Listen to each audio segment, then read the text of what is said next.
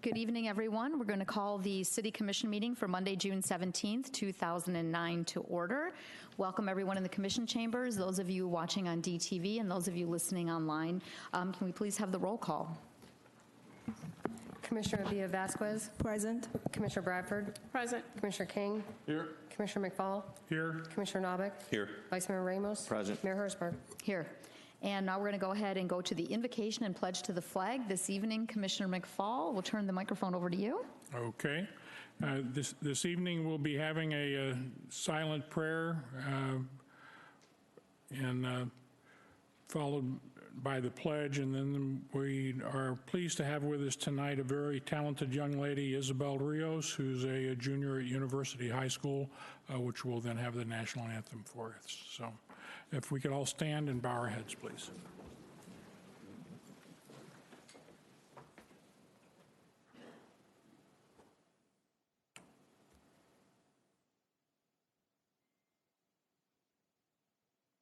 And the pledge.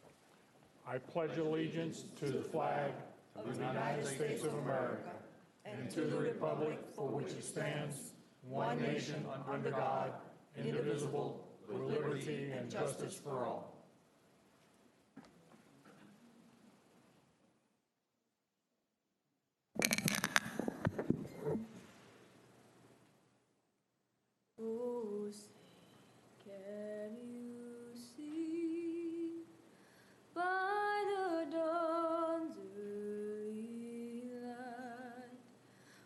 So proudly we hailed at the twilight's last gleam, whose bright stripes and bright stars through the perilous fight o'er the ramparts we watched were so gallantly streamed, and the rockets red glare, their bombs bursting in air, gave proof through the night that our flag was still there. Oh, say does that star-spangled banner yet wave o'er the land of the free and the home of the brave?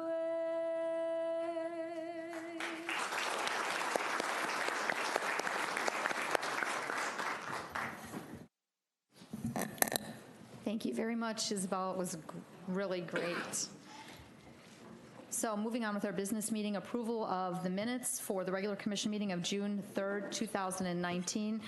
Commissioner Bradford, you had a correction, Yes, and I ma'am. believe our clerk Joyce was going to go ahead and clarify that. Yes, we actually located it. It was on page 7 and 8. The last paragraph of 7 rolling over into 8. It's actually a duplicate paragraph, and I believe she's already corrected that. Yes, I did correct it. I was doing the minutes and the lightning kept hitting the computer, so I was working on several sets at the same time. My Yeah, apologies. I just thought I had deja vu. I had to read it a few times, so thank you. Okay, we Mayor? need a motion and a, That being said, if Commissioner, you're okay with the response? Yes. Okay. That being said, I so move for approval of our minutes. is there a second? Second. Okay, properly made by Vice Mayor Ramos, and I'm sorry, who seconded? Was that you, Commissioner King? Seconded by Commissioner King. All in favor? Aye. Any opposed? Motion passes 7-0. Next, we're going to go to presentations, awards, and reports. Our first presentation this evening is going to be by our Information Technologies Director, Robert Cordero, and he's going to be talking about Deltona's My 311 and give us an update on that and clarify exactly what it is and how the residents can be using that in the future. Thank you, Robert.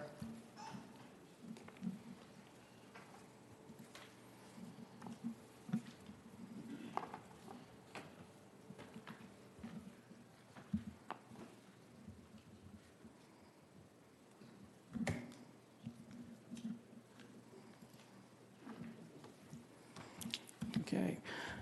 Good evening. I'm here to present another IT initiative that is currently ready for production. We are pleased to offer residents the Deltona My 301 web portal, and want to introduce it a little bit and explain its functionality. The idea behind this new product is centered around 301. As you know, 301 is about non-emergency related requests. The city wanted to provide a method to allow residents to enter common requests from the website.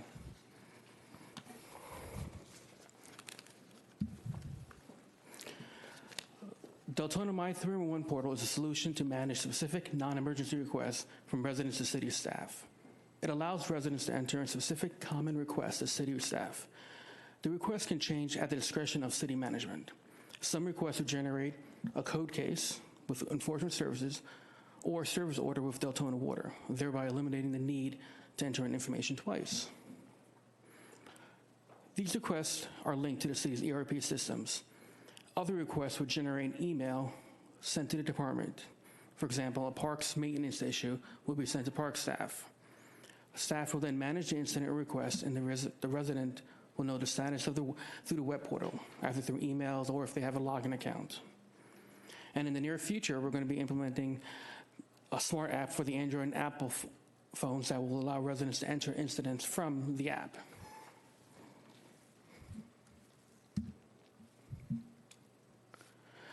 Here you'll see that residents can see some common requests that are made. The city decides what incidents are visible to the public through the My 301 portal. Some requests are only visible to the creator of the issue, and some, such as a copy of a water bill. And you're going to see geographical markers are in place to show the location of the incidents. And some of the incidents that are common right there are trash, potholes, animal controls. So when you hover over a geographical marker, you're going to see some information about the incident, some details of the request, where it was at, the location.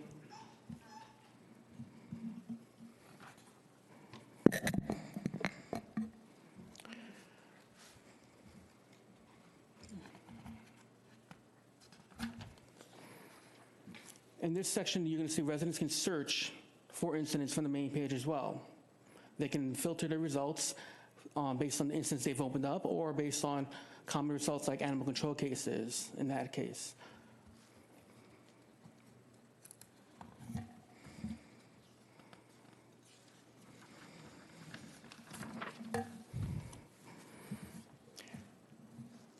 Residents have the option to click on a common issue, like the potholes or trash, or they can click on report an issue, and in this case, they're going to get a list of more issues that the department's determined were critical for them to put into the system.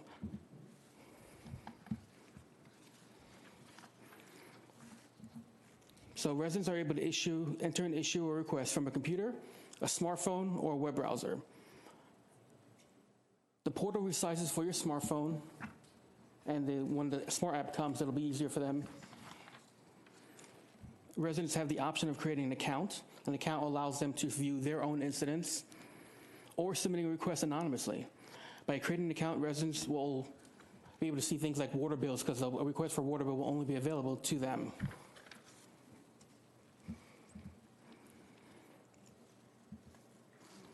Residents are able to upload images from their web browser or from their smartphone. This is going to be useful, especially when the app comes available. And once the request is entered, the citizens can expect communication from the actual My 301 system through email if they've entered in their email, or if they have an account, it'll tie into their account as well. The system allows city staff to run reports on usage and on performance metrics, so they'll know how long it takes to close certain incidents, how often an incident is put into the system. Lastly, the system is compliant with Open 301. So other systems that we want to bring into there can actually open requests up through our Deltona My 301 portal, and it'll open up from their web portal or for them from their smart app. This allows us to integrate better with other apps and hopefully create one site to actually enter in all of our kind of requests and similar request types. We're hoping our planned deployment is going to be June 24th. And we're looking for the smart app to be done by the end of July And we're going to add onto the website some intro pages and some documents to help them navigate, and any questions they may have, help them create accounts, anything like that. We'll try to provide as much information as possible. And that's all I have. Thank you. Do you have any questions?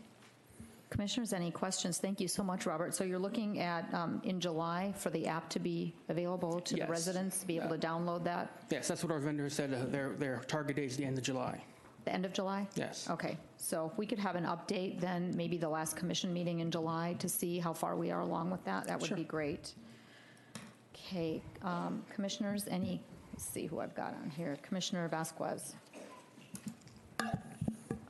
Robert, this system that you are, or that the city is installing, is it going to be assigning a ticket to each person that inputs in their problem that they can call back with that reference number? Yeah, it'll assign a ticket to them that they'll be able to track. There's an incident number on each one of these cases, as well as communication. If they have an account and they want to put in information, it'll notify them through email about the status, whether it's open, closed, or if we change anything in there. They have to put in contact information if they want us to contact them back, but it'll also tie into our other ERP systems to open up tickets and to open up service requests for modules within those systems. So we're not entering information twice. It's a little more streamlined. And there'll be somebody at this side if they need to call with information on that particular case number or Yes. ticket Yes, there will number? be. All right, thank you. Okay, thank you, Commissioner. Any other questions by the commissioners? No, thank you so much, Robert. It's going to be very exciting. It'll give the residents a great chance to go ahead and just take pictures and put that in. And I think it's going to be well used, and it's going to be something that I've been wanting for a while. I know as a commissioner, it's, way back we were looking forward to having something like that for more interaction. So thank you so much. Thank you. My pleasure. Thanks. Okay, next we're going to have Fire Department Cancer Initiative update. Chief, would you like to go ahead and update us? Yes, thank you. Mayor, Vice Mayor, Commissioners, thank you. I appreciate your time. I'm going to have a brief update on where we are with cancer in the fire service. Also talk very briefly about the new firefighter cancer presumption law that's about to take effect, and talk a little bit about preventive measures that we've been implementing really ever since I've been here to help prevent this disease from ever reaching our firefighters. So back in 2015, the University of Miami Sylvester Comprehensive Cancer Center started conducting research into cancer in the fire service and ways to prevent it.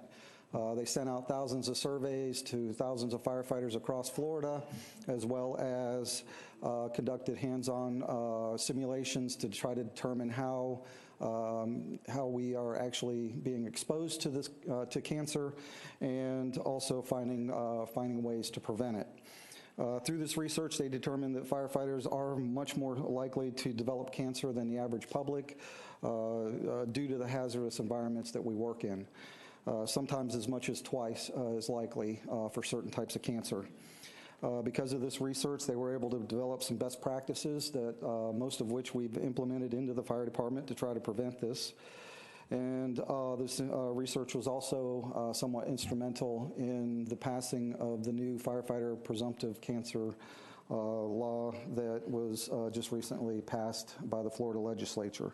Florida is now one of 40 states to have a similar type law on the books, making firefighter cancer a presumptive in their state. The new firefighter cancer presumptive law does take effect on July 1st of 2019. What that does is it presumes that that certain types of cancers, if they're developed by a firefighter, that it presumes that they were developed in the line of duty. What this does is it allows firefighters two options for treatment. One, they can either go through the city's workman's comp policy or plan, or they can go through their own private insurance through the city as well for no cost to the employee. There is a one-time $25,000 payout for initial diagnosis, And then, like I said, there's no cost to the employee, whether it's co-pays or things like that. As far as prevention goes, we in the fire department have been working hard to try to prevent our firefighters from ever having to use this law. Just assume that they not ever develop cancer. But in reality, because of everything being made of plastic and synthetics nowadays, fires burn faster, they burn hotter, and they produce a lot more carcinogens than they did in the past. So that makes our chance of conducting cancer greater than it ever has been. Firefighters develop these cancers by being exposed to these hazardous materials on the scenes of fires and absorbing them through the skin or by breathing them in. So we in the fire department have developed several new procedures and have changed the way some of the equipment that we've purchased in order to try to prevent this from ever becoming a problem with any of our city firefighters. Some of the procedures we've changed is wearing air packs through overhaul on fire scenes. Overhaul is the process after the fire is initially knocked down. Overhaul is when we get in there and start rummaging through stuff and trying to knock out all the little hot spots so that the fire doesn't rekindle or restart. And used to be we'd just take our mask off at that point and just start working. We found out now that the smoke we were breathing in then was just as dangerous as the smoke we'd breathe in during the normal firefight itself. We've also developed decon procedures for our personnel when they come out of structure fires before they take off their air packs. Very similar to like what we do on hazardous materials calls, because what we have found is that with all the chemicals and stuff that are in the smoke nowadays, they really are just like mini hazardous materials calls. So when a firefighter now comes out of a structure, before they pull their air mask off, they go to an actual decon area where they are brushed off and rinsed off in order to try to get those carcinogens off of their bunker gear and to stop it from off-gassing so that when they do take their mask off, they're not breathing that material. They also go, we have put Sandy wipes on all of our trucks so that when they do take off their mask and they go, they will go to the truck and wipe off any of their exposed skin to try to get all those carcinogens off their skin, especially in the head and neck area. The neck is very susceptible to absorbing carcinogens, which is some of the things they found through Sylvester's research. We've also developed a new procedure for how we clean our gear and how we package it up. Used to be we just throw our bunker gears and stuff in the truck and jump in the truck and head back home. Now we package all that stuff up in our biohazard waste bags. We double bag it to make sure that anything left after they're completely deconned doesn't off-gas in the truck. And then we put those materials inside, or we put that gear inside one of the compartments and never goes back in the cab of the truck where the firefighters are.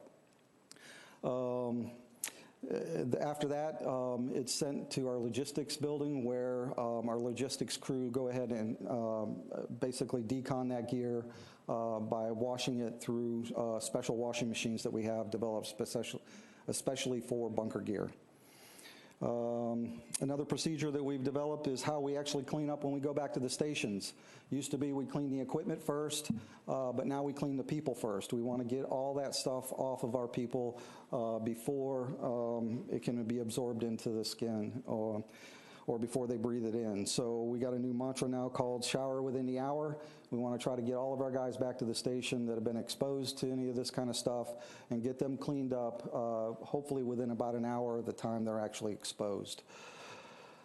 Another procedure again is we used to just wear our fire gear back to the station, usually at least our bunker pants and boots, and we just track that stuff all through the station. So another procedure now is that we don't allow any bunker gear inside the living area of the stations. It has to all be stayed out into the Bay Area.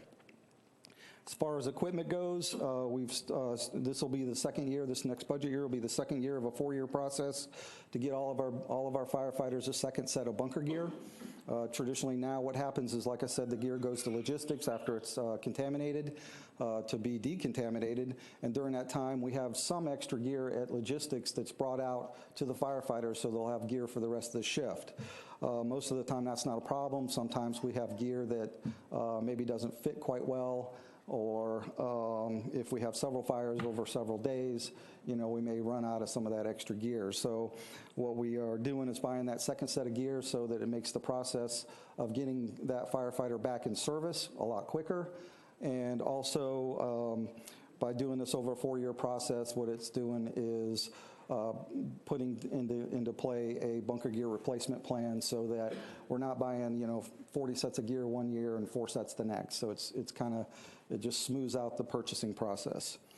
We're also buying what we call particulate hoods. Right now we wear hoods to keep the heat off of us, and they do a great job at that, but they're not very good at keeping the particulates from cancer from absorbing through the hoods and again into the neck area. So we're looking at next year's process will be the second year we've been working on that, and that will allow every firefighter to have 2 hoods so they always have a decontaminated hood to wear during a fire.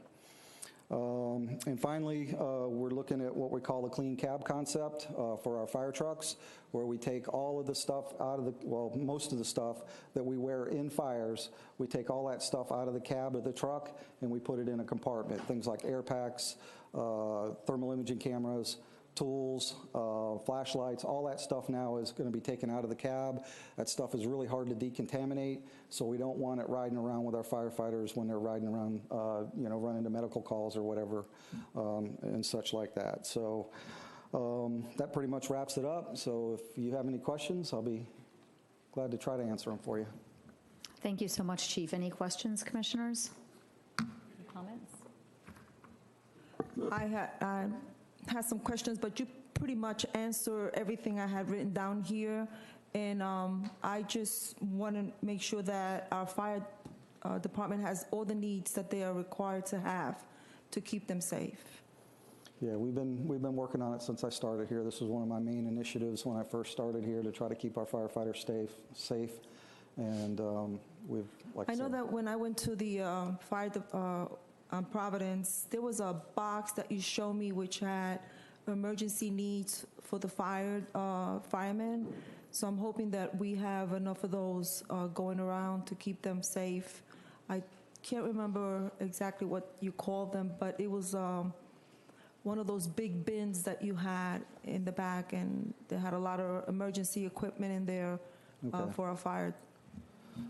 Okay, yeah, we are definitely working towards that, of getting all of our firefighters geared up the way they need to be. We've made huge progresses, and quite honestly, we're probably one of the leaders here in the county as far as all of the stuff that we have done to try to protect our firefighters. Like I said, I never want them to have to go through that or even be a part of that new law that's out there.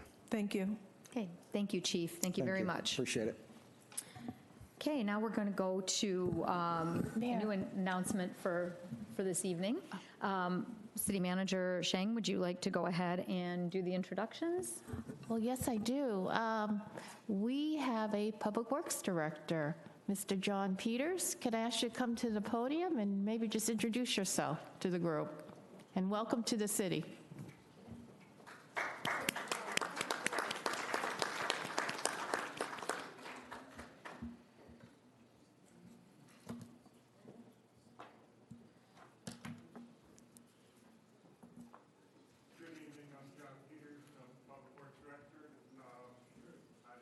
In West Volusia for the last 22 years, and it is nice to finally land in West Volusia and not have to drive I-4 for a job. I look forward to the challenges that Deltona has in the public works realm.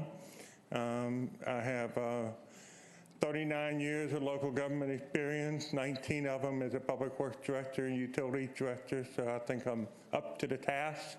And I look forward to working with you all, moving Deltona forward. Thank you very much. Thank you and welcome. Thank you. Thanks.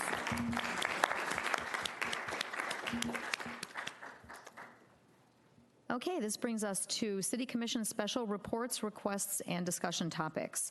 Dr. Cooper, do you want to go ahead? We have several. What we've done in this particular aspect of our commission meetings is gone ahead and brought back some of the issues that have been brought up in public comment in the past, or that commissioners have requested information on. And you have, first of all, the update on the lamplighter area with the stormwater issues and so forth. Yes, ma'am. Dr. Mark Anthony Cooper, Assistant City Manager, City of Deltona. The lamplighter issue, as we all know, has been brought forth several times. And I will tell you some of the things that at this point our stormwater group has done. They've went over and they've inspected the entire area, which, as you know, is plagued with high groundwater tables right now. That, you know, during heavy rains, the stormwater tends to pool and flood in the area. We went over to look at the culverts under the residential driveway, specifically at 1032 Lamplighter, because that was the address that made the first initial complaint. However, we found several culverts in the area that needed to be repaired or that needed to be relined. So at this point, what we've done is we have actually relined the culvert at 1032, and we have 3 other properties that are on schedule to beeline as soon as the contractor gets back into Deltona, which is probably near the end of this month, the beginning of July, to actually go out to repair or reline several other culverts that are served under driveways of certain residences. The current conditions of the culverts, they should be okay. They shouldn't deteriorate any more than where they are during this period until the contractor gets back in the city to actually do the repairs. And what we've done is that in the 2019-2020 budget, if that budget is approved with the CIP, there is a stormwater project that works with design, engineering, and permitting of an improvement there, possibly an under-drain system of some sort. But at this point, you know, we don't know exactly what it would do to help mitigate ponding and pooling in that area. But we are looking at several options because we do know of several residents that this affects, and this solution that we came up will help mitigate throughout the entire community. So that's where we are with that. Thank you, sir. Commissioner Bradford, you were on the speaker list. I'm sorry, is that for this? No, I forgot I had something I wanted to add and speak about. Okay, all right, just remind me after. Commissioner McFall, any comments? Any comments from commissioners at all? No? Okay, thank you, sir. And would you like to go ahead, since you're up there, talk about the impact fees for the water and sewer as well, and clarify that, because there was discussion about looking at impact fees and what we had already done in the past for water and sewer impact fees, and if we were going to go ahead and if raising those impact fees was going to make a difference in terms of budgetary items. Commissioner Novick, that was yours. Yes. And it was brought up at the previous, I think it was a workshop, not a commission meeting, that in regards to the proposed rate increase, that we actually look at the impact fees of the water department on the operations within the city. Commissioner Novick did ask me at that time if the rate study that had been presented to the commission looked at those impact fees and how they would affect the rates. That particular study did not, and we were directed to go back and actually look to see where the study was with impact fees. The current impact fees that we have with the City of Deltona actually came from a study that was conducted by an organization in 2015. At that time, it was proposed that the impact fees be raised to a certain level per ERU of about $1,876 per 1 ERU with the water, and $5,690 for the wastewater. At that period of time in 2015, the commission chose to enact the water rate increase of $1,872, but chose to raise the sewer rate to $3,817 per EIU instead of the $5,690 that was proposed at that point in time. In 2018, the City of Deltona Water staff and director at the time actually went back to take another look at impact fees to look at where they were compared to other cities and other municipalities within the surrounding areas. And at this point, Deltona does have the highest impact fees on the sewer side of the I guess you can say of the chart comparison. On the water side, Deltona falls right in the middle of the game with compared to other cities such as DeLand, New Smyrna, Orange City. They fall right in the middle with impact fees.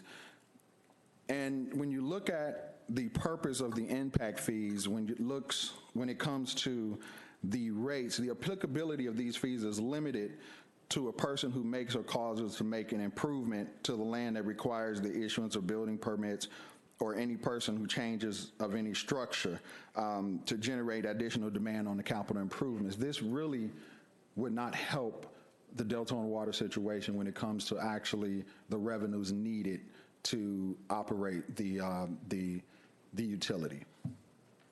So at this point, I don't think it's absolutely necessary. We did get a quote to do an actual study on impact fees, but the impact fee study was actually conducted in 2018 by staff, and I feel that is very sufficient evidence to show us that the impact fees really had no bearings on the rates and revenues.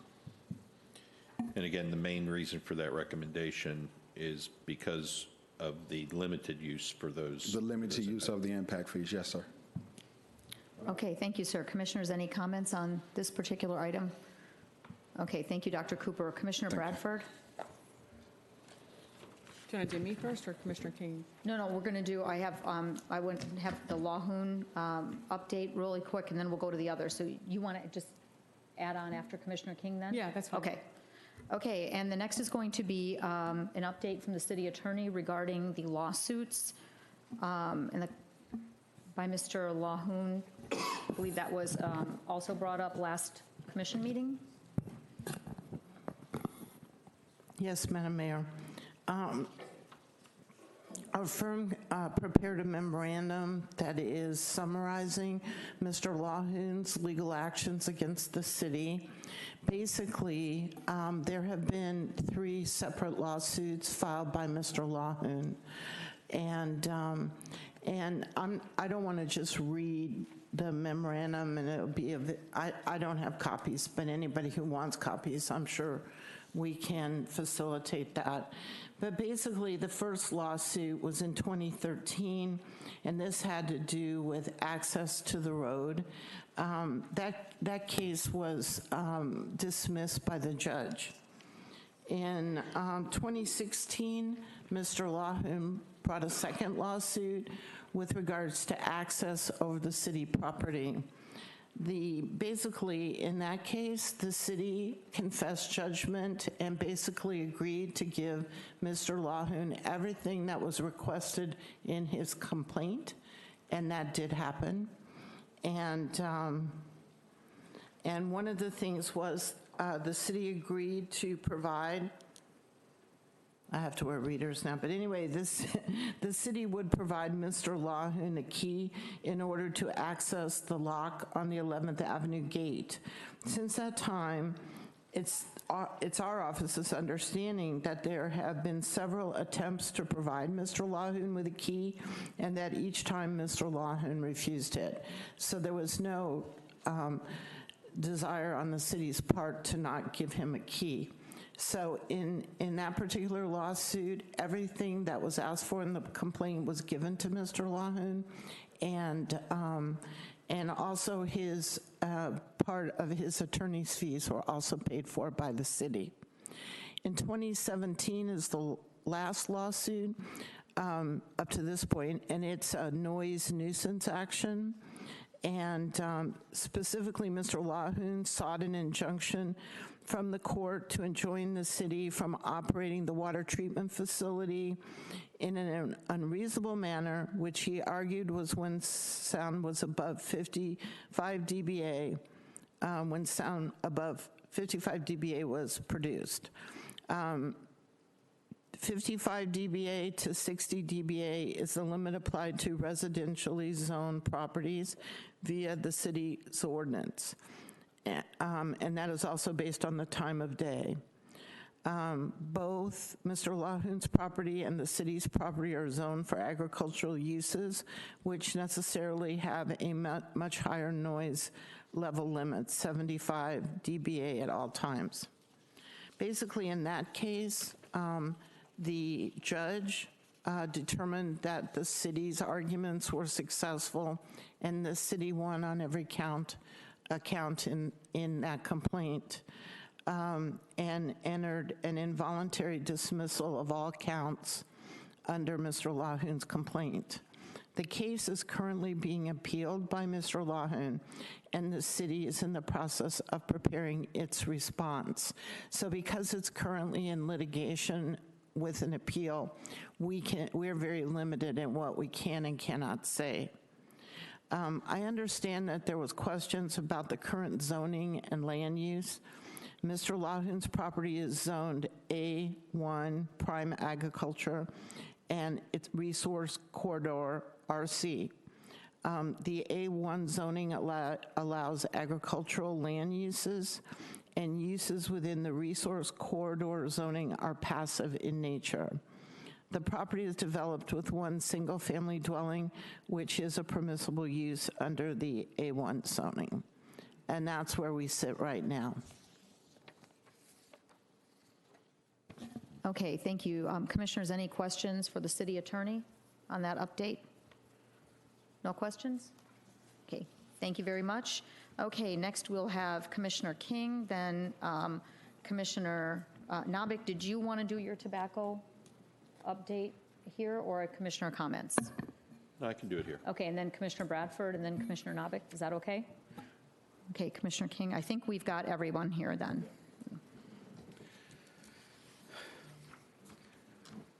I just kind of felt compelled to make a statement.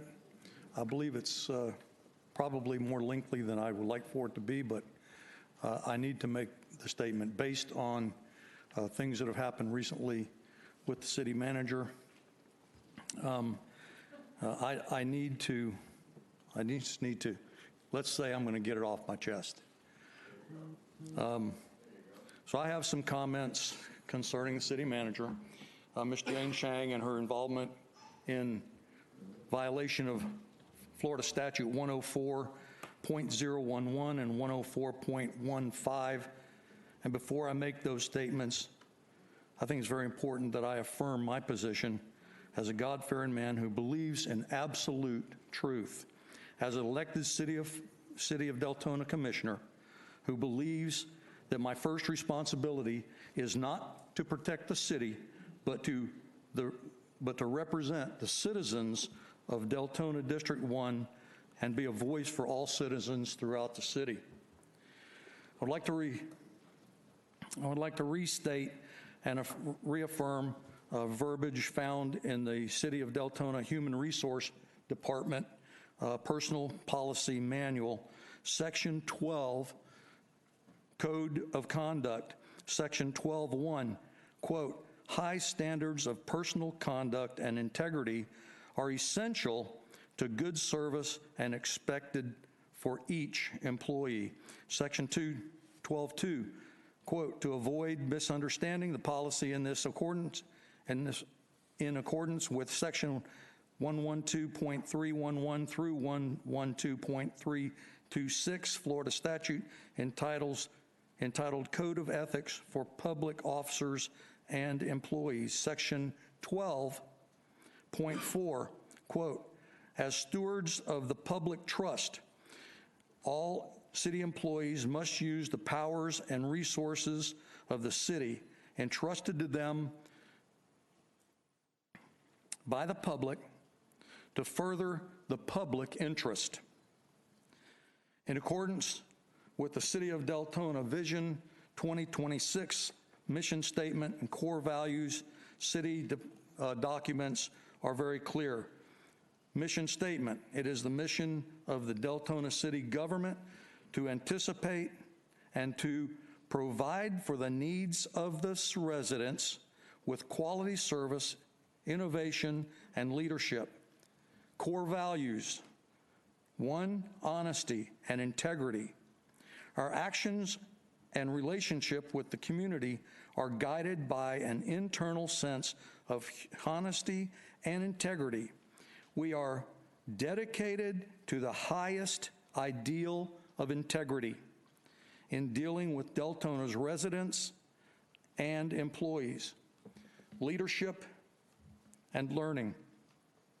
Quote, we develop leaders at every level of this organization with the expectation that employees and team members must make informed and courageous decisions as leaders to the betterment of the community. Trust. Quote, we encourage and develop an atmosphere of mutual trust in appreciation among residents, employees, and policymakers. We will use clear, factual, timely communication to stimulate trust and understanding among all. There can't be one person here this evening that doesn't know that Ms. Shang, of her own free will, confessed from the dais that she committed voter fraud.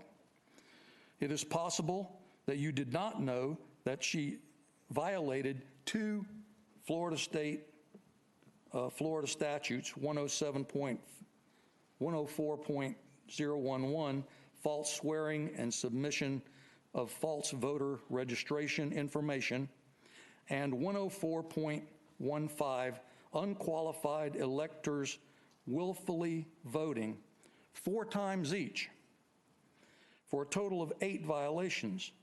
However, 2 of the 104.15 unqualified electors willfully voting felony offenses expired due to statutes of limitation. So the State Attorney's Office and the 7th Judicial Circuit Court charged Ms. Shang with violating 6 felonies of voter fraud.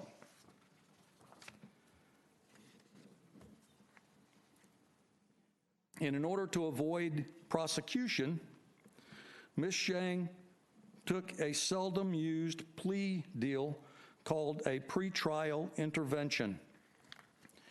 Ms. Shang read and signed the following statement, quote, it is understood that this agreement is a deferral of prosecution if its terms are violated in any essential respect, or if any conditions are not completed within 60 days prior to termination date, the prosecution may be commenced.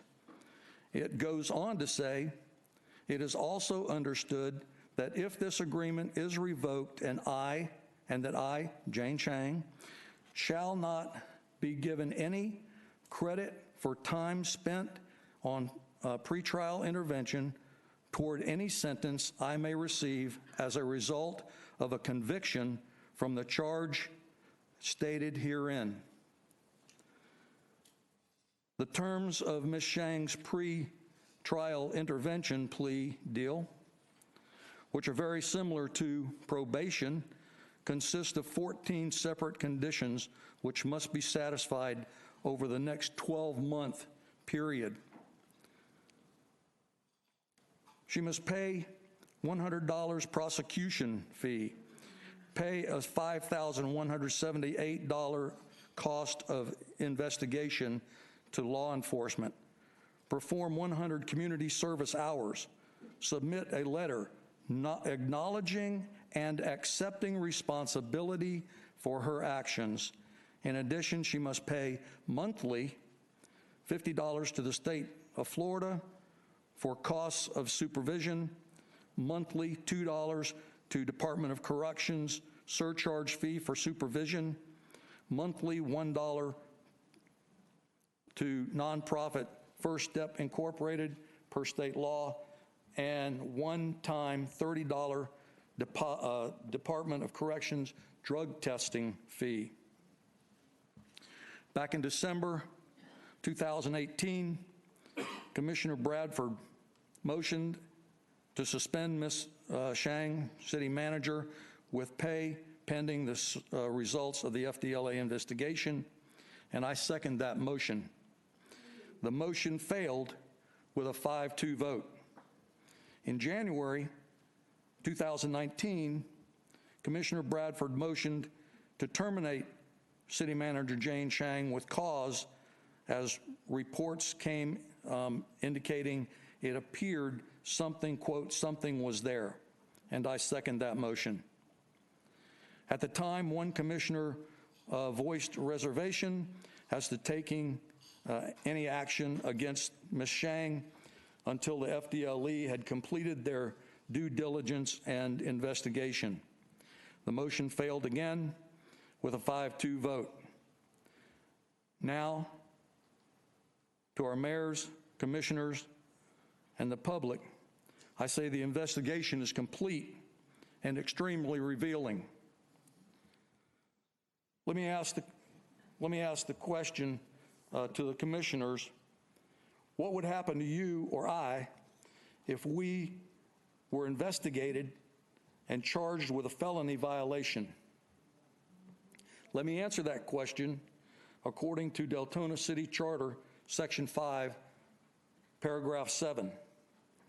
Paragraph 7C, the commissioner shall be suspended from office by the commission acting as a body upon return of an indictment or issuance of information charging the commissioner with any crime which is punishable as a felony, or with any crime arising out of his or her official conduct or duty which is punishable as a misdemeanor. Paragraph 7A, a vacancy in the office of the commissioner will occur, or forfeiture of office as herein described. Paragraph 7B2, is convicted of a felony or enters a plea of guilty or nolo contendere to a crime punishable as a felony, even if adjudication of guilt has been withheld. Perhaps paragraph 7B4 is found to have violated any standard of conduct or code of ethics established by law for public officials and has been suspended from office. That's right. If any elected official on the dais were in the same position City Manager Jane Shang is in, we would be suspended and removed from public office. Is she any better than any one of us up here? Quiet, please. Please, please.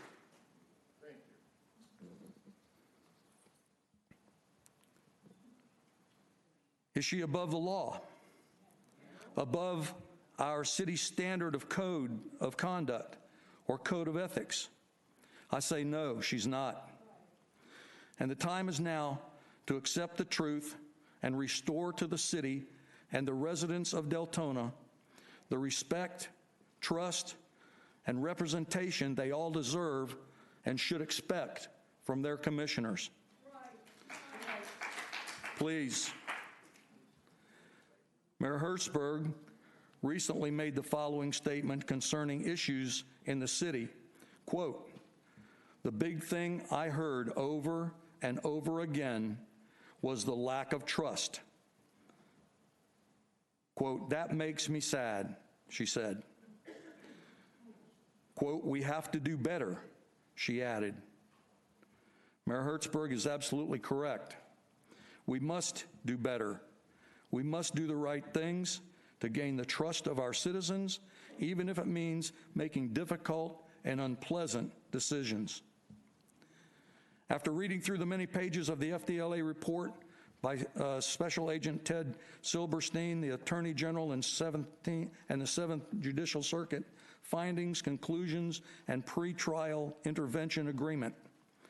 I've become very concerned over what appears to be a very basic fundamental character flaw representing itself over and over again.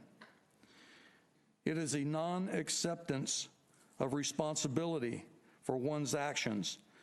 It is the breach of trust by the continual manipulation of truth, half-truths, and lies coming from statements made by the city manager. I will explain using recently discovered examples. Number one, December 17th, 2018, commission meeting, Jane Chang addressed the audience and Deltona Commission, quote, "I admit it was an oversight on my part. It was a mistake that I made. It was not intentional in any way. The truth is, it would have been a mistake, quote, mistake, and, quote, unintentional, if she had signed the oath of address and voted in the August 25th, 2016 election. She had been honest and asked for the correct ballot and made the proper corrections to her address. Instead, she lived the lie until it was exposed in November of 2018, 4 election cycles later. Number two, in a written statement to the DeLand Beacon, Ms. Chang stated, regarding my voter registration, the state attorney has not charged me with any criminal offense. For the sake of the public and tax dollars, I have entered into an agreement. I consider this, quote unquote, personal matter closed and wish to move on. The truth is, the FDLE completed a comprehensive, and this is a quote, completed a comprehensive investigation into the election laws violations and found, quote, Chang violated the below listed felonies, end of quote. There were 6 of them.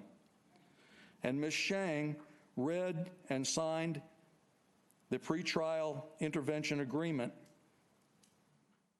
I, Ms. Chang, will not be given any credit for time spent for pre-trial intervention toward any sentence I may receive as a result of a conviction from the charge stated herein. You see, there are charges. They're just not filed due to the pre-trial intervention. Secondly, personal matter. This is not a personal matter. Ms. Chang is employed as the Deltona city manager, paid for with taxpayer money, and everything she says and does directly reflects on the city and its residents. As are all public officials, Ms. Chang is to be held to the quote, unquote, highest ideals and quote, unquote, standards of conduct. You as a city manager have been processed by the state of Florida into the pretrial intervention program for the next 12 months, an eyesore and embarrassment to the city of Deltona and all of our residents. Number 3, please. June 4th, 2019, Ms. Chang wrote the required, quote, letter acknowledging actions and accepting responsibility, end of quote, for her felony violations. She states her, quote, position sometimes can carry personal security and privacy risks, especially for women. I took steps to make confidential my address and other information. For that reason, I used City Hall address on my driver's license, and I must have carried that over to my voter registration address. The truth is, City of Deltona documents state, quote, "It is strongly discouraged for any employee to use City Hall address to receive mail." She also stated the DMV allowed this, applying possibly it's their fault all of this happened. Then, a little later in her interview, Ms. Shang blames the supervisor of elections, stating, "I will not deny it happened. However, it's her belief, Ms. Shang's belief, it was, quote, the responsibility of the supervisor of elections to send me, Ms. Shang, a letter notifying her that the address she provided on her voter registration was a government building and not her residential address." But she says she never received such a letter from the supervisor of elections. Continuing to put the blame somewhere else. 4, Ms. Shang stated her quote-unquote better half was with her when they went to vote in the elections and that he voted too. Though they live in the same residence, quote, she voted with District 1 ballot and her better half voted with the correct District 3 ballot. The truth is, she knew there was a problem way back in August 25th, 2016, and she did nothing about it until the truth was exposed in November 2018. 5, another huge concern jumps to the forefront concerning the quote, unquote, better half reference. In the city manager's employment agreement dated 2015, Section 15B states moving and relocation expense status states the employer agrees, that's the city, to pay an amount not to exceed $25,000 as reimbursement to the employee for expenses associated with her and her significant other's relocation to Deltona. It goes on to state the employer, quote, the employer shall pay for 2 housing trips for employee, including transportation, meals, and hotel, and for one of those trips, the employer shall also pay for the expenses of the trip for her significant other. Truth is, in the City Commission meeting, February 20, 2017, after a comment concerning your boyfriend, and I would surmise it's the same as better half or significant other, Ms. Shang stated she wanted to provide clarification on the statement made about her boyfriend. And then she goes on to say that the boyfriend is a 78-year-old man. He had a stroke. He was paralyzed on his right side. He walks with a walker. All I'm saying is here. I want to make a point of order, Mayor. So if I don't understand what this topic about boyfriend or it has to do with this. Madam, you let me speak. I give you your time. You give me mine. Mayor, Commissioners, it'll come up in just a second. Commissioners, Commissioner King, this is Commissioner King's time. Thank you. Thank you, Mayor.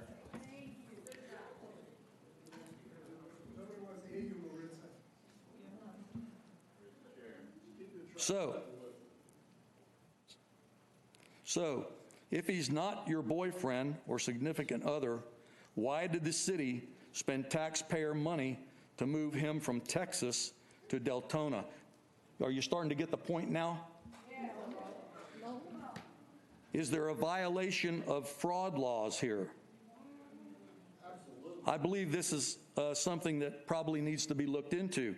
Either he's your significant other or he's not. But it can't be one time he is and the next time he's not. The truth is, Ms. Shang shares her basic fundamental character flaw in the text of this statement when she says, the facts are not always the facts. Question: if the facts are not always the facts, what are they? Answer: they are manipulations of the truth, they are half-truths, or they are lies. There's a score of examples not mentioned here, but you have enough to make the right decision. The facts point to the truth, and they point out in this FDLA, and are brought out in this FDLA report. As elected officials, we have a duty, a mandate, an obligation, and a responsibility, first and foremost, to the citizens of Deltona. To restore respect, trust, and the voice of the people to city government. And therefore, I make a motion to immediately terminate with cause the employment of the City of Deltona City Manager Jane Shang. Second.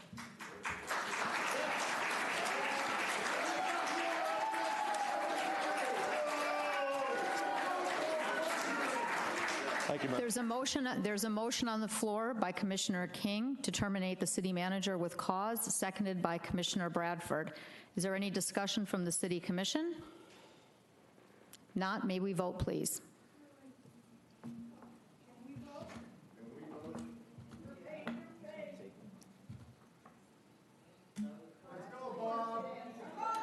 Motion fails. The motion... Ladies and gentlemen, the motion fails 5-2. And now we're going to take, we will be 5-minute recess. Thank you.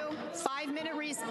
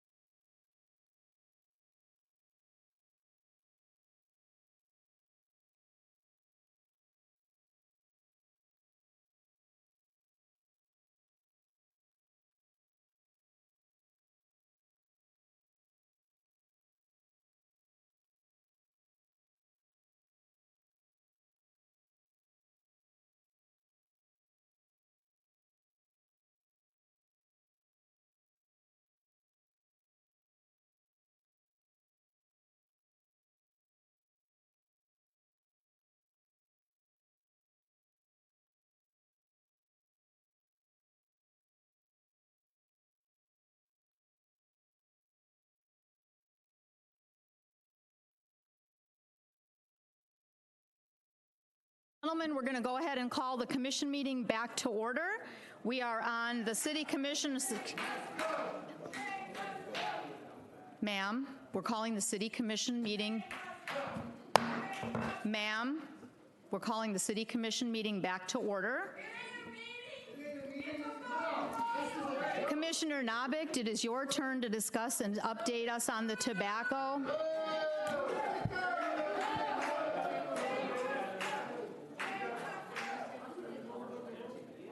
Thank you, Mayor.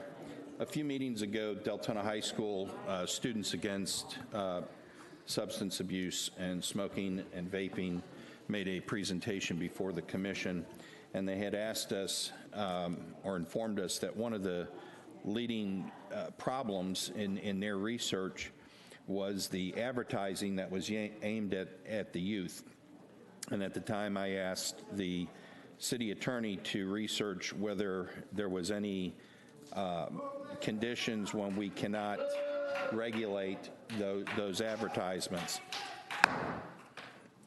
The advertising, there is no preemption against us developing an ordinance to look at that. So what we're going to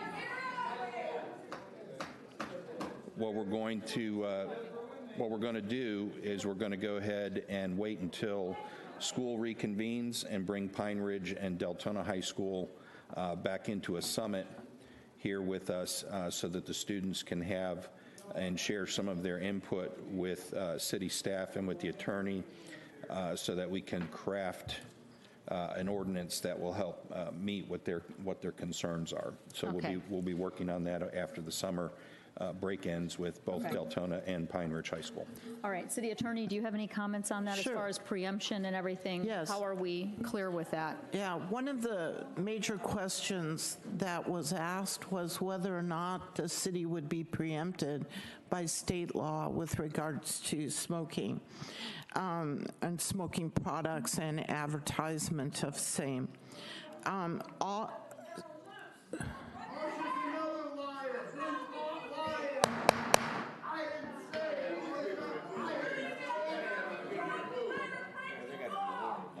All right, ma'am, in the glasses, with the glasses on your head. Yes, ma'am. Please, you've had your say. Public comment is coming up next. Ma'am, I'm asking you to please be respectful. I'm asking you to please be respectful. Ma'am, I'm giving you one warning. Sir, I'm also, yes, sir. I'm also giving you a warning for disruption. Thank you, sir. Thank you, sir. Heidi, Mayor, can I say something? Let Marcia finish and then you're next. Marcia, continue, please. Carry on. Okay. We are working on city business. Carry on, city attorney. The question is whether municipalities are preempted from regulating the advertising of smoking, vaping, or other tobacco-related products under Florida law, and the answer is no. Are municipalities permitted to pass regulations governing tobacco-related advertisements which may appeal to children due to their manner of presentation, height or color, or proximity to schools and child care facilities? Yes, the city may regulate that and may pass an ordinance and can even raise the smoking age to 21. So the real issue and what the commissioner was talking about is a number of young people came forward to talk about things that they think would make the community safer and better with regards to the fact that some of these tobacco-related products are gaining popularity again, where for the most part, a lot of the smoking paraphernalia have been gone for a period of time. So the city can choose to do that and would like to include the students in helping to show them how a process does work and how you can accomplish something. One of the things we need and what we'll ask of the students is to prepare an inventory as they go around the city to give us pictures of places where advertisements with regard to vaping and these other issues are presented in a way that's particularly attractive to children. And that way, then I can craft an ordinance that will reference these issues, but also not violate the Constitution. So it would be a project where the city is working with some young people in 2 of the high schools and help us achieve a common goal. Okay, thank you. Commissioner Novick, any more comments on that? Yeah, I'll be reaching out to Miss Lee at Pine Ridge and Miss Meadows at Deltona High, and we'll, after the summer, and we'll put that summit together. Okay, commissioners, any comments on that? Any questions? Are we all good with that being reached out to the schools? Okay, Commissioner Bradford. Oh, wait, hold on. I have one. Is that you? I'm sorry. Well, yeah, because I want to kind of address that. And, Okay. And she did mention we can raise, and I know some people aren't going to be a proponent of this, the smoking 221. I don't think that's a bad idea. I mean, I think that's something Where would that be? Is that on city property? Is that how we would do that? It would be within the city limits. Within the entire city? To buy Yes. cigarettes, they would need to be 21. 21, and the city has the authority to do that. And I would like to see us also make sure that we have more education in the schools on what not just cigarette smoking, but vaping does, because there's a little philosophy that vaping is not going to harm you, but we don't know what those harms are going to be in 20 years. And I think that would be a good opportunity for the SWAT team that came here and introduced that. That's something that they could definitely work on with. Yes. Okay. I think before we talk to the schools, or Commissioner Novick, before you do that, I think that, I'd like to see who around in the area, if anyone does have a 21 smoking age, and how that, if it's been legally challenged, and you're saying it's okay, but. Well, that's part of this, is to let the students do that research and bring that back to Marcia with the sites. Okay. All right, thank you very much. Commissioner Bradford, did you want to say something? Okay, I would like to speak. Ma'am? Okay, here's what I want to say. I'm giving you another warning, ma'am.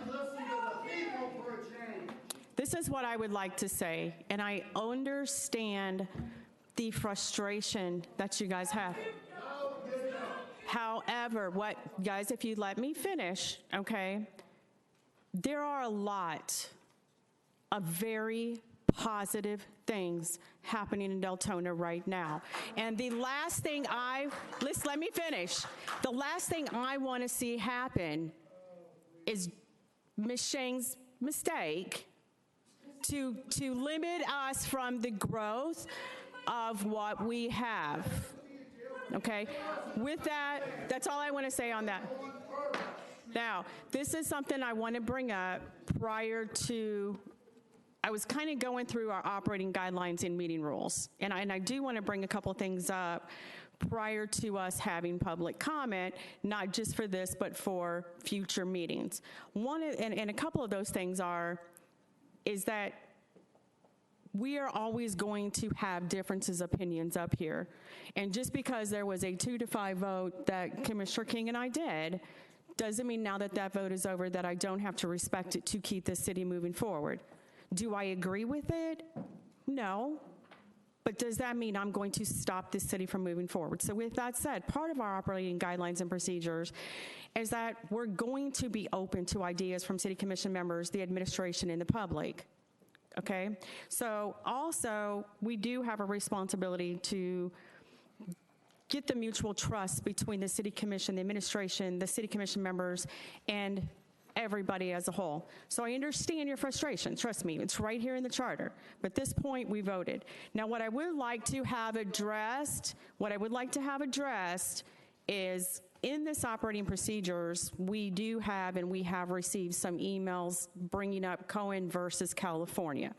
Part of that states that by reading the statement that, Mayor, you've been reading, that could be in violation of Cohen versus California. And before we continue to read that, I would like to have that reviewed by the attorney, because it is not part of this program. What is a part of it that I would like to have us addressing, which tends to be a big confusion when public comes up there and speaks, is that it is very clear in this that when somebody comes up to speak, okay, when you guys get your point to come up here and speak and we do not respond, that is because it is a part of this. And what I would like to have added to that so the public understands is that the manner of addressing commission, which is part of our operating guidelines, meeting rules and procedures, number 4, let's talk about A, B, C, D, and E, which basically lets the public know citizens' comments made on any items not on the agenda only during the time designated by the commission. Otherwise, citizens may address the city commission only on items under discussion.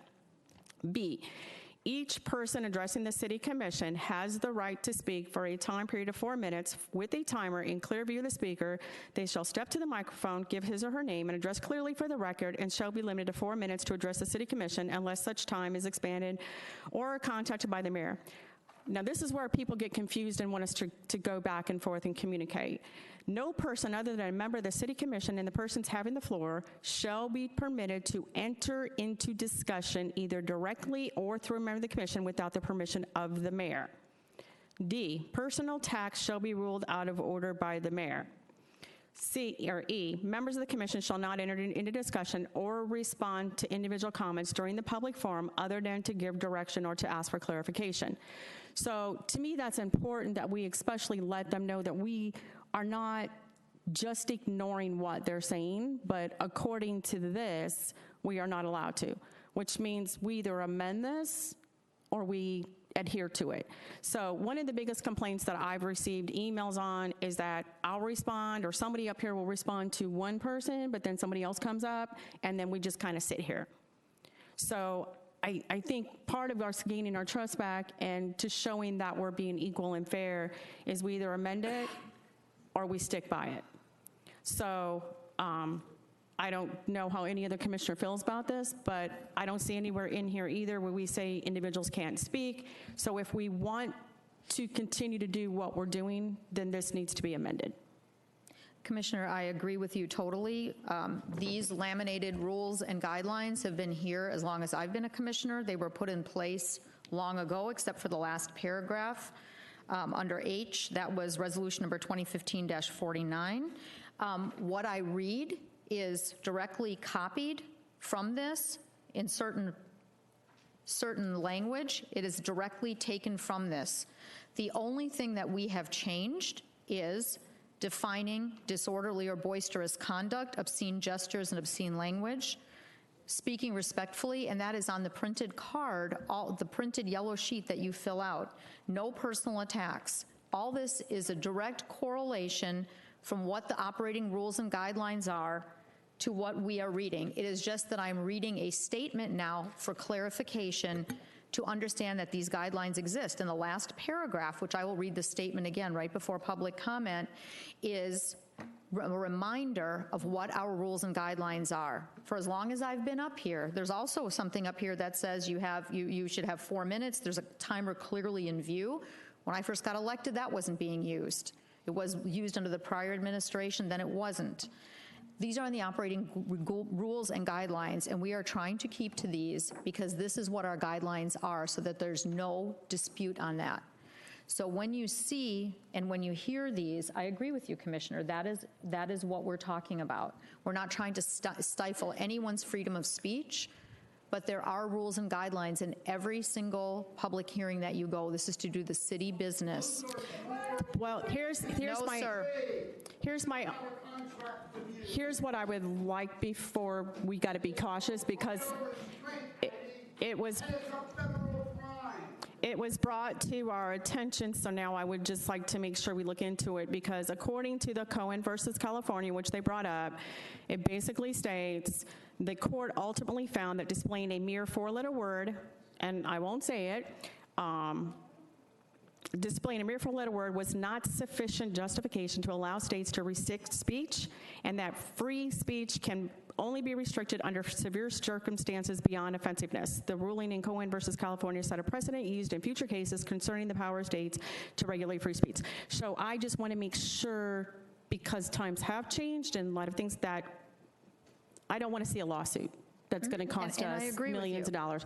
So I just want us to maybe, if we have to have a workshop again or whatever we have No, to we do will to have- we review can have- that, to make sure that we are staying within where we're supposed to be. Since it's been brought up, that's why I felt it was important to bring it up.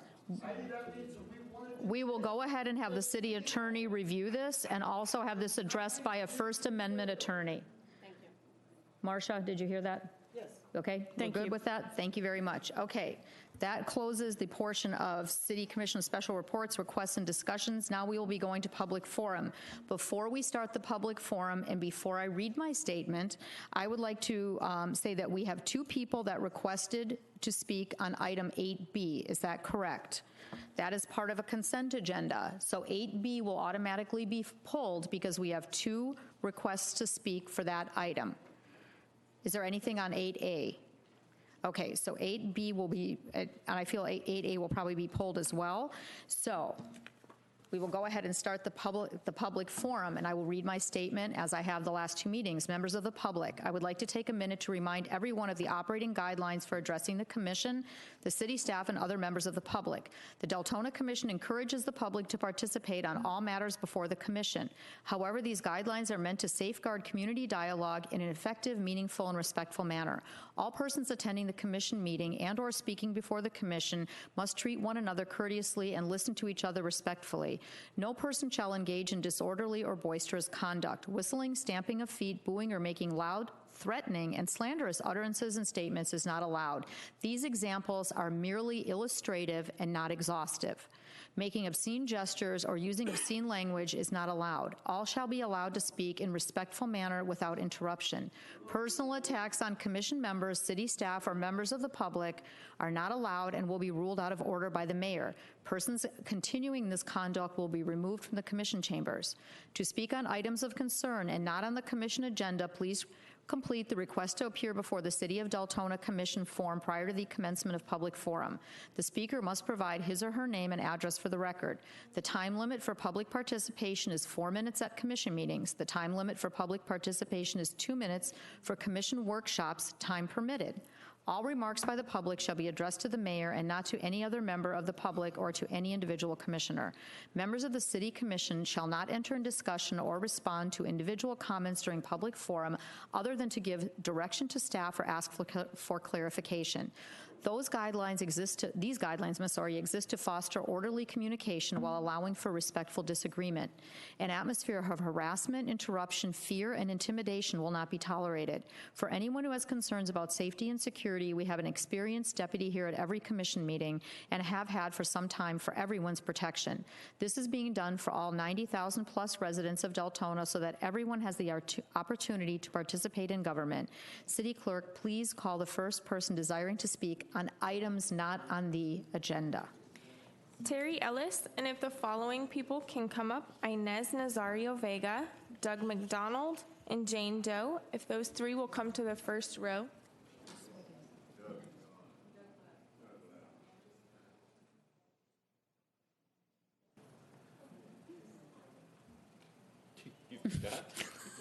Yeah, I actually forgot. Terry Ellis, Deltona, Florida. So what I would like to address is something that I've brought up before, and that's about performance evals. I'm trying not to repeat myself over and over again, but the performance evals that are in place for the city manager, and at this point I'm going to say this, I'm assuming the assistant manager, because when I first started, we didn't have an assistant manager. So I'm assuming that the existing performance evals are in place for both. But what's there right now is terribly inadequate. And I brought it up before, and I'm going to keep bringing it up because we need to have a tool that is comprehensive and is going to accurately measure the person that is in that position. And I believe at one point when I brought this up, I believe that it was supposed to be set as a workshop. And so I'm still waiting to see when that's going to happen. Second thing that I wanted to talk about is the recycle task force. I wanted to find out, is that task force, is it open to the public? And if it is open to the public, I would like information about when the meetings take place and where the meetings take place so that the public can have the opportunity to attend those meetings. Thank you. Thank you very much. And can we have updates on those two items at the next commission meeting, please? Inez. Good evening. Inez Nazario, resident of Deltona since 2009. I would like to begin my statement by asking the question of what the following words mean to our council: trust, ethics, integrity. On August 6th of 2018, I came before this council regarding my concerns about Ms. Chang with regards to her ethics and integrity. You should all have received a copy on your email inbox of what I presented then. As a resident, it is embarrassing that our city council, with the exception of Commissioner Bradford and Commissioner King, have chosen to look the other way or sweep under a rug a major problem with regards to Ms. Chang's conduct and her lack of ethics as a city manager. Today we have Ms. Chang, who has admitted to her guilt in a criminal case of voters' fraud, and yet this council again continues to choose to trust such a person into a position of leadership and influence in our community. I know several of you on a personal level. I know that you have a keen interest in developing our next generation to become great future leaders. So the question here is, why are we teaching our kids that it's okay to commit a crime, and as long as you admit to it, you can get away with it with little or no consequence? Why the double standard? Seriously, what legacy do we want to leave our children? Let us not blind ourselves with the idea that children need more parks, more activities, more programs to avoid crimes in our city. And indeed, we need those. But more importantly, our future generation needs trustworthy role models. Leaders they can trust with ethics and integrity.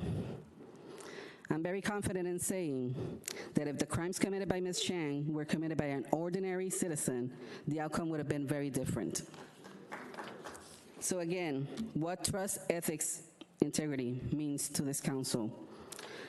Not long ago, I was reading a news article that says that Volusia County was once a wellspring of good ideas that spread statewide and even nationwide. Today, not even a needed half-cent sales tax is viewed as a positive thing. Why? Because citizens have ceased to trust our local government. And the city of Deltona is no different.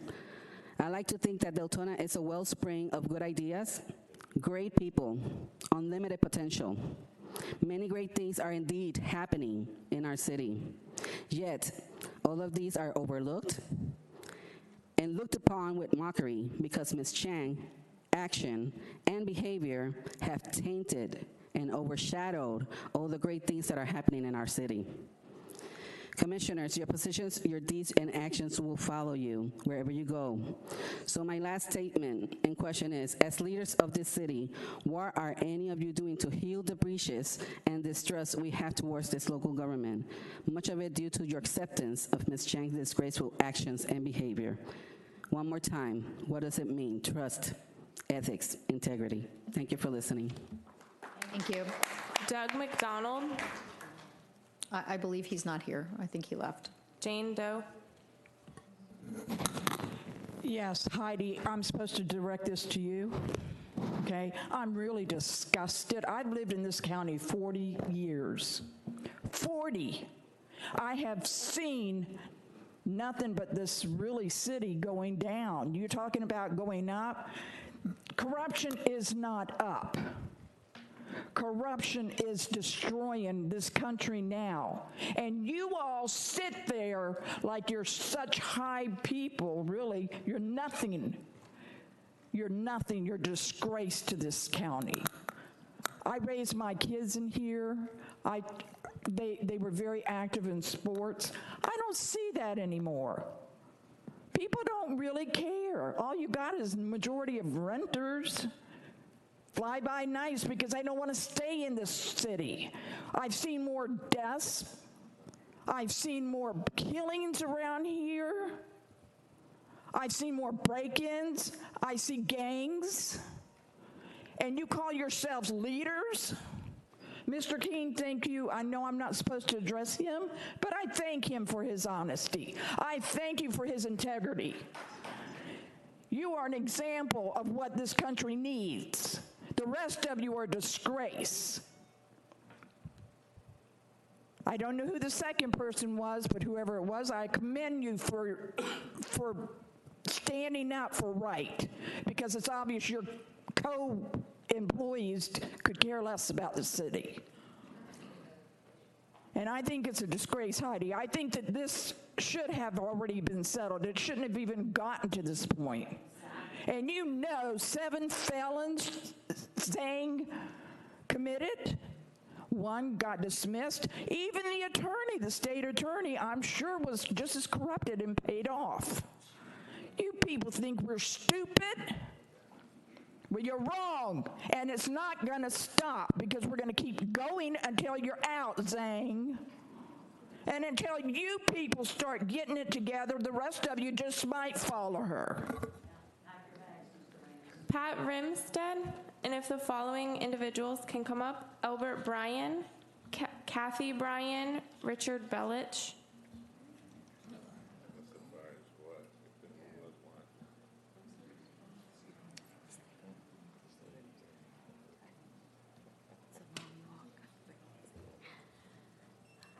Madam Mayor, thank you. I'm Pat Brimstead. I live in District 1, Mr. King.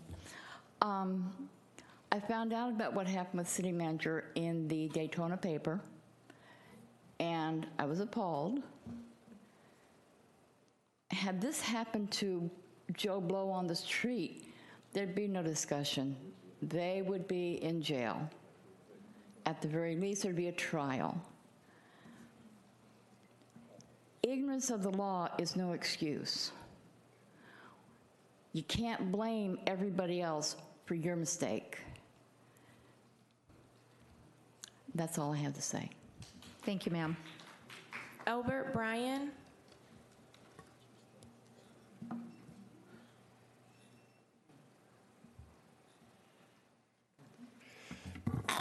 Albert Bryan, Deltona. When all y'all came into being commissioners, y'all had to take a drive up to Tallahassee, take a few classes, correct? One of those classes was about ethics. Then y'all had to sign a slip of paper saying that you would abide by those ethics, correct? Yes. Chapter 12, Part 3 of the Florida Stats. I'm going to summarize parts of these ethics for you. Foremost among the goals of code is to promote the public interest and maintain the respect to the people of their government. I think y'all failed on that one tonight. Summarizing again, misuse of public office, that you cannot use your position for special privileges that benefit themselves. By using City Hall as her address, I think that was benefiting her, nobody else. Didn't benefit him, her, her, him, her, or her, but her. That was it. Okay.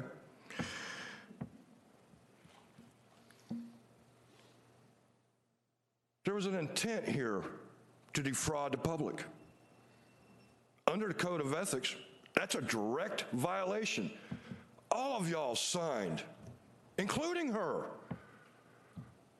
A direct violation. So if all these people out here go to the Code of Ethics of Florida and file a complaint about everybody that voted no because y'all signed that Code of Ethics to uphold it, and y'all did not uphold those Code of Ethics.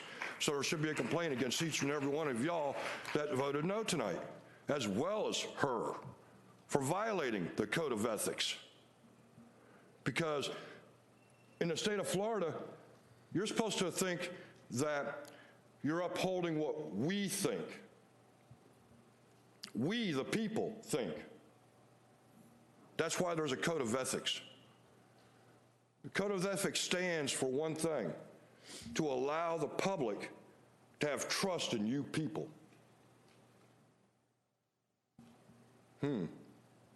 Wonder how much trust there is tonight. Kathy Bryan. Kathy Bryan.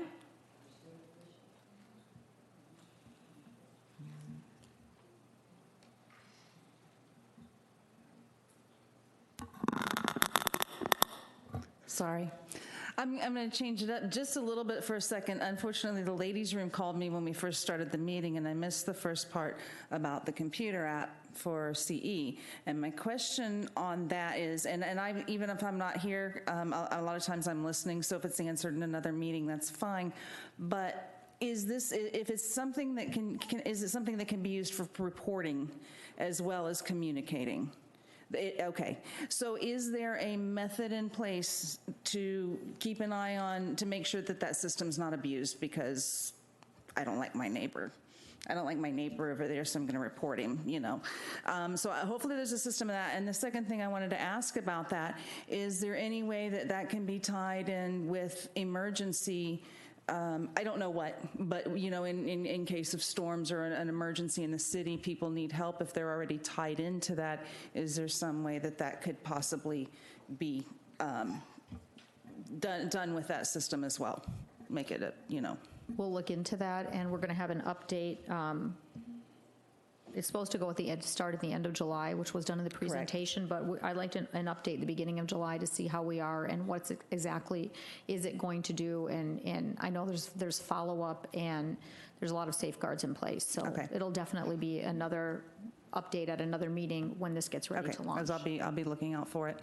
And then, of course, I wanted to thank Mr. King. I know he didn't do it for thanks, but was able to put all that information together in a factual manner. There's a lot of information going on out there about what's been going on here at City Hall, and you guys know what I'm talking about. There's a lot of that stuff that's infused with a lot of opinion, but he took and made it facts. I am deeply disappointed. I know a lot of people who are really good at their jobs, but if they cannot stand up to the ethics put forth to them by the company that they represent, they're gone. I know some really good people, really good clinicians, and they're gone because their ethics weren't there. And so I'm very saddened. We all make mistakes. We're human. None one of us perfect. We know that. But I think this goes a little beyond that, and I'm very sorry that you guys saw fit this. I know there's a lot of hoopla tonight, and I just wanted to bring a little bit of calm about it, but I feel like this actually should have maybe been done behind closed doors, and the decision should have been made by the commission, not necessarily in the circus arena here.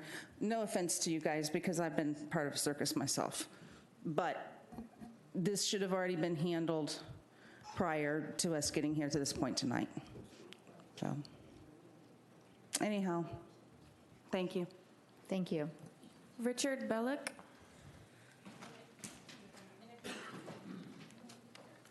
Richard Belloc, Deltona. Heidi, you and Nabbit, you've been here for 7 years, I think, up there.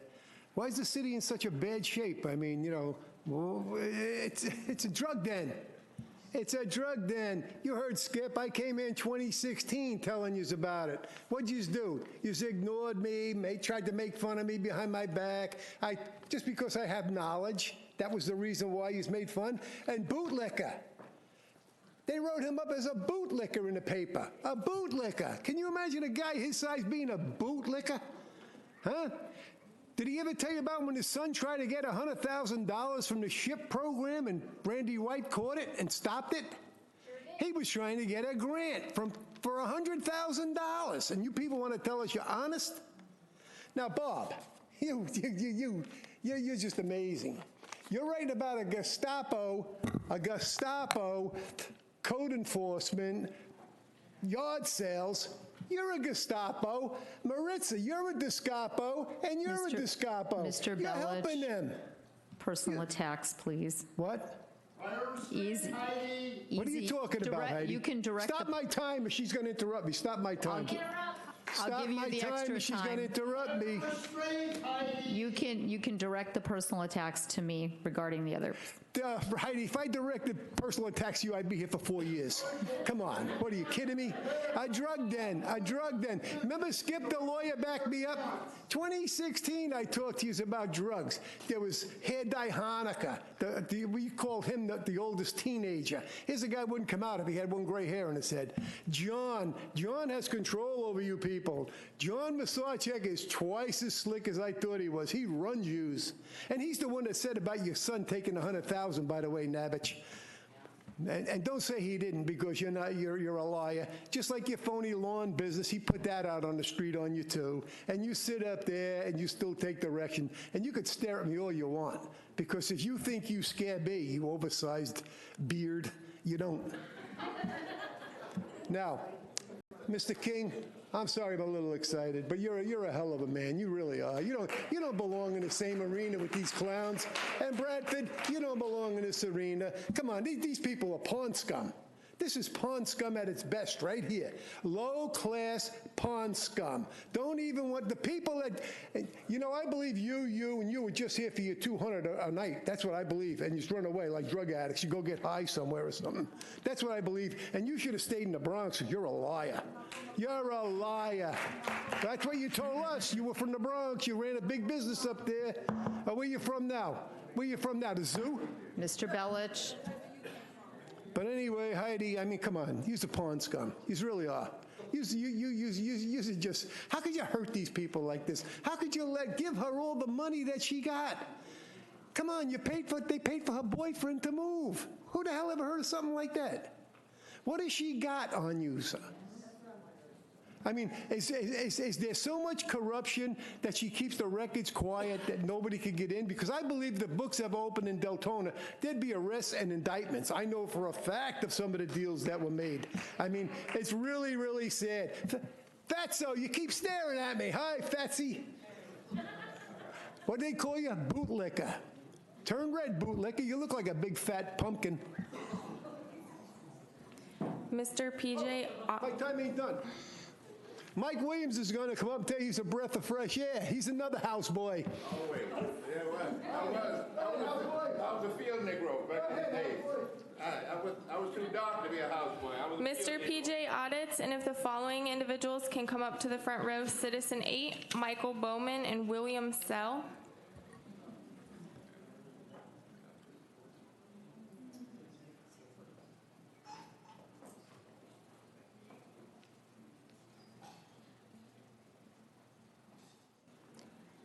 Carissa, could you call the next person again? The first person? Mr. PJ audits. He left. Citizen 8.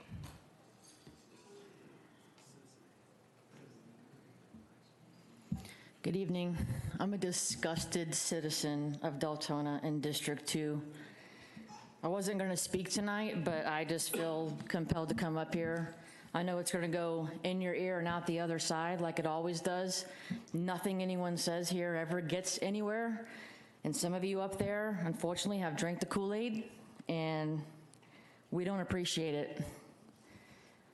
Commissioner King, thank you for not only your courage, but for saying exactly what you said you were going to do when you were running for this position. That's what an example of for the people is. Maybe y'all forgot that, because you don't even know what ethics are. Because if you had ethics, Shang would not be sitting up there right now looking wherever she's looking at right now, because she's not looking at me. She wouldn't be sitting up there. She needs to go. Why is she still here?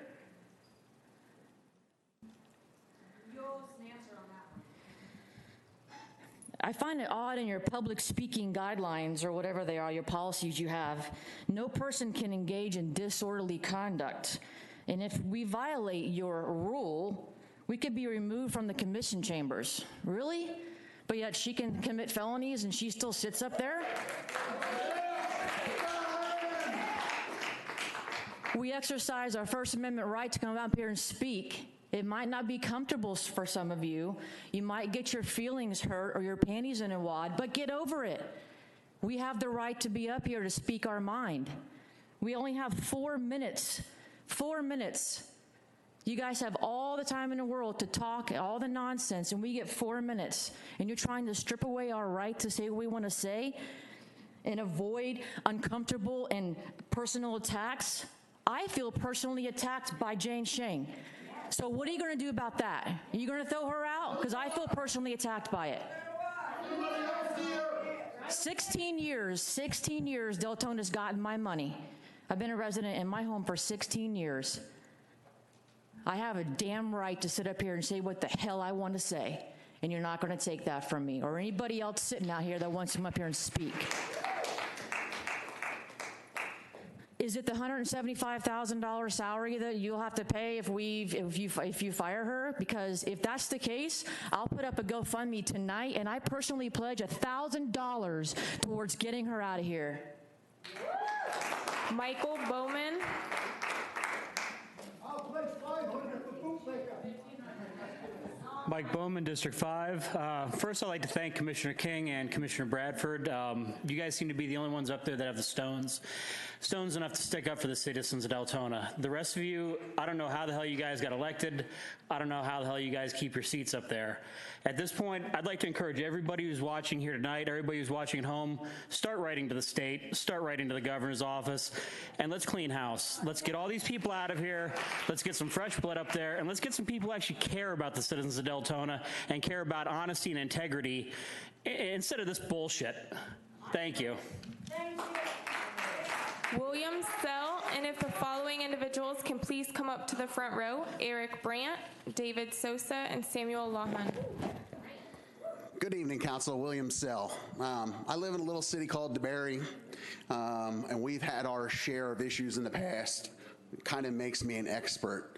Y'all have lit a fuse on a keg, and you've been pouring gas on it for the last couple months. When you guys decided to rule with an iron fist and take on a lady who was trying to adopt a young girl to be her daughter, that's when things started to go downhill. Your highest paid employee is your city manager. She was embarrassed or afraid to put her actual home address down. I go to dinner with our city manager. There's no reason to be afraid of the public. They pay your salary.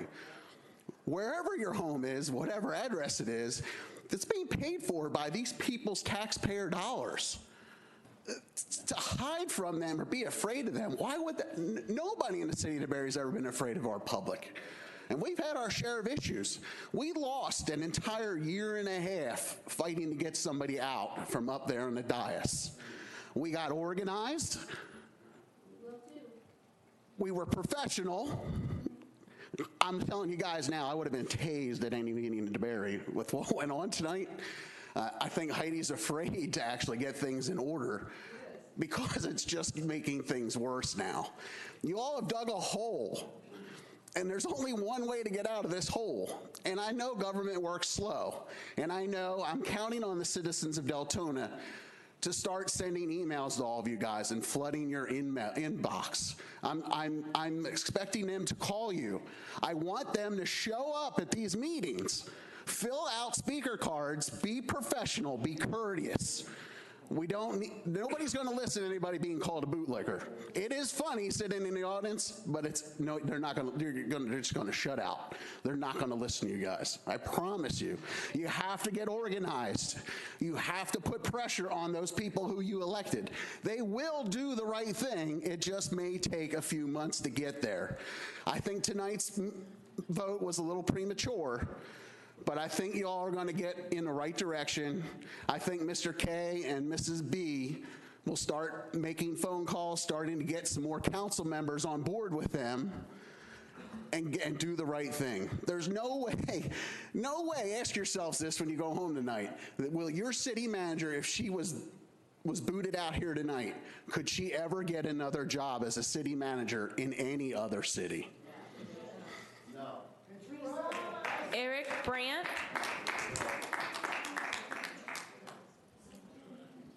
Trust me, you won here instead of in person. You're up, Eric. Hey, can you hear me? Yep. All right. Listen, first of all, Heidi, I don't know what the fuck is wrong with you, but you're just going to fucking listen to this shit and you're going to fucking take it. And they're not going to be as nice as those people that are already pissed off at you. What the fuck is wrong with you people? You have shanghaied Deltona, and you should be ashamed of yourselves. Bad girl, what you going to do? What you going to do when the fuck the cops got to come for you? And I'm coming for you. I've been looking for a good reason to come back to Florida, and you just did it. How dare you? How can you people show your fucking face to those people there? This woman committed and admitted to 6 felonies, and you still have her as a city manager? Their felonies are fraud. You're a fraud, Heidi, and I'm coming for you. No justice, no peace. Fuck Heidi and Shanghai and your goon squad police. How dare you got girls being raped in your city and you're paying this woman to Shanghai you. You people should be ashamed of yourselves. And I'm coming for you. And I'm bringing my chalk. So you better get fucking ready, bitch. I'm coming for you. Oh, see. I believe I said it all.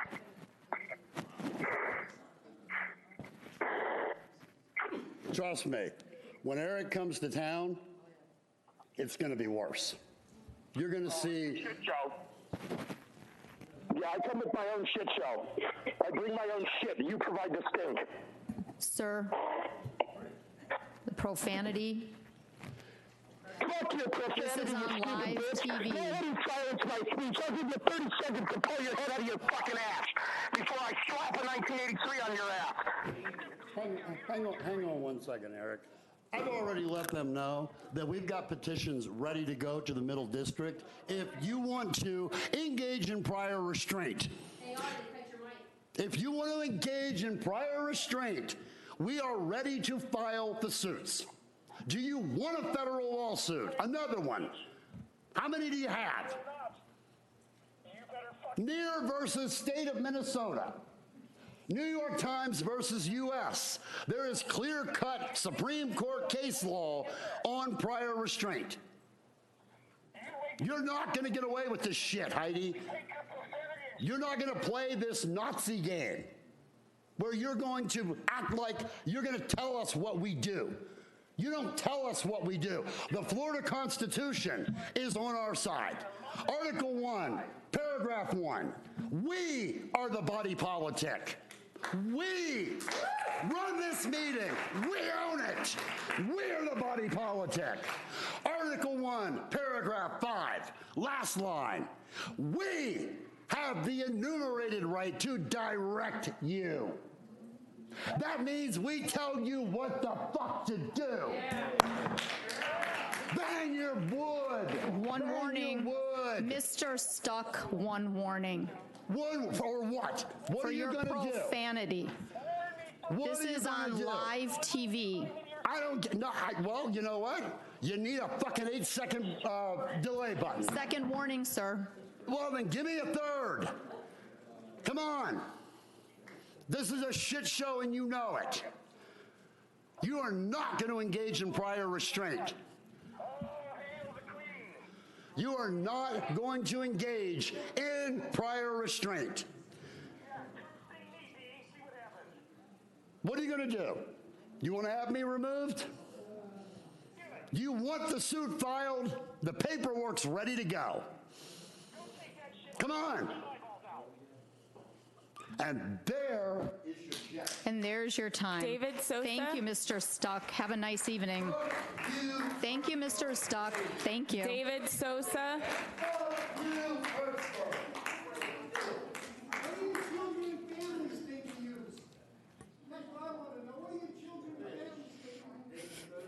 Deltona resident, District 6.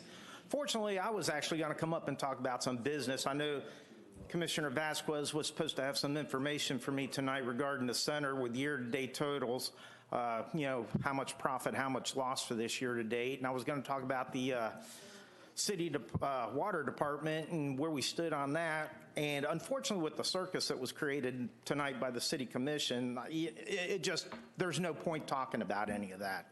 I mean, we've turned this into a three-ring circus tonight. Unfortunately, Commissioner Vasquez, what Commissioner King was talking about when you interrupted him was ethics. That's it, plain and simple. It was ethics. That was a violation of ethics, what she did. You might have to process that, but that's what it was, and that's what Mr. King was talking about. It was a violation of ethics. We need to sit and listen. McFall, I don't know what you're doing, man. Seriously. I really don't.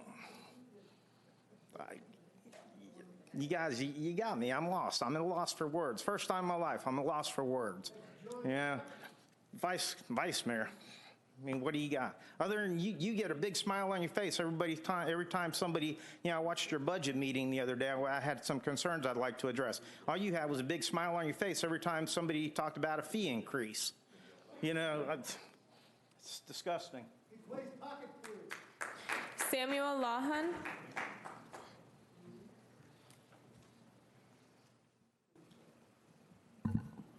Thank you. Samuel Lawhun, 646 Kill Hall Road, Osteen, Florida. I come here, are we still talking later about the cell tower, or is this, I take my time now to say I don't want it? Is that Sir, still on the agenda? The cell tower is not on the agenda today. All right, well, it was the last time I was here. It was moved to this time, I thought so. Okay, anyway, I want to talk about what then Marcia said, and I'd appreciate if Marcia doesn't say anything while I'm talking. As far as the first thing about the key to the gate, let me tell you about the key to the gate and the injunction. The attorney that signed that injunction was against my will to give him any kind of relief at all to lock a gate, but it does say within reasonable means of access that they must provide me. So we talked in a lot of litigation about an ADA, handicap gate, whatever, and was agreed to in different things. Well, they come back to my attorneys after they assigned that and ask if I would help them design one, because they couldn't figure out how to do it. I said, no, I'm not helping you design nothing. It's a public right-of-way to my property, easement, that everybody, including the mayor and all of them, signed. It's recorded, deeded, and signed by everybody, and it still didn't hold water. So whatever they tell you, you can't believe it even if you got it in writing. The judicial system in Volusia County is just as bad. Anything they want, they get. If you can't get it out of Volusia County, which hopefully now that I finally got one of them into court, we're in an appeal on it, but hopefully even if it dies there, now I can go to this state where I get some relief, I'm sure, because I actually follow the law and not the politics. But furthermore than that, they showed up after saying in the injunction, if you'd have read the whole thing, it says it has to provide access for plaintiff within reason or reasonable means of access is actually how it's worded. Now look at me, I've got no use of my arms, and they bring me a damn key for a gate and expect me to put it in my teeth and go up there and unlock it, I guess. Now that's the kind of ethics that you do have setting up there, just to let you know. So everything Marcia says, you can cut it in half and throw both halves away, and you might have the truth somewhere in between them. The key to the gate was I had a lock on the gate while I was waiting for this to go through court that they postponed for 2 years. They held it up, postponed it, invite me up and say, we want to make you an offer, and then say, no, it's not really an offer, we just want to talk. But they'd contact the court and say, oh, we're negotiating again, let's postpone it again over simply blocking my access. And they couldn't get it through, so finally they knew they couldn't do it, so they signed it the last minute, the day before we were supposed to go to court. It was an emergency that they had to sign, and the attorney that signed that is no longer working for me because he said they wouldn't do something so stupid as to try to put a lock on the gate. After I had one there, they cut it off and hung it on the gate. I don't know if you've seen the post or the different things, but I cut their gate down and left it in their road as payback. They haven't locked it since, and if they lock it with a key, I will cut it down and cut it into pieces. They won't use the same gate. If they could arrest me, they would have. They've got nothing to stand on. They listen to their attorneys. They never read the things. Just like what she said. You heard her. She won all 3 cases. They had all of this, that. They give me everything that I asked for. Sure they did. That's why we're still in court. You just can't believe them. You can't trust them. There's a lot that needs to be replaced, and I hope the voters show up and put some people up there that care about what they look like when they look in the mirror at themselves. Thank you. Thank you. Brandi White, and if the following individuals can please come up to the front row: Patty Gibson, Edwin Lasanta, and Michael Williams. You got this. I might have to flip around. They like to turn the cameras all different angles when I'm up here. Brandi White, Deltona. You guys cannot say that I did not give you every opportunity. That's what I'm going to put out there. Every opportunity. I know each one of you read my email about the retaliation and how it then went to the extreme of telling the newspaper that I have terroristic tendencies. You remember that? You familiar? You paying attention? Every opportunity to correct that so that I could feel safe coming back here. But you know what? You didn't. And I'm actually really glad you didn't. Works great. Specifically you, Heidi. I want to talk on respect real quick because none of you will get an ounce of fucking respect from me until you give it back to our residents. You are creating what you're getting. Because you know how many times I've come up here before any of y'all were here and spoke quite eloquently and nicely and calmly, and I got shit in return. So that's what you're going to get back, and probably from everybody, every meeting now. Brilliant idea. But I want to go on what you said in the beginning of every meeting, that I should feel safe here because our good old VCSO is here to protect us. And in my letter and email to you, I was very clear in why that is not a protection, although it should be my protection. Why? Because in every instance of my retaliation, they were involved. They were there and they helped facilitate it. So tell me why I should not be afraid to be standing here and suffer the retaliation once I leave here? Am I going to get a nice little quote in the newspaper from you? Piece of trash? No? So I decided I'm going to take your advice, Heidi. I'm not going to fear the retaliation that I know I'll get. I'm going to face it head on, all right. Just like I've been doing previously before she called me a terrorist. You think the felony would have silenced me, right? Interfering in my adoption should have done it, but it didn't. So here's what I'm going to promise you. I'm going to promise you the very next time I receive a single, even hairline of retaliation, VCSO, get ready, because y'all are directly responsible, because you're supposed to be protecting me according to her. She just put you all liable. Because according to her, you will protect me from further retaliation. And if you can't, you might want to have a little discussion with her, because you haven't stopped it so far.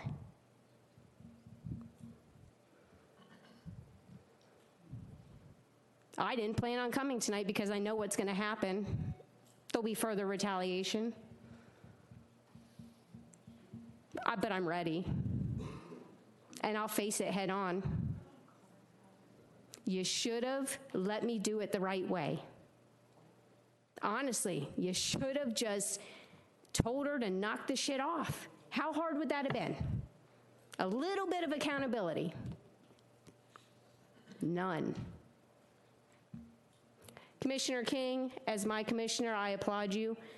And Commissioner Bradford, you've responded to me as well, even though I'm not even in your district. And I know you speak up for more than just your district, and I appreciate that too. And I know you came to the forefront saying you were going to do one thing, and you followed through, and for that, I thank you very much. The rest of y'all can go to hell. Patty Gibson.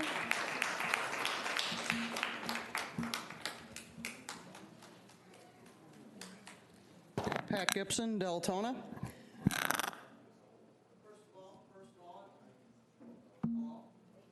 Can you hit the button? Push. There you go. All right. Okay, there we go. Can we start now? Thank you, Mr. King. Thank you, Anita Bradford. You are upstanding people without a doubt. It was on video when you guys were trolling for votes during a Q&A. That was videotaped. I asked a direct question to McFall, Ramos, Maritza.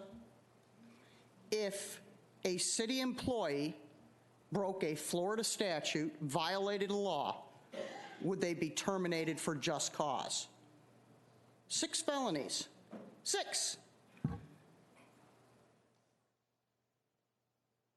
None of you can give me an answer. During the last thing, you said if she was convicted. To get deferred prosecution, she was convicted. What part do you not understand, Mr. McFall? Are you people that fucking stupid that you cannot understand? Bang your little mallet. Please do. Please. I asked you the First same warning. question at the Q&A. Where is your ethics, Heidi? Really? That's the comment? That's the look you have to give me? You are supposed to be above this. You're trolling in the dirt. You're sloughing around with the pigs. And the only thing that I can actually think of, what dirt does she have on you guys? There's got to be something. There's got to be some dirt of why you will not fire her. What is it? Is it criminal? We will figure it out. You want to regain our trust. It was on the news the other night. I was glad to get an excerpt of that. I put it on Facebook. How are you going to regain the trust if you can't even do your job correctly? Any other company would have fired her. She used Deltona resources. Who brought her mail? She even used Joyce at one point to figure out how she could not have her name and stuff and how she could not have it listed. What other resources has she used of Deltona, our tax-paying dollars? But this is all right with you, huh, Heidi? I mean, when we find 300 votes in a closet, unfortunately, Mr. McFall he had to do a runoff. It's disgraceful. Look at the company that you even kept during your campaign. Didn't that guy go to jail? Lived right down the street?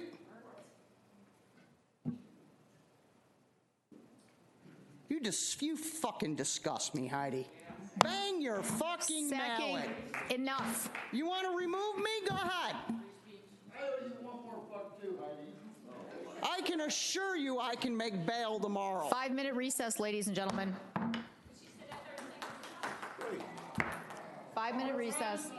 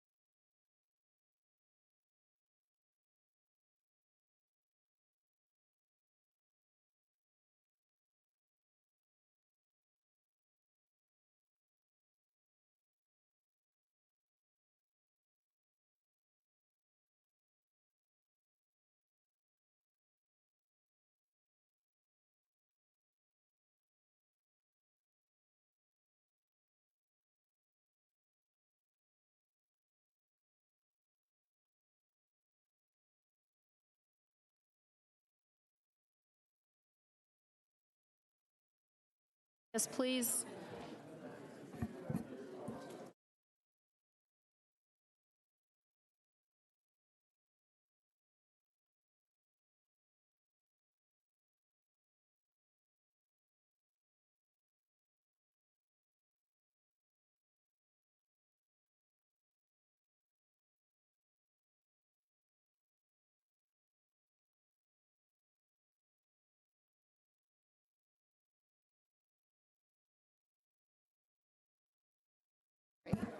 You're going to do which one? We have.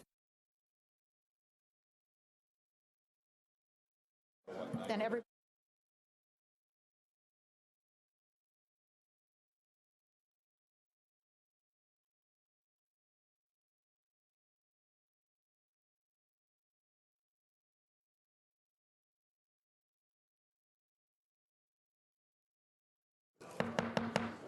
Ladies and gentlemen, we're going to go ahead and call the commission meeting to order. City Clerk, you called 2 people up for public comment, correct? Correct. 2 people, and after that, how many are there after the 2 that you called before our break? 4. Okay, commissioners, I'd like to ask permission to take those and move them to the end of the meeting to get the business done. Do we agree? We have 2 that you already called before we took a recess, and after that, any more public comment will be moved to the end of the meeting so that we have people that have been waiting here for quite a considerable amount of time for city business to get done. And we're going to go ahead and stick with the agenda. We'll go to consent and then the annexation. And then we'll do the rest of the public comment at the end of the meeting. Is that okay, commissioners? Yes. Okay, let's go ahead and move forward with the 2 that you called prior to our break. Edwin LaSanta.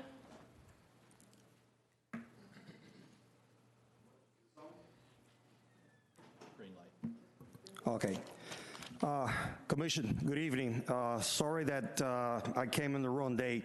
Looks like the crazies got out of the, house, and unfortunately we have to endure. Your name and address for the record, Edwin please. LaSanta, 459 Habersham Road, Deltona, Florida.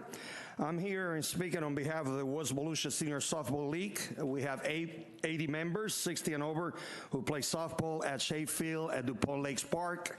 And we want to appreciate Parks and Recreation for the tremendous support that they provided to us during the spring season from March 6th through May 22nd when we finish. We want to appreciate also the commissioners who attended and helped our league to get scoreboard, new lights, fixing the fields, taking care of our seniors. Our seniors are the fulfilled promise of the past. And I'm very happy that the city is spending money and providing the support that we all seek for. We are also taxpayers, and we like to see our tax properly invested, and we appreciate that. During the year, the Parks and Recreations did a superb gesture of recognizing one of our long-term members, Shirley Falls, and the scoreboard was named after her, and that was a very touching thing that you guys did, and we appreciate that. We appreciate also that you attended the games through the first bowl, many games, and it's something that you should take pride on what you've been doing, at least for our seniors in that aspect. We'd like to recognize our sponsors, Deltona Memorial, Anderson's Ace Hardware, Waste Pro, Unido Supermarket, Highland Campground, and Global Outsourcing Services, because with their help, alleviates the cost of our seniors' participation. Also, I'd like to commend the Commissioner for 5, Victor Ramos, the Vice Mayor, who's always checking on the fields to make sure that we have all what we need to conduct our business. It is important for you to continue supporting us. We pay our dues. We pay almost $1,700 per season, so it's not a freebie that we get in from the city, but we do get the support from the crew, which they do an outstanding job.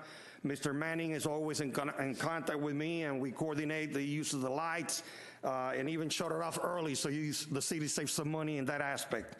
I would like to request to consider for ladies to participate, to possibly lower the age by 5 years instead of 60 to 55, because I have been approached by softball players that like to participate, but because their age, they have to wait a little bit longer.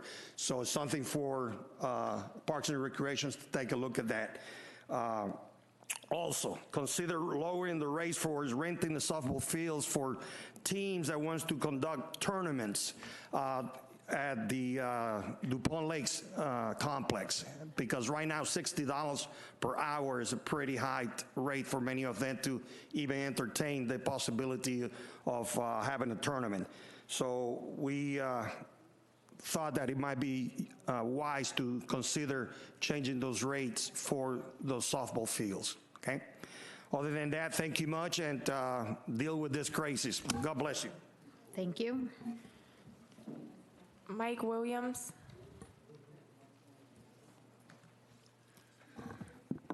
Mike Williams, 2889 Cottesville Street, a resident of Deltona since 1986. Love my city, and never mind, during my day, just so you know, all the dark-skinned, in slavery time, all the dark-skinned people like myself, we were field Negroes and not house Negroes, okay?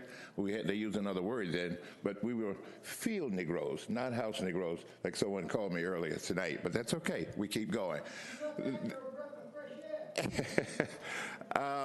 What I wanted to say in ninth grade civics, I remember my ninth grade civics teacher, Miss Maddie Howard. She told us to bring about change, you have to want to be a part of what that is. And where am I going with that? Many people in here tonight have been very vocal about Ms. Sheng in particular, and the dais here. If you really want to make a change, people, run for office. In America, the greatest place there is, the democracy is what we use here. The voting system, if you don't like what's going on in a certain place and in a certain area, run for office in those particular situations.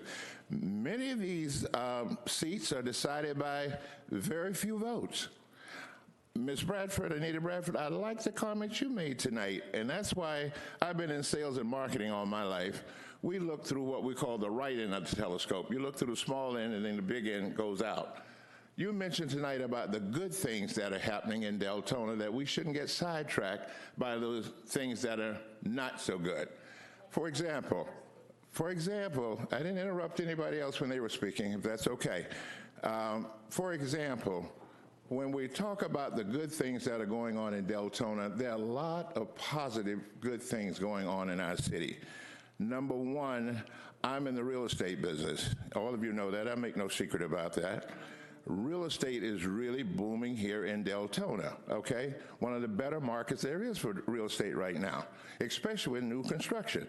It's up right now, and we're just ready to go into July. New construction, I said 37%. Last time I researched it, new construction is up 62%. New construction, what does that mean? People want to move to Deltona. There's something about this city that people want to move here. That says we're doing the right thing, okay? That says we're doing the right thing. I'm going to go ahead and shift the gear and get over to the NAACP Freedom Fund banquet in my next minute and 20 seconds. On the 29th of this month, you all can be a part of a history-making event. And what do I mean by that? We will have at that event 640 people. That will be the largest event ever attended in the city of Deltona. The largest event. And yes, I know somebody's questioning about the fire code and all that. All I know as a salesman, when they tell me to get a number, that's the world I come from, I go get the number. That's what they tell me. How you do whatever behind that, that's you. But 640. And by the way, every municipality has agreed, has come online this year. DeBarry was the last one, but they came on. Every municipality is a major sponsor for the NAACP Freedom Fund banquet this year. Every municipality has declared June 29th as NAACP Day in their city, starting with the county of well, actually, you guys started it here with the city of Deltona with your proclamation. You were the first one. Then the county, then the city of DeLand, then the city of Lake Helen, then the city of Orange City, and then finally the city of DeBarry. So people, we're doing something right in this city, okay? Let's continue to stay on the high road with the right things that we're doing. Thank you. Thank you. Okay, now we'll go ahead and move toward the consent agenda. Consent agenda item 8A, postponement for the ECHO grant for the Deltona Big Lake Rookery Nature Park. That is Mr. Mays. And B is request for waiver of fees from the West Volusia Regional Chamber of Commerce through its nonprofit entity known as the West Volusia Regional Chamber Community Charity, Inc. for the Bacon and Brew Fest. We have two people that would like to speak on that for public comment. Commissioners, is there any comment on A or B? Do we want to pull any of those? Let me see who's here. Commissioner Bradford. Yeah, actually, I had questions on both. One of them is I would just want us to explain why we're actually pulling the ECHO, or pulling the park. I can't think, Rookery. It is Deltona's Big Lake Rookery Park. Thank you, that one. All right, it's one of our nature parks. It's one of the 3 parks that by resolution the commission had approved, and we'd gone through ECHO for the grant process and won those grants. The issue on this one particular park is that when the lake was initially viewed about 2 years ago, we were in the middle of a drought period and the water had dropped down drastically. The person who went down to view the lake was able to walk to the edge of the trees and look out over the lake, so it was assumed that the tide was where it was going to stay. No one expected it to come further back in, but we've been through rain now, so now the water's way back up into the trees. You can no longer walk down to the edge of the lake. So we are asking that the commission approve that we postpone this part for 1 year and put it into the 2020 ECHO grant for an additional boardwalk to lead out to the viewing center, since it is the Rookery Park, and the being out on the observation for the rookery in the lake is the major item of the Woods Walk and the nature studying of the area. So essentially what that's doing is adding a very large increase in what we had planned on because of building the piers and everything else. That is correct. Okay, so with that, I'd like to make a motion that I hear and make the motion to withdraw the ECHO grant request for the Deltona Big Lake Rookery Nature Park and direct staff to formulate a new ECHO grant application for the project to be submitted as part of the 2020 ECHO grant cycle. The Volusia County ECHO office shall be notified by letter of this decision. Approval authorizes the necessary budget transfers to facilitate commission approval and further authorizes the city manager to sign any documents necessary to commission approval of this item. Properly moved by Commissioner Bradford. Is there a second? Second. Seconded by Commissioner Nobicht. Commissioners, any other discussion on this item? Yes, yes sir. Just a question, Jerry. So if I understand you correctly, we'll be essentially sending back the ECHO money that we would receive this year or not receive it, and then apply for a brand new grant. Is that correct? Okay, Commissioner, actually there has been no money sent from ECHO to us at this point. There's no money, well, about $14,000 in preparation for the work has been done, but that would be credited toward the 2020 ECHO grant. So there's no funds that have been expended via the county ECHO program. Right. And essentially, though, we need to ask for a new grant or a new to ECHO, and is there a possibility that we wouldn't receive it? That's my challenge, that if we don't take the grant money this year, and then next year, for some reason, we don't make the list. Well, Commissioner, nothing is totally assured other than death and taxes, but I think we will escape both of those in this case. There were ECHO funds available for the allotment last year that were not claimed by any city or the county. Okay. In other words, if we put in for 5 parks, we could have gotten 5 parks. But in this case, I feel good about the fact that we're going back for a 2020 and get to revisit this one. Okay, very good. I just wanted to clarify that. Thank you. Yes, sir. Okay, thank you, commissioners. Any other comments? I'm going to open this public hearing. Any members of the public want to speak on this? Please come forward. Seeing none, we're closing the public hearing. May we vote, please? This is to withdraw the ECHO grant request for this year and resubmit next year. Motion passes 7-0. Okay, next on the consent agenda is item B, request of waiver of fees for the Bacon and Brew Fest. And there were 2 members of the public that wanted to comment on that. Could you please call them up, Carissa? Albert Bryan and Michael Bowman.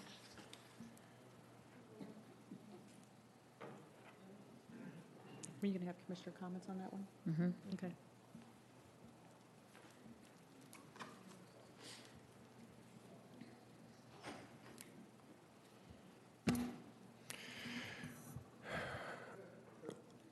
Albert Bryan, Deltona. There's a couple things that worry me about the quote-unquote Bacon and Brew Fest. One, the original application was done by an LLC, not by the Regional Chamber of Commerce.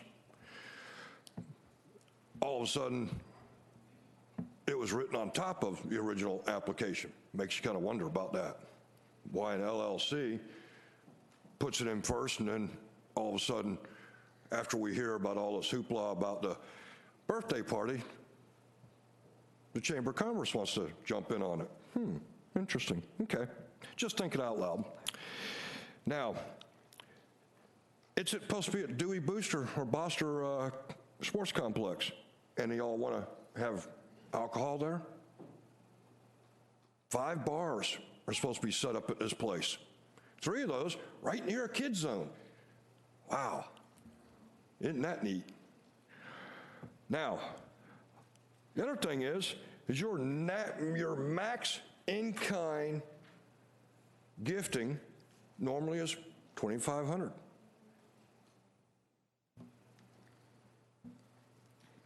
The NAACP just asked for $1,500 and got it. I think we need to maybe stick with that number or not at all, because why am I helping a business put on an event in my city? A business, because the Chamber of Commerce, whether you like it or not, is a bunch of businesses that get together and chit-chat about more businesses coming to town. And they're putting on a brew fest. Think about that, a brew fest. There's actually even a little section where it says they're going to have all dedicated just to people look at brews. Is that a thing, really? Okay, that's interesting. The maximum that y'all normally give out, like I said, was $2,500. They're almost asking for $6,000. There's actually a difference of $3,437 difference. Now, y'all didn't want to help out the YMCA last year, with good reason, because it's a business. So why are we going to help a business put on an event that's going to make money in our city? That makes no sense to me at all. Mrs. Bradford, would you want someone to help you out build a building? Of course you would. But you think the city would do that for you? You think they would actually come to your business and say, we'll take and help you build this if you take and put an event on for us? No, I don't think that's the way it works, right? Right. The other thing is you're going to be serving alcohol in a park with kids. With kids. Can we let that sink in? Now, are we going to have police stationed outside this park when everybody leaves, gives them breathalyzer tests, and have them arrest everybody that's actually drinking and driving? Something to think about, the liability of that. Because how many of these people are going to be drinking with their kids? Just something to think about. Thank you. Michael Bowman. I think he left.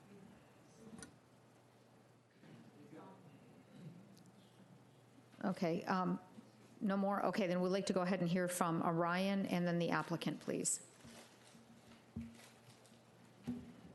Good evening, Ryan Reckley, Parks and Recreation Director. Thank you, Mayor, Vice Mayor, City Commission. Parks and Recreation Department is very excited to have sought this sponsorship and partnership with the entity to be able to bring an activity, an event to the city of Deltona that was previously held in DeLand. So these are the type of events that we are trying to bring to the city. One of our, for Parks and Recreation and definitely myself, one of the models is to try to keep all of our residents in this city, to enjoy this city instead of venturing outside.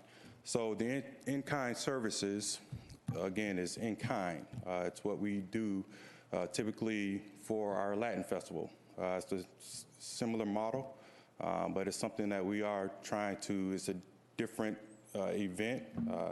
I think it will be a great thing for our residents. Again, trying to keep entertainment here within the city of Deltona. I think this will be a great value, definitely with this first year. Hopefully it generates a lot of excitement, and we can have more opportunities to bring in other events to the city, events that maybe city staff can't operate and coordinate. So we are looking to partner with other entities to be able to produce and promote other activities for our residents. We can't do everything in-house. We just don't have the budget, we don't have the staff, so we will be looking for other professionals or other groups that have professionals to be able to provide some of these resources that we don't have. Okay, thank you. I have two commissioners that have comments. Commissioner Bradford, you were on the list, correct? Yes. And Commissioner Vasquez. So Commissioner Bradford, go ahead, and then do you have any questions for Ryan or for the applicant? Well, actually, I do want to address some of the issues that were brought up. I am curious, who is K Marks Enterprises, since that was a question, and what affiliation are they with the event? Did the city of DeLand, what do they generally sponsor? And the way I see this, and I know I'm going to see it different than individuals out there, when you want to do something on a weekend, one of the first places I look, kudos to the city of DeLand, because they always have exceptional, wonderful community events going on. And I mean, I can think of a couple that were just recent that I went to on a Friday night where it was residents, businesses, visitors that were down walking through the area and enjoying it. And all I could think of is, wow, I cannot wait for the city of Deltona to get to this point where we have this community engagement. So that's where I see us leading this to, is community engagement. What else does it bring other than 10,000 potential customers?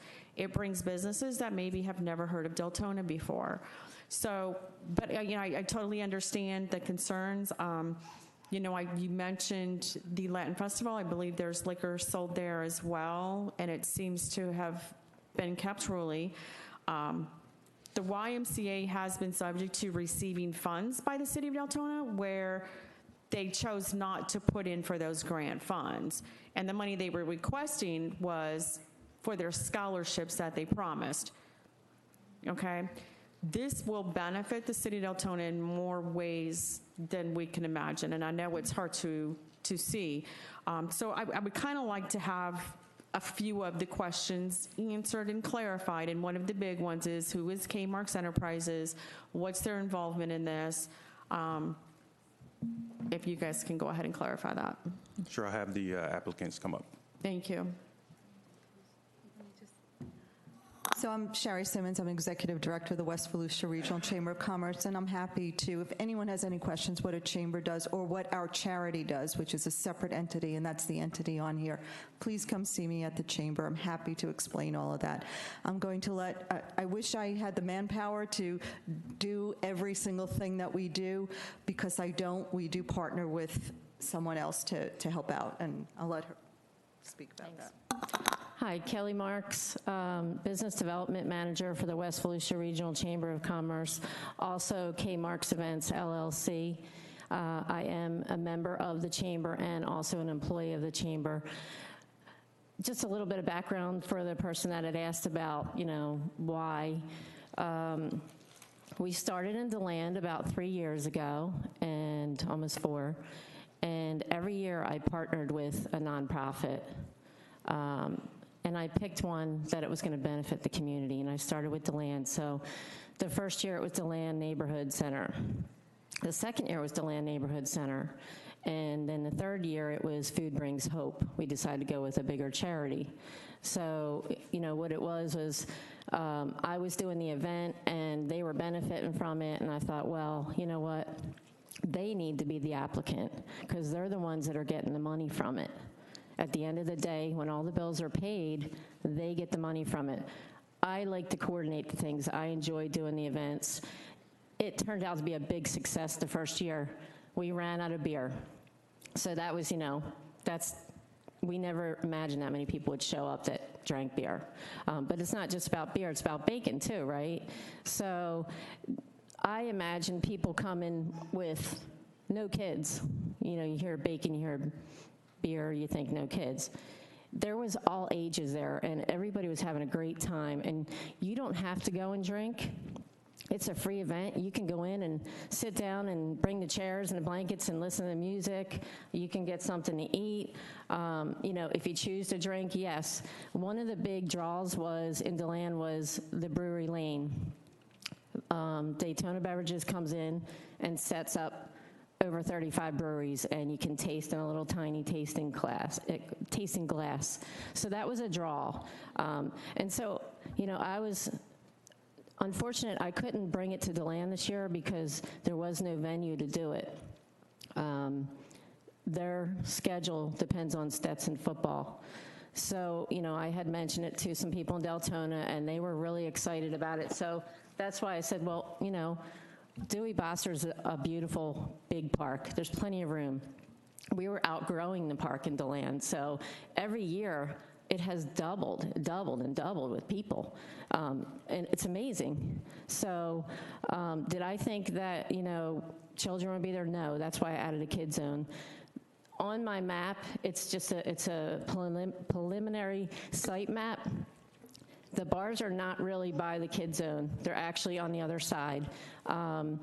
They will be regulated by the chamber volunteers on carding them and making sure that they're not, you know, over drinking and things like that. So we try to be really safe and secure with everything. We just want to bring something to Deltona that's going to be fun. How many festivals are here? We have the Latin Festival, and do we have anything else? I don't. July 4th. Okay, July 4th, yeah, the big events, the city events. So we wanted to partner up with y'all because the bottom line is it was less than 6 months out, and we run off of sponsorships usually to pay for this stuff. There was no way this was going to happen this year unless we had someone to partner with us to help out with the in-kind services. So just to be clear, the city's not giving us any cash in our pockets or anything. It was basically in-kind services of, you know, fire, public works, things that it takes to put an event on. So, and this year was kind of like a model, you know, let's see how it goes.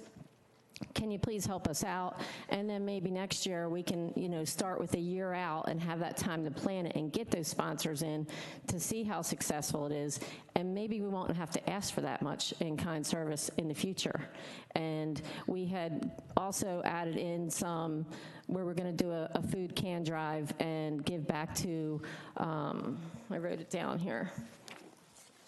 It's one of our local churches to give back food. And so not only is it benefiting the West Volusia Regional Chamber of Commerce, which, yes, is a bunch of our businesses that are in Deltona, DeBarry, Orange City, Enterprise. I mean, there's a few more, right? So we're trying to help everybody. And most of us do work, so, you know, why not? My business has grown tremendously from being part of this chamber. So I've seeked out people in Deltona who want to set up food trucks that live here, that are residents. I have a sound guy. I've got a new sound guy. I found him in Deltona.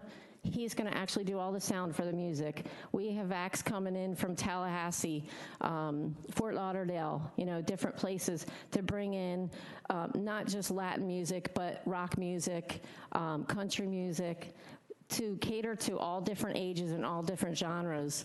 So, and then after this year, maybe we can take some feedback, and if there's things that you want to see that we can add to it, then we can do that. But we want to have a great event for the city of Deltona, and maybe more to come.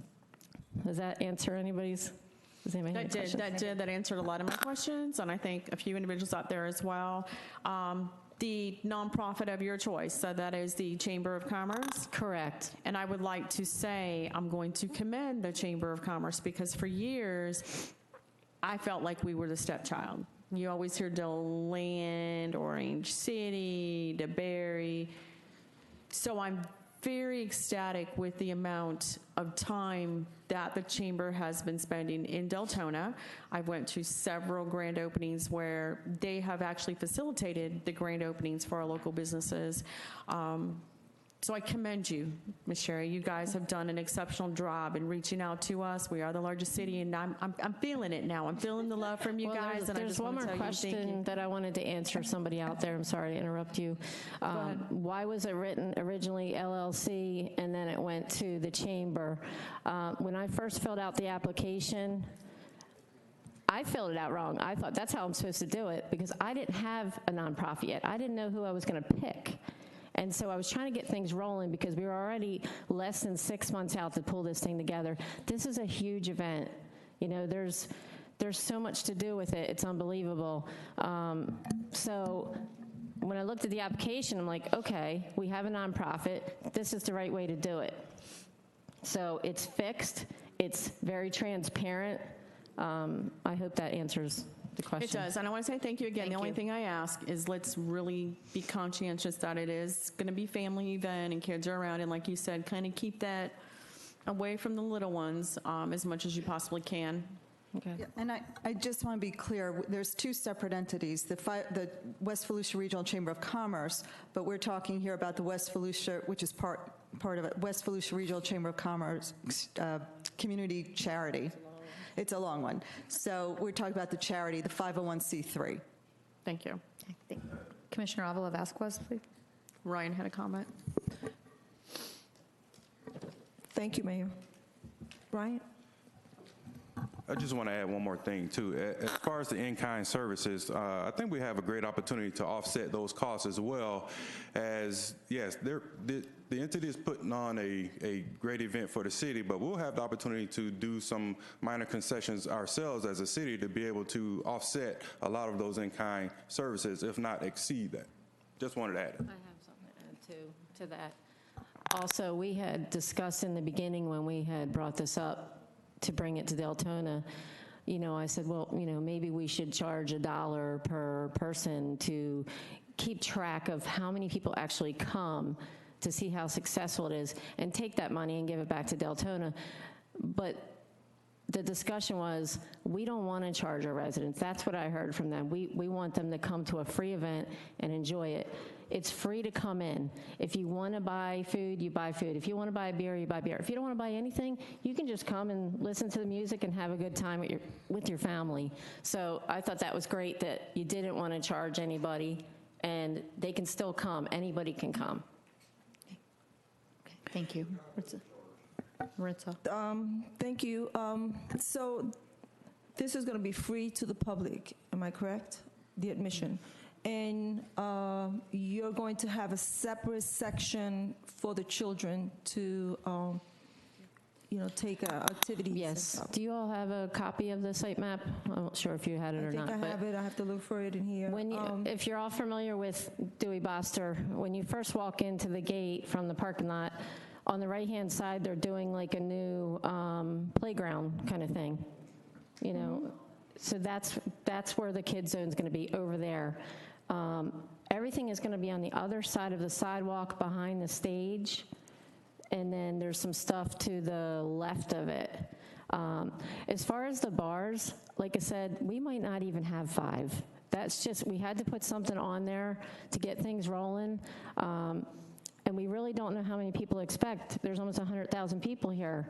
You know, if 10% show up, that's 10,000 people, right? So we really don't know what to expect with it, but we're trying to accommodate all ages. So if the children are on one side, and then the other side is the music and the stage, over along the sidewalk when you walk in is going to be Bacon Alley, so you would walk through a bunch of food vendors, you know, that you can taste different kinds of things. So, I mean, it's really a fun day for everybody. And the other question is, this event is paid mostly by sponsors, you said? You have a lot of sponsors that Typically, it is always paid mostly by sponsors. You know, city sponsors is always a big help with the in-kind services, and then the rest of it, it typically takes, I put down an expense report. You mentioned that you started late this year, so I'm assuming that by this time, a whole year in advance, you would have more sponsors than you are going to have currently for this event. Absolutely. We start actually right after this is over in October, because it's being held October 12th this year. It's typically held the first week of October. We start right away for the next year, because that's when everybody's fiscal year starts. And we didn't have it because I couldn't get a location from DeLand. We waited until finally it was like, we either do something or we cancel it for the year. And there was a lot of people following that didn't want to see that happen. Sorry about Commissioner King, and then Commissioner Bradford. Ryan, I got a question. Specifically, what kind of services are you thinking about having the city provide that are going to reimburse this almost $6,000? Well, a lot of it is staff, just having staff at the facilities, Parks and Recreation staff, which we typically do even at a youth sports event. So you have staff, you have to be able to put signage or parking direction signage in place with Public Works, to be able to have fire service to be out at location for emergencies. As far as like VCS, they're going to take care of that cost, so that's not coming from the city. So it's mostly staff costs. The cost maybe for the generator to run sound. So it's not the city spending any money. It's using the resources that we currently have to help bring forth a good event. Okay. Commissioner Bradford.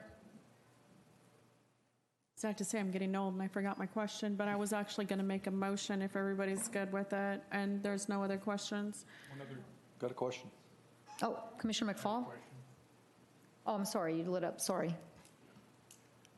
For the West Volusia Charities, Chamber of Charities, not a huge long list, but just kind of tell me some of the things that the charity funds. So that we're aware of it. Right now, it's new. I just got here last year. It was one of the first things I did was to create the charity, and it's to fund, obviously, business education. We do a lot of free education classes for the community. We're doing all kinds of financial literacy, how to buy a home. I'm sorry, and I apologize, folks, I'm not feeling well tonight, but we just finished, again, it's how to buy a home, how to market, all kinds of things. So we are working closely with Deltona on different things, so that's where it goes to. Okay, thank you. Commissioner Bradford? Okay.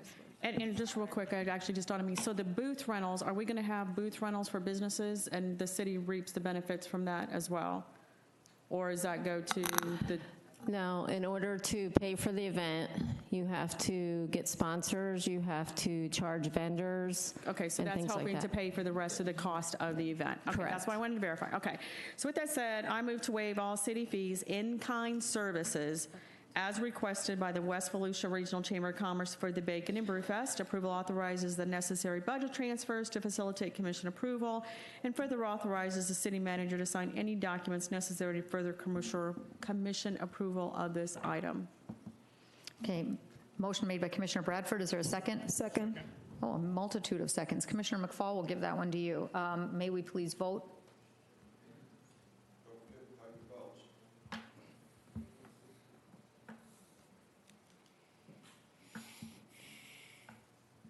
Motion passes 6-1 with, I'm sorry, I can't see who, Commissioner Nabicht in dissent. So motion passes 6-1. Thank you very much. Thank you. Okay, we're going to go ahead and move on to ordinances and public hearings. The first public hearing, 9A, ordinance number 10-2019, the voluntary annexation into the city of Deltona of plus or minus 10 acres of property located off Enterprise Osteen Road, parcel number 9113-00-00-0201 at first reading. Mr. Paradise. Thank you, Madam Mayor. Ron Paradise, City of Deltona, Planning and Development Services. For the record, ordinance number 10-2019 represents something the city hasn't done in a long while. More specifically, a little bit over 10 years, and it involves requests for a voluntary annexation into the city of Deltona. And the request is to annex 10 acres of land located off of the Enterprise Osteen Road corridor and situated in the southeastern section of the city, just east of State Road 415. As has been stated, the city's been very conservative with its annexation activity. And really the intent is that annexation will be strategic, methodical, logical, and well coordinated.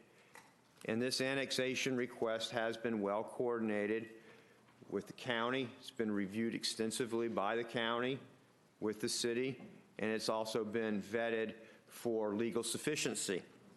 With that being said, this 10 acres of land does abut on the east and the south 220 acres of land that is already within the city limits of Deltona, owned by the applicant, owned or controlled by the applicant.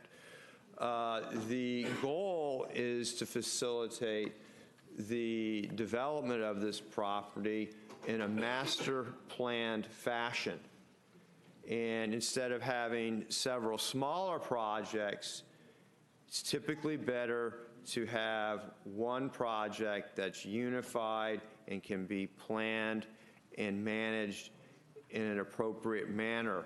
And this helps enhance the goals or promotes smart growth, something that is being discussed in the community, Volusia at large, and something we'll probably hear more so as time goes on.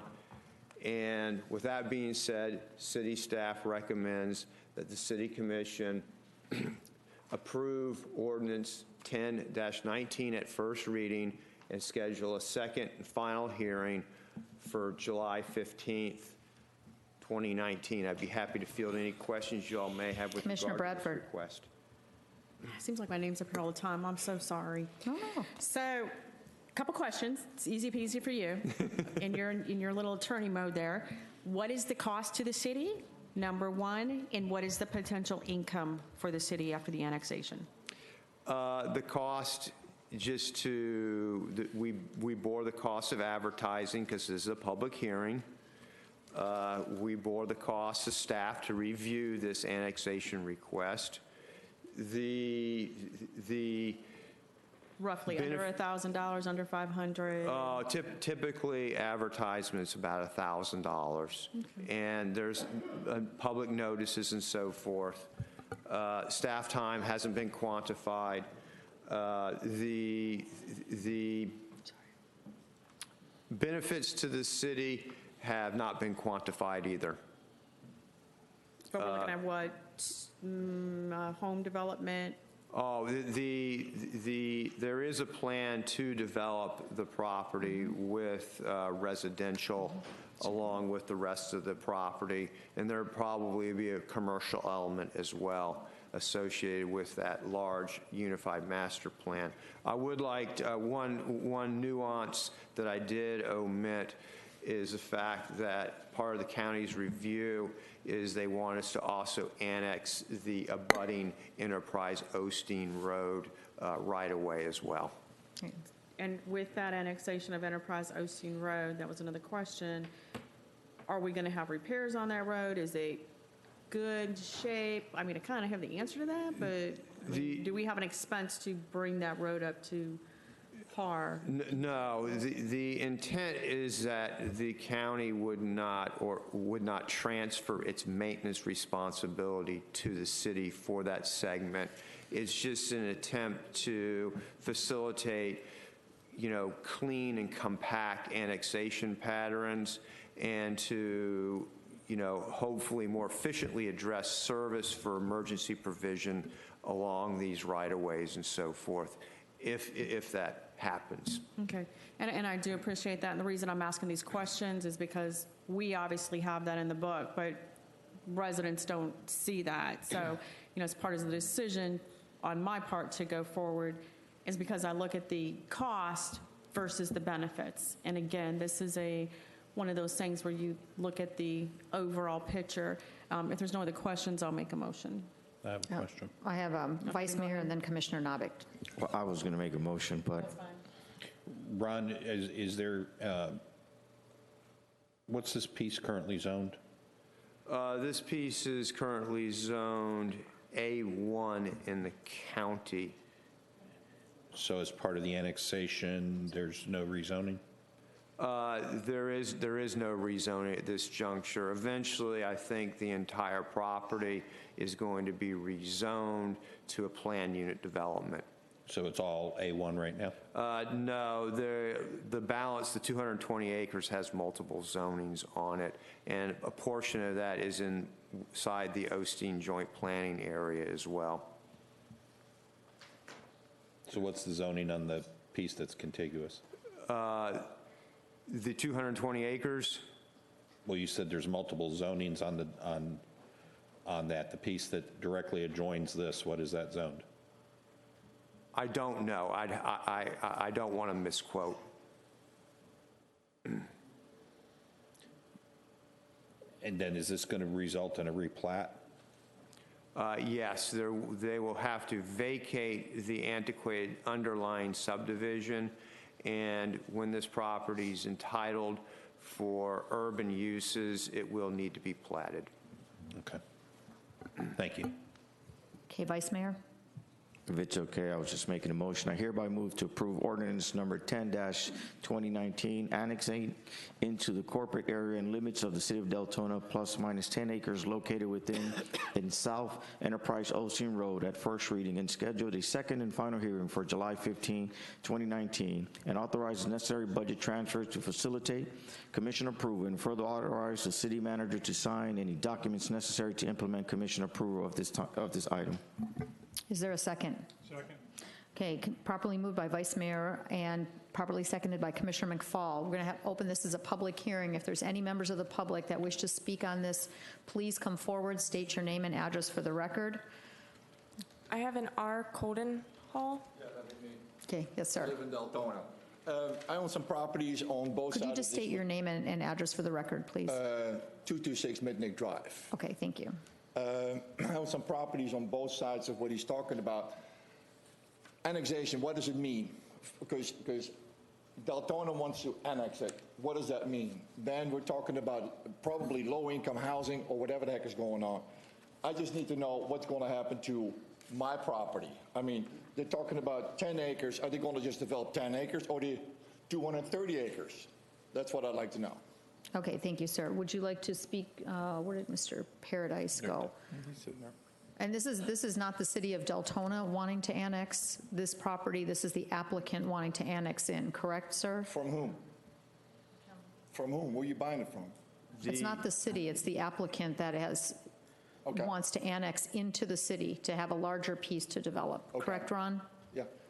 That is correct. This is a voluntary annexation request. Yes, just to be clear, it's voluntary. It is not the city of Deltona requesting this annexation. I don't get that part. It's the applicant, the person that has the property wants to annex into the city. 10 acres. No, sir. The owner is the applicant, the gentleman that owns the piece of property. Okay. He is currently, that piece of property is currently in Volusia County. Right. He wants to bring that piece of property into the city of Deltona. Okay. He's not giving it to the city, he's maintaining ownership of it. He just wants it to be under the governances of the city of Deltona rather than under Volusia County. What does that mean in the long run? He would, well, as an example, if there's Deltona water available, he would pay the city of Deltona water rates rather than the additional 25% for out-of-city residents. He'd have the benefit of city fire police services. He'd be under our tax base rather than under the county's. Okay. What does it mean for me when they're going to go when they go ahead and build? Anticipate you're going to build houses there, right? The goal is to facilitate some urban type development that would involve a residential component. The plans have not yet been finalized. Okay, what's that mean? Low income housing, a jail? No, it would be residential and commercial. As far as the housing, I am very confident that it will be market rate oriented. Which means? Just not low income. Yeah. Well, just tell me. I mean, yeah, just a standard subdivision type of development. Vice Mayor, go ahead. Okay. Does that include apartments? Mayor, Yes. I would ask if Ron and the gentleman can have that conversation. Yes. If so you want that to go way- ahead and have a talk with our planning director, that might help to answer some of your questions. Where's he at? Right here. Right? It's Mr. Paradise. Any other comments from members of the public? Please come forward on the subject, sir. Thank you. Yeah. I eat steak, lobster tails, and veal cutlet, and there's nowhere to get it in Deltona. Can you try and get some kind of restaurant or something? And I got a favor for you, Mr. Nabich. I'm going to take up bowling. You won't see me no more. Take care. Thank you, sir. Anyone else wanting to speak on this matter? Please come forward, and then we'll close the public hearing. Yes, sir. Albert Bryan, Deltona. Let me ask a question real quick. Like, what is it zoned as right now, the 10 acres? Does anybody know? Did he say ag? He said A1. A1. A1? Ag. Okay. Agricultural. Thank you. Okay, if no one else wants to come forward and speak in the public hearing, we'll now close the public hearing. Okay, we have a motion and a second. We're going to go ahead and read the ordinance. Marcia, do you want to do it? Or otherwise I can, either way. Okay. Okay. This is ordinance number 10-2019, an ordinance of the City of Deltona, Florida, pursuant to Chapter 171 Florida statutes, annexing into and including within the corporate area and limits of the city the portions and areas of land situated in Volusia County, Florida, being plus or minus 10 acres, located within and south of Enterprise Osteen Road, contiguous to the city on its south and east property line, and more particularly described herein, redefining the corporate limits of the city of Deltona, Florida to include said land in the city, providing for amendment of the city map to include the land annexed hereby, providing for conflict, severability, and an effective date. Thank you, Marcia. And we have a representative for the applicant here. Sir, did you want to come up and address the commission for the record? Robert Doan from the Cobb Cole Law Firm at 231 North Woodland Boulevard in DeLand. Just to say thank you very much for consideration of this. We look forward to coming back and being before the city very soon with a nice, exciting, well-planned, large-scale development that offers a lot of things for a lot of people. So we'll be back, and we look forward to it. Thank you. Okay. Thank you, sir. Okay, may we vote, please? Motion passes 7-0. Next, we'll have a public hearing. B, resolution number 2019-20, establishing the preliminary annual rate of assessment of solid waste services for fiscal year 2019-2020. That will be Camille Hooper, Finance Director, and Dr. Cooper.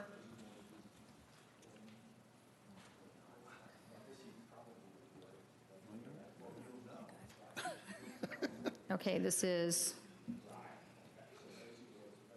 Good evening, Commission. Dr. Mark Anthony Cooper, Assistant City Manager. Yeah. Okay, this is the, do you have any commentary that you'd like to start with, we're looking at going ahead and having the solid waste assessment rate for fiscal year 2019-2020 is proposed at $202.80 per equivalent residential unit, no increase from the rate for the current fiscal year. And you are not recommending a decrease in order to allow for reserves to be established. Currently, we have no reserves in the solid waste fund due to the fact that we did not raise the rates at all for 7 years. And then having the rate of $202.80 last year, and you're recommending the same this year. Yes. And Commissioners, Commissioner Bradford, we'll start with you. If you have any questions, Commissioners, please tap into the board. Okay, I am beyond confused and I need some clarification.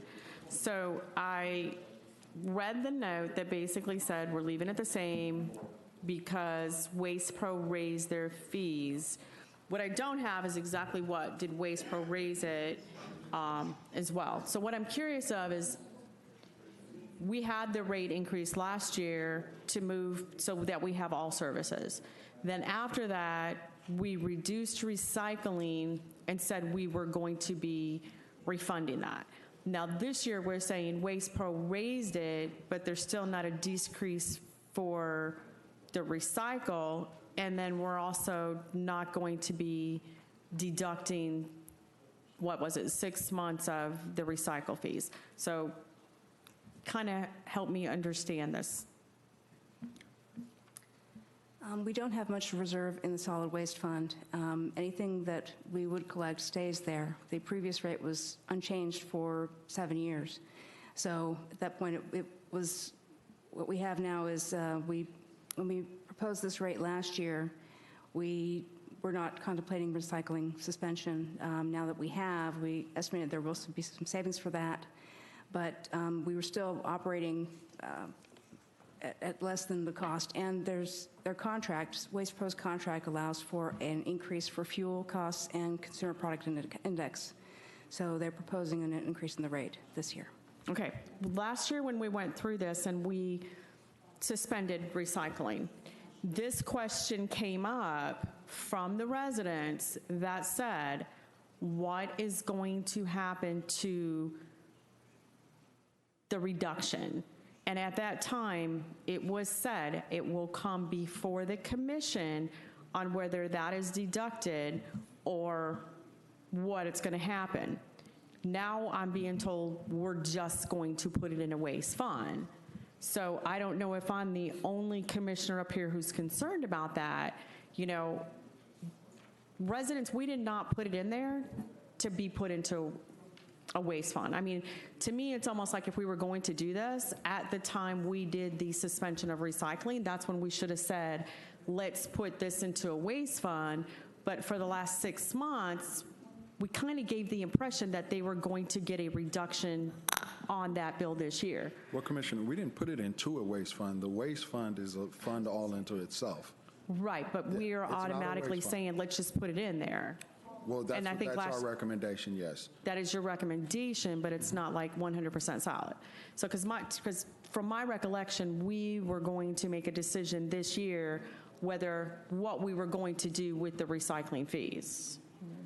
So, I don't know if I can get, I mean, do I need to go back and get the minutes of the discussion? But I'm pretty sure we were clear that we were going to discuss this and possibly just reduce that amount this year. Because I'm going to be honest, I can tell from a lot of the chatter I've seen out there, this is going to cause another one of these fiascos that I really want to avoid. Commissioner Novick, did you want to say something? Correct me if I'm wrong, but as we went through last year, the reason we suspended recycling was there was no market for it, and we paid for cost. We paid a higher rate than what we had planned on and a higher rate of what we were taking in. So we had a deficit as a result of that. And so we're keeping this rate at where it's at to help pay down that deficit, and anything that we generate that we don't have to spend is going to go into a reserve in anticipation of higher fuel costs, or other unexpected charges from the landfill and such as that, right? Yes. Because right now we have no reserve to pay or absorb any cost overruns that we have in this calendar year, in this next calendar year. So that's the reason for creating the reserve. We have no solid waste reserve, and by maintaining this rate, we will buy down the debt that we incurred last year from the overage that we had from the recycles that we finally stopped the bleeding on. And then there's also the anticipation that we may be able to start up recycling again this year, possibly, Well, and this would help pay for that. Part of that will be asked for recommendations from the recycling task force. Those recommendations will be forthcoming. But we need to maintain the rate and create the reserve so that we can pay for it if we want to implement it. Yes, sir. Thank you. And I guess my concern with this was I want to see transparency. I want to see, and I know what you're doing, I get it. But like Commissioner said, we did eliminate or let's say suspend the recycling because it was going to end up costing us millions of dollars more in the end. Okay, so what I would like to be published out there is what did we actually have in a difference. So right now I'm being thrown just a couple numbers of blindly, okay, this is 202, but where did the number come from? So what's Waste Pro's contract minus whatever the difference would have been had we done the contract and where we're at. So I'd like to, I guess for me, I'd like to just see the math so that it makes sense to everybody, because right now it just looks like we're pulling figures out. I know you guys have a madness to it, I get it, but the way it is, I just want to see so that everybody sees, okay, we're not just eating this money and wasting their money. I want to see, like you're saying, this is what we paid, this was the true cost, this is the difference, this as much as going into this fund, because I don't think I saw anywhere in here, maybe I missed it, and this is what the increase was this year. So you want to see what we actually need and what the reserve would be. Yeah, I'd like to actually see the breakdown in numbers, and that way it doesn't look like we're trying to hide stuff here. We can get that for you, Commissioner. The numbers really haven't changed from what we did when we canceled recycling. The rate that Waste Pro was charging us with recycling was roughly about $12.35. Once we suspended recycling, that rate fell to $10.60 for about $1.70, 75 cents in savings per unit per month, which roughly equated to about a $700,000 savings if you had a full year of that, coming in, but we did not. We still had to pay for 6 months of recycling, which 4 of those months were at that higher rate, which was $25,000 more than what we would normally pay every month, roughly about $60,000. So what was the difference? So when you look at that, you're talking about, with those 6 months, you're talking about $405,000.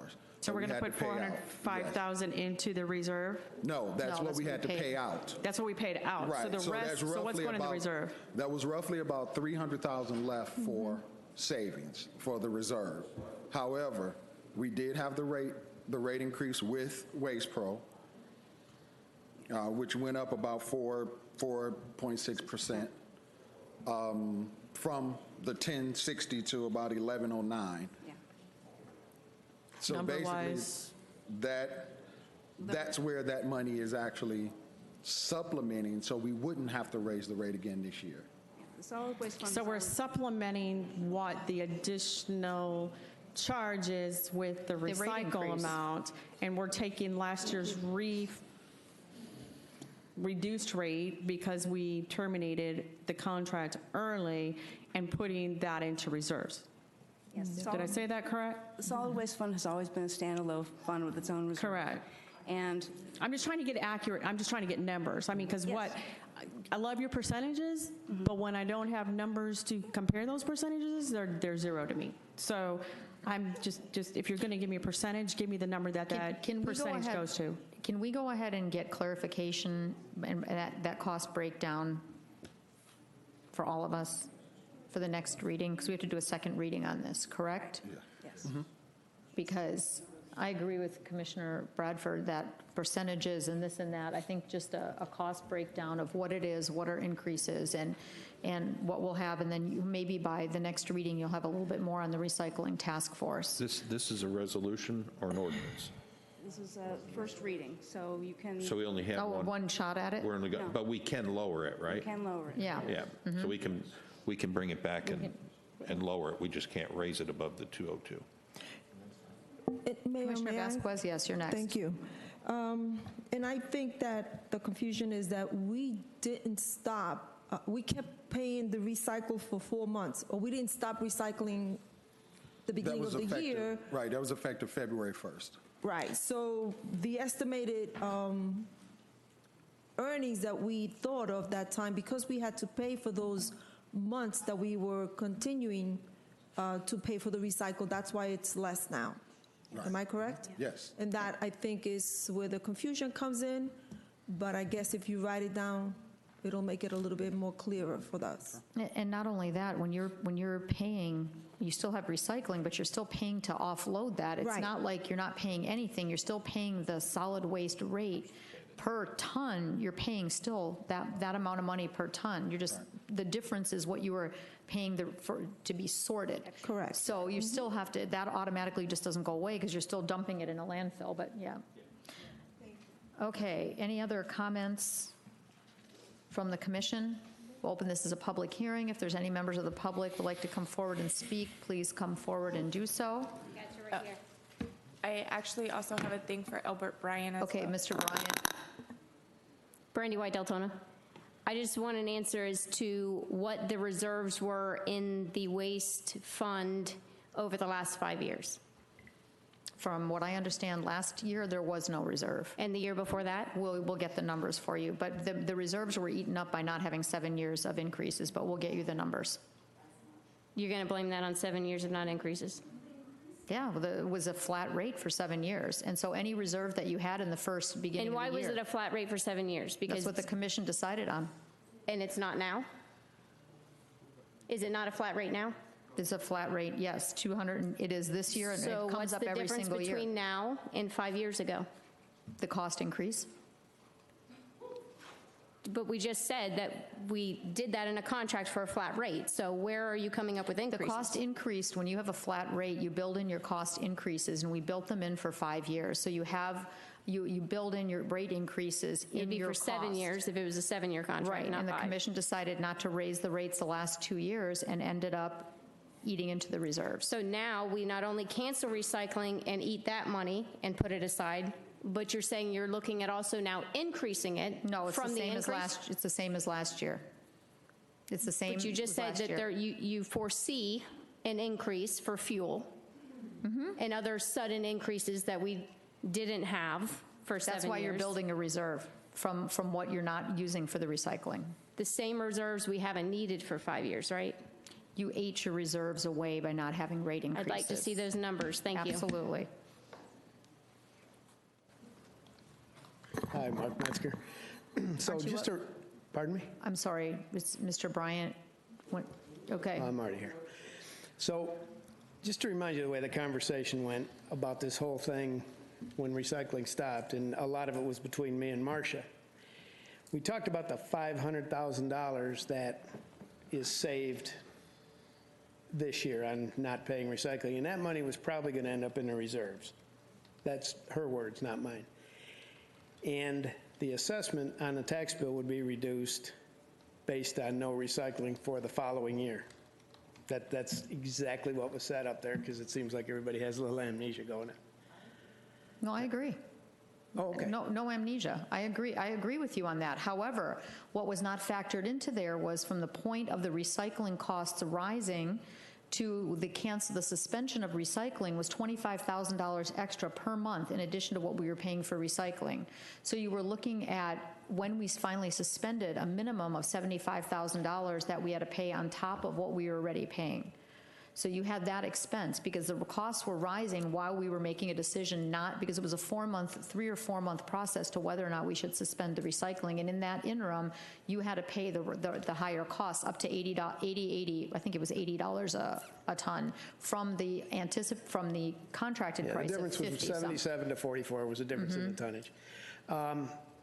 So I guess what I'm hearing then, and I think we had this conversation the last time, there's no, when you make these contracts, sign these contracts or draw them up, there's no escalators built in to take care of fuel or tipping fees or whatever else? There were in the past. That's why we didn't have the rate increases that long. And there is a certain amount built in, but as Dr. Cooper said, with this contract, I'm not sure where he went. I don't see him. Sorry. There's a percentage that they can raise it.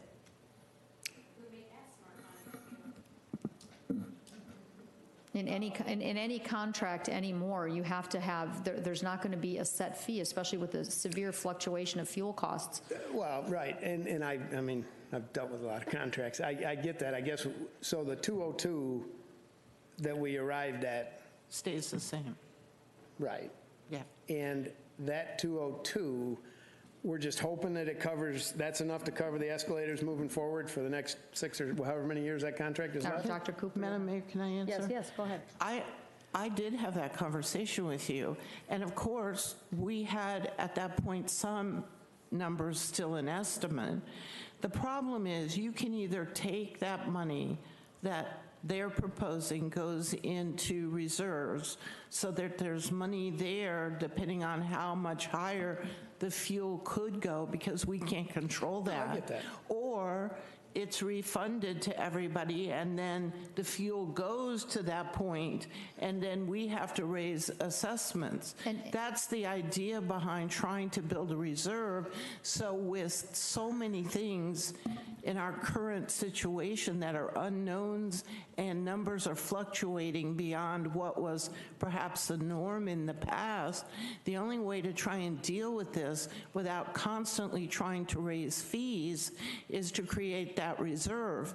And if you run again, say, a whole year with what the projected savings were by not having recycling, then at that point, you are building that reserve to try and guard against not only an increase this year, but not an increase next year. Now, can I swear that that's what's going to happen? No, because we could have a war in the Middle East next week and all of the gas prices go absolutely nuts, and that we'd be in a situation of having to pay. We have a situation in the contract where they do have the right for 2 escalators within a certain percentage. However, every waste contract out there has a provision that the contractor has the right to come to the customer, the city, and petition the commission because they have unusual costs that have occurred, and they put their case forward, and and then the commission would be the ones to decide it. But if we're sitting with no reserves, it puts everybody in a very difficult position. And so that's really that possible decision that Commissioner Bradford referred to has always been, I mean, that money hasn't gone anywhere else. No, I understand. It's sitting there. Can I just make a comment on that too, sir? In West Volusia, we all bill your solid waste on your tax bill. And that's not the case on the east side cities. They pay it on they bill it on their water bill. It's much easier to institute an increase and send a letter out and say that in 2 months your bill is going to go higher. We don't have that option. We put that solid number on your tax bill once a year. We don't have the option to go through and bill you for another year to bill you any rate increases. Consequently, if you have no reserves, where is that overage going to come from? So, that's the other part with a lot of our cities in the county that bill on a tax bill. I just wanted to clarify that. So the bottom line is the 202 a year was, in theory, never enough to cover the probable escalations through the life of the contract, more than likely. I would say it's really close without any kind of a reserve. And the only other thing is taking away services and not reducing the bill is the same thing as an increase. So to say there's no increase, that's like not really accurate. But the increase, what we took away was a drastic increase in expense. When we stopped the recycling, that was a huge, because what did we start out at? I think $34 a ton, and we went to... No, it was 34 for base, 50 for... 82 or something? 50 for recycling, then up to 81 for 77 something was the last number I remember hearing. But like the week after that, it went to 80 something. And somebody else was bidding at 120. They wanted to do our recycling for 120. All righty, thank you. Okay, thank you, sir. Mr. Bryant, finally.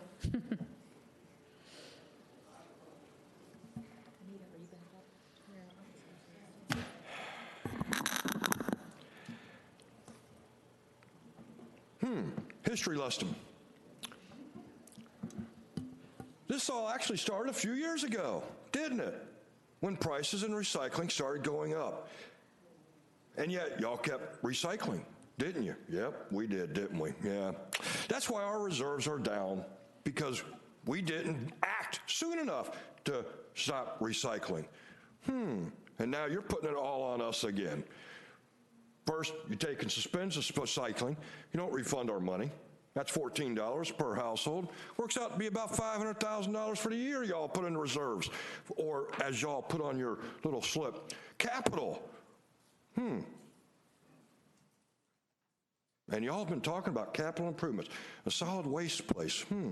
What kind of capital improvements does solid waste have? Okay. Maybe that's the gas she's talking about, been going down for the last 6 months. Okay. Now, let's see here. If we keep this suspended again for this coming year, that's another $735,000 we're going to stick in the reserves that you're taking out of my pocket for not doing a service that you contracted with the citizens and with Waste Pro to provide. Okay. So now let's see here.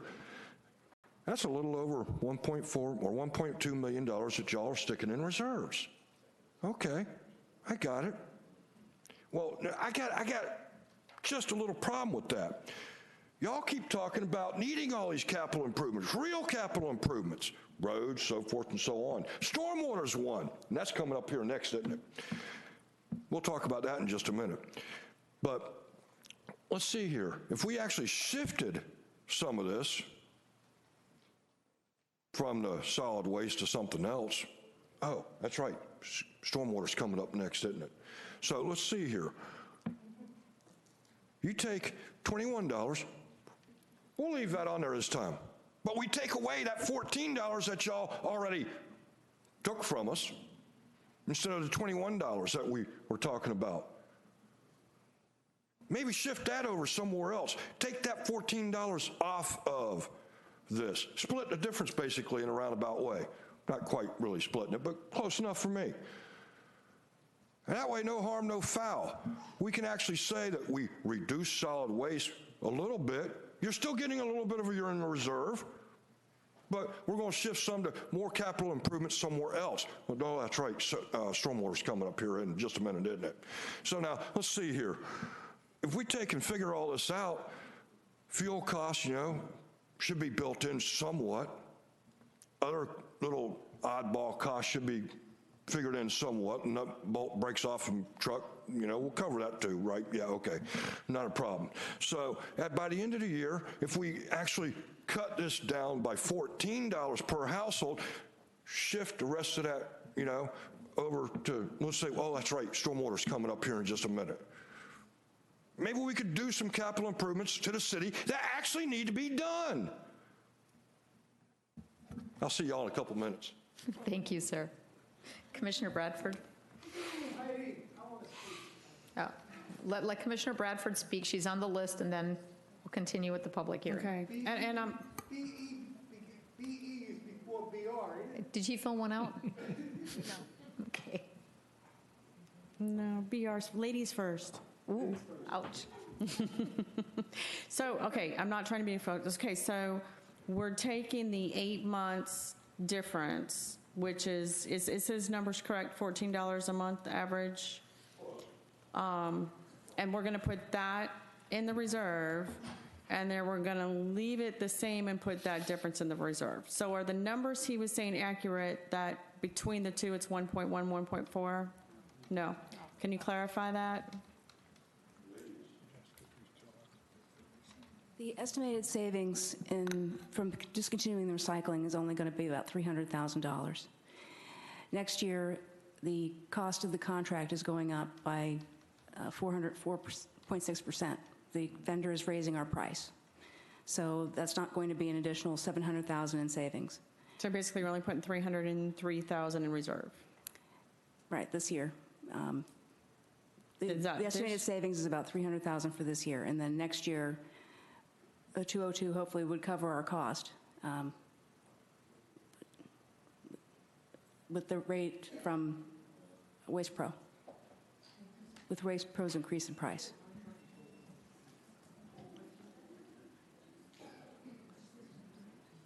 So the 202 still includes the cost of recycling, or no? No. No. So that's where I think the numbers are going to help everybody understand, is that exactly what the numbers add up to, and I think that's going to kind of end all the confusion. So thank you. Okay, anyone else for the public hearing? We're going to continue with the public hearing. Yes, sir. Yes, ma'am. The garbage at the center, right? I'm sorry? The garbage at the center is picked up, right? Garbage is picked up at the center. Okay, yes. Does the center like write out a check for the garbage? That's a question for the finance director. Okay, no, Yes. because I talked to the people that run the center, and they told me since the beginning of the center opening, it never met its monthly obligations. So all I want to know is it, it's supposed to be a business, right? So do they have a check where they give it to the garbage company, or does the city of Deltona pay for the garbage? That's all I want to know. Okay, we'll find out for you. Yes? The city pays Waste Pro. The city pays for Waste Pro. For the entire. The center doesn't pay any bills. And that is for City Hall as well, correct? So for every public facility that we own. That's good, Heidi, that's good. All But city what I'm trying to facilities. say is the center doesn't make enough money to pay for their garbage.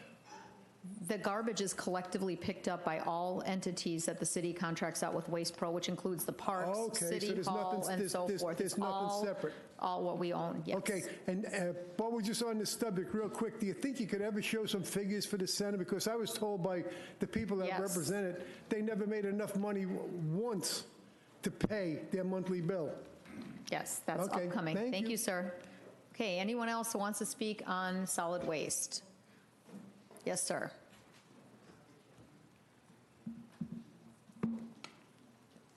David Sosa, District 6. I'm not quite sure if you said there's 7 years where there were no rate increases, correct? Yes. Okay. I remember a few years back we had a rate increase, and then last year, didn't we have a $53 increase? Last year we did, sir, yes. So we have had increases. Last year was the first year that we had Okay. an increase after, it was 7 years. So it's, It was like I could've sworn it was before. I'm going to have to go 170 back to my tax statements, but I'm pretty sure we've had some increases in there. Another thing, I thought when we monopolized the solid waste pickup, that the businesses were supposed to go ahead and absorb all this additional cost, that now we're getting a 4.46% increase on a residential. I thought when you guys created that monopoly that it wasn't supposed to affect residential. Why is it affecting residential now? Because there's a 3-year window in which all the businesses have to comply. Anybody that has an outstanding contract there's a 3-year notice. So you're not going to be seeing those businesses come under the one provider for 3 years unless their contracts are coming up. New businesses will go under that, but all the existing businesses have a 3-year contractual limit. After that, then they will, but up until now, that's 3 years. So you won't be seeing any results right away unless it's a new business. Okay. How many actual waste companies did we actually go out and bid on this? We put when out we did? a request for bid and request for proposal, and we received 2. Two? So Waste we Pro didn't and actually another. go out and solicit anything? We solicited, yes, sir. We put everything out to bid. We put it out on the standard bid process, and that is, we received 2 and 1 recycling bid. Okay. All right, thank you. Because, and the reason for that is, let me be clear, the reason for that is the city of Deltona was looking for the bid process to go back to rear loaders, because the side loaders with the arm, with all the trash problems we had in the past, we decided to go back to picking up what is at the curb. And in order to be able to do that, the company needed to provide rear loaders, and very few companies have the capacity for a city of 34 to 35,000 pickups with rear loaders. That's why you only had 2 respondents, because most of the companies are going to the arm and the automatic disposal that way. They don't have rear loaders. And so when you have that kind of a request for a city as large as we do with that many residential units, you're going to go ahead and shrink the amount of people that bid on your contract. And that's exactly what happened. Am I right, Marcia? Yes, that's exactly. But actually, before these arms came out last year, that's why I thought that's why we had the $53 increase, was to, equip these trucks in order to go ahead and do that. That was my understanding. And because I know we used to have everything picked up at the curb before. I've lived here for 20 years, and we've always had everything picked up at the curb. Whether it was a TV, whatever it wanted. It didn't have to fit in the trash bin, which, personally. But when they went to the side arm loaders, you only pick up what's there, and you had to call in for a special pickup, because you only had 1 man on a truck. And this is standard. This is not only Deltona. This is most municipalities that have that. And we have such a huge capacity with residents, and we have a lot of move-outs and a lot of things. We tried it, and the residents didn't like it. They did not like that process. So that's why we went back to pick up everything at the curb. To the one-arm side loader. I mean, we had it in effect for 19 years prior to last year. The one-arm side loader was not in effect for 19 years. No, sir. We had no. That's what I'm saying. It wasn't. They had 2 guys on a truck, and they came and they just picked it up. But the process is, and as the business evolves, like every business model, when a business evolves, they go to more efficiency. There's less liability with one. But I digress, because we're talking about the solid waste fee. But there's a whole reason why that business model changed. It's less with the natural gas was more efficient for them, and having 1 person on a truck and having less physical liability by having that. That is why that, as a business model, that's a solid waste business model. That has nothing to do with the city of Deltona, but that's why, as explained to you, we decided to go with rear loaders, and it's limited with the companies that have that. So, okay? Okay. Now, quick question, now that we're going back to that. Back to the business. We said that, I brought up my bills. My rate's going up 25% when we go to Waste Pro from my current contractor. I'm seeing a 25% increase. Am I also going to see this 4.46% increase on my commercial as well, since we've created that monopoly, or is that just for residential? That's residential. This is only residential. So are there any increases for commercial that you see coming forward? I mean, I was told that we'd see no increases. If anything, I'd see a rate reduction, but I don't see that. We'll have to go ahead and take a look at the commercial, because it's what we set several months ago, and I don't have those numbers right off the top of my head. Okay. Okay, anyone else for the public hearing? Seeing none, we'll close the public hearing, and Commissioner Novick.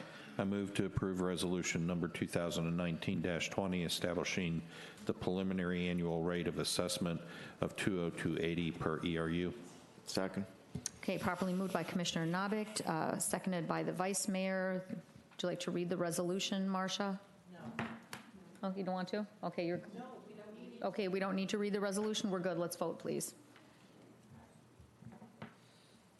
And the motion passes 5-2 with Commissioner Bradford and Commissioner King dissenting. Okay, now we're going to move on to public hearing C, which is resolution number 2019-19, establishing the preliminary annual rate resolution for stormwater services for fiscal year 2019-2020. Ms. Hooper and Dr. Cooper once again, and I know upstairs was discussed that the 108, Commissioner Novick, I'll let you handle. Would you like to go ahead and bring up what you brought up in the agenda review, please?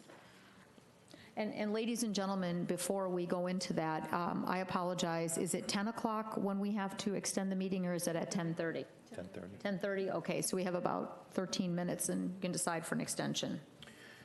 Okay, what I had requested was the list of all the stormwater projects that we pulled and gave priority to and put them on a list for the half-cent sales tax, that these projects would have been completed had we got that. And at the time I asked what was Plan B if the half-cent sales tax didn't change, because staff had said that these projects were important and they were a priority. The group of them was a priority. So now that we have that list, we need to prioritize that list. And in order to do that, we need to know some idea of the scope of some of those projects and what it's going to cost to do those, and what is the urgency to do them. We can't set the rate at 108 tonight for stormwater, and then you come to us with a list and say, well, we have to have money to do these capital stormwater projects. We need to have some idea of what that cost is going to be, whether that's just doing some engineering stuff this year, if there's real estate that we need to purchase, so I'm not comfortable with saying, yeah, we're going to set the rate at 108. I'd rather set it higher tonight and bring it back, but we need to go through that list of those projects and see what staff, and we have a new public works director in that, to get with the city engineer and tell us, we've got some, we heard the issues, we've got some flooding issues at Normandy and Providence. We've heard that from Commissioner Avila Vasquez. We've also heard the conditions over on Lamplighter and around Dewey and Saxon and Renton. Several years ago, when Fritz Bering was the city manager, we had one of the engineering firms come in and do an assessment of the stormwater system in the city, and I had asked, was that the list of recommendations, was that completed, or is there still some outstanding issues that were identified 10, 15 years ago that we haven't got to those projects yet? So where do we stand with this list, and what do we need to do? What were we anticipating out of the half-cent sales tax money? What were we anticipating getting accomplished each year over that 20-year period of time? And that's going to give us an idea, I think, of where we need to go with that rate in order to make sure we're accomplishing those needed stormwater projects in a timely manner. Does that make sense? I think so. I'm going to try to answer. I sat down with the stormwater management team. There was, on the CIP, there was approximately 68 stormwater projects that needed to be done. Based on that, we took the top priority ones that we could find to put on the half-cent sales tax, which rounded out to be about 18 that needed to be done within the first 3 to 5 years. Those had to be done. With that said, I also spoke with the stormwater manager about breaking down of those 18, which are the ones that we just must get done within the next couple of years to mitigate flooding or prevent flooding or whatever infrastructure we needed. And he gave me a list of 10 that came out to be roughly about $2.5 million.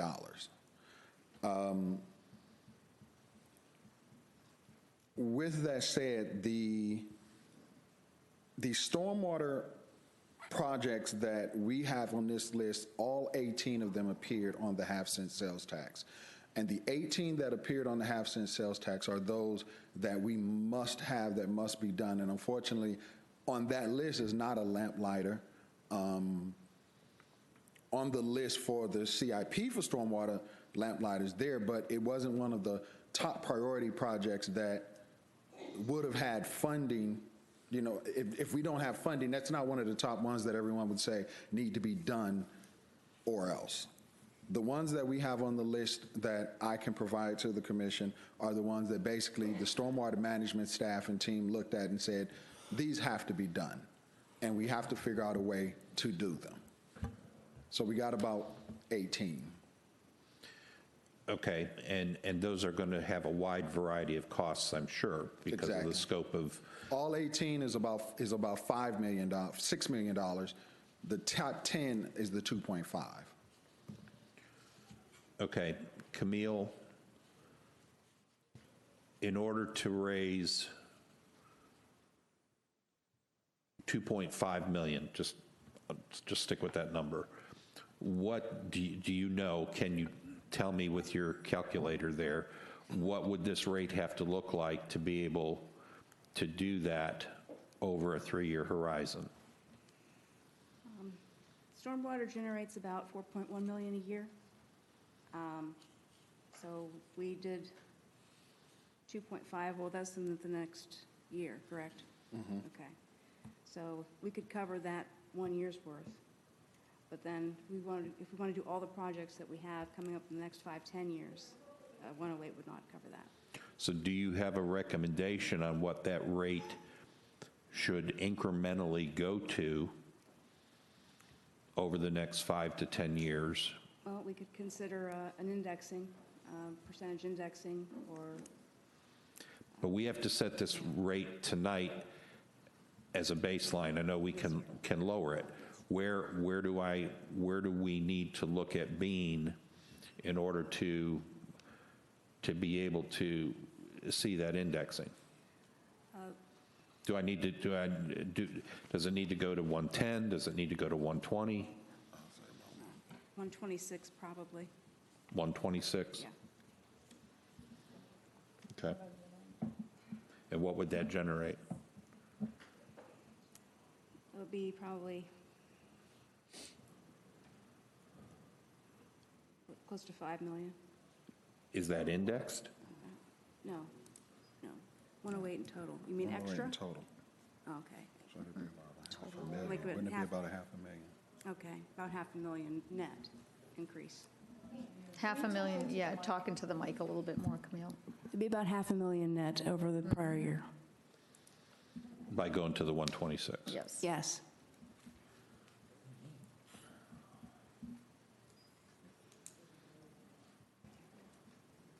Okay, thank you. Okay, any other comments, commissioners? So you're talking about from 108 to 126, correct? Yes, that would be $18. How many households is that? 34,000 and change, right? 34,000. 200 something, 34,200. 34,000, like 34,215. 215 or 250? Something around there, yeah. Yeah, brings you about like $578,000 in addition. Yes. On top of. Okay, and what's that going to buy you project-wise? How are we, I know this is like short notice, but what is, with that extra $500,000? That I would actually have to go back and really sit down with the team and with the new Public Works Director to try to figure out what that could buy us. It would buy us a couple of more projects, not completely the list that we needed, but it would buy us a couple of more projects that we probably could complete next year. Okay, Commissioner Bradford? Last year, we spoke about this, and I know you weren't here. We're now down to the night of having to make a decision. We're requesting additional information that I don't know how we can do it, but it needs to be where we're having this meeting before the drop dead deadline date. That's my problem. This seems to be the last 2.5 years that I've been here, this seems to be a pattern. And we've had to say, why are we hearing about this on the drop dead date? And that's my concern, because what the commissioner's bringing up is critical. We obviously had the half-cent sales tax increase because it was imperative that these infrastructure problems get fixed. Now we don't have it. We don't have a list of the projects. We don't have opportunities to go over and look at it, but yet we're to make a decision. And I'm not yelling at you guys, but what I'm saying is we have a lot of budget decisions to come up, and we're doing it backwards, already starting off backwards, meaning the next thing you're going to ask us to do is to set the millage rate, but yet we haven't totally completed what the needs are for all the departments. So then we're going to set the millage rate and try to go and define that. And last year we talked about how can we make it a lot easier and run smoother, and it was to let's improve this process so we have adequate time and we're not down to the crunch to make a decision. So what I'm hearing tonight is if we don't do this, what happens? This is a preliminary resolution. So you can set the rate, whatever you want to set it, and you can lower it. You simply cannot raise it when we come to the second reading.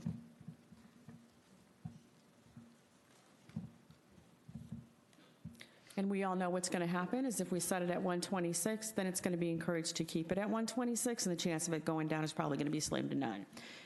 But I think it's critical that we have pertinent information prior to us having these votes. Well, I think, Commissioner, and everyone, you know, when you were part of the half-penny sales tax, we had a list of projects. We had transportation projects and we had water projects. We had a 20-year list of projects. We also had the current projects that were on the list currently. You had transportation, you had road resurfacing. We have a schedule for all that. We had all those things. I also had lotto tickets. I'm sorry? I said I've also had lotto tickets and we didn't win. Then we got to compromise and improvise. For the road resurfacing, there's a scheduled list. For stormwater, there is a list of the things that we have to do. The bottom line is, the last time we raised stormwater was in 2015. Prior to that, I can't tell you, it was in 2010. We were paying from 2010 to 2015. There was no increase. I mean, just pulling some of the numbers here. So, I mean, when you're looking at that, you know, unfortunately, the city of Deltona lost $5.2 million a year in infrastructure funding by not having that. So here we are. We either go with $108 per unit and we continue with that same amount, or you raise it, you decide to do a little higher now, and then you can always go down or not before the tax bill. So I mean, it's a question of whether or not you want to be pained this year, or go ahead and decide what you're going to have to do next year, because next year, realistically, you can't stay at 108. Well, and the other thing you have to consider is, I mean, this is just like a road project. It's the same materials. It's concrete, it's steel, you know, moving dirt. And the fact of the matter is, and we've seen this time and time again with road projects, is the cost keeps going up. It used to be monthly, now it's weekly that those costs are going up. The other thing is, stormwater is, there is a life safety component to some of it, but there's also a life safety issue of the damage that it does to the road network and other surrounding things, that if we can prevent the erosion or the damage being done to roadways, there's a savings there. To leave the rate at the 108, that's just, it's unrealistic. Take the projects out of it. If we were just going to maintain what we were doing, the cost of doing those capital projects of what we normally do with the stormwater stuff, I mean, this 108 covers repair and maintenance as well as the new construction. So to leave it at 108 and think that there's no increase in doing those things is ridiculous. But I don't want to be in a position where, you know, we put it off and we put it off and we kick the can down the road, and then all of a sudden staff's coming in and saying, oh, we need to go to $200 a year because we've got some real critical issues that have to be funded. I'd rather do it incrementally and see what we can accomplish. Certain development coming in may give us some relief in some areas because they will pay to do some of those projects, maybe jointly with the city. So, I mean, I don't know if 126 is the right number or not, but I mean, I would say I would go with 128, keeping an even $20 this year, and then let them come back with the matrix and show us, and we can always lower it down to the 126 or some other number. But it's unrealistic to leave it at the 108 and expect that you're going to keep up with the increase of even repair and maintenance on it. Thank you, sir. So do you want to make that in the form of a motion? Then I'm going to go to public comment after that. All right. I move to approve resolution number 2019-19 establishing a preliminary assessment rate resolution stormwater utility assessment for fiscal year 2019-2020 at the rate of $128 per equivalent residential unit. Approval authorizes the necessary budget transfers to facilitate commission approval and further authorize the city manager to sign any documents necessary to further commission approval of this item. Okay, motion properly made by Commissioner Novick, seconded by Commissioner McFall. Now we're going to go ahead and open this up to the public hearing. Any members of the public would like to speak on this? Do you have anyone? Albert Bryan. Mr. Bryant? Is there anyone else that's filled out a card, Carissa? Thank you.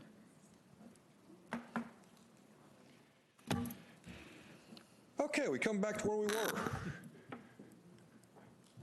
Let's see here. We were just talking about trash and the fact that there was $14 that really shouldn't be there. But now you want to take and jack it up, stormwater, $128. Well, here again.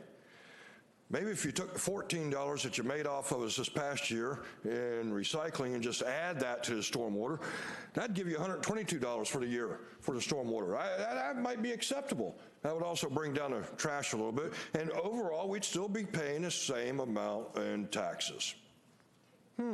Sounds like a good idea to me. Now, we all understand that if you increase this year, you're probably going to increase it next year. And if you increase it next year, you're probably going to increase it the year after that. So forth and so on is how this works, I understand. Because everything this year that y'all have asked for has been an increase. And yet we're supposed to cut back, not y'all. That's interesting how that works. Just keep reaching your damn pocket, more in my pocket, more reach your hand and more in my pocket. But y'all don't want to reach into your own pocket and take and say, well, we can cut here, we can cut here. It doesn't seem to work that way with y'all, does it? Not at all. All it seems to be is y'all want to take and reach more and more in my pocket. Now, y'all have already proposed going forward, talking about the millage rate, that the millage rate's going to probably be the same as last year, which means you're automatically increasing my taxes 3%, period, full stop. Because I'm homesteaded. I know my property value went up, but that still means that you can only increase it 3% for me.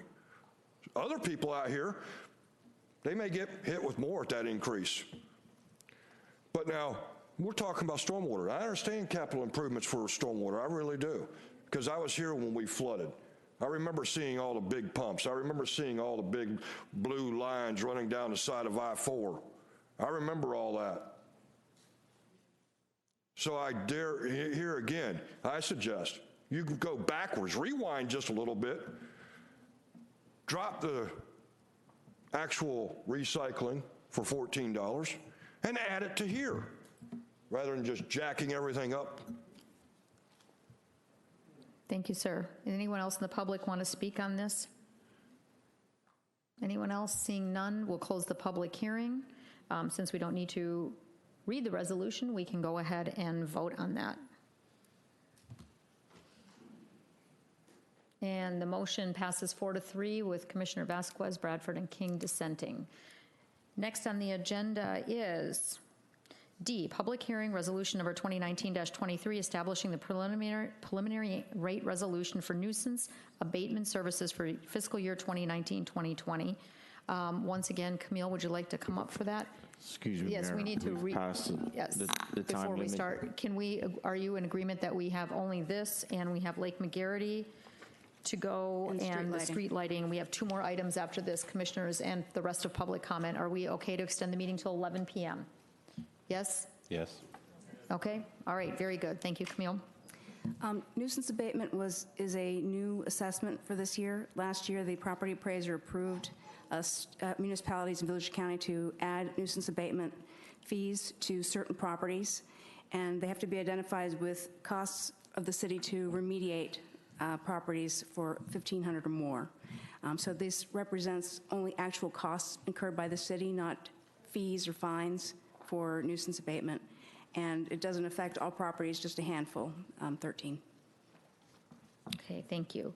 Any comments by any of the commissioners? Let me see. Commissioner Novick. I'm ready to make a motion. Go for it.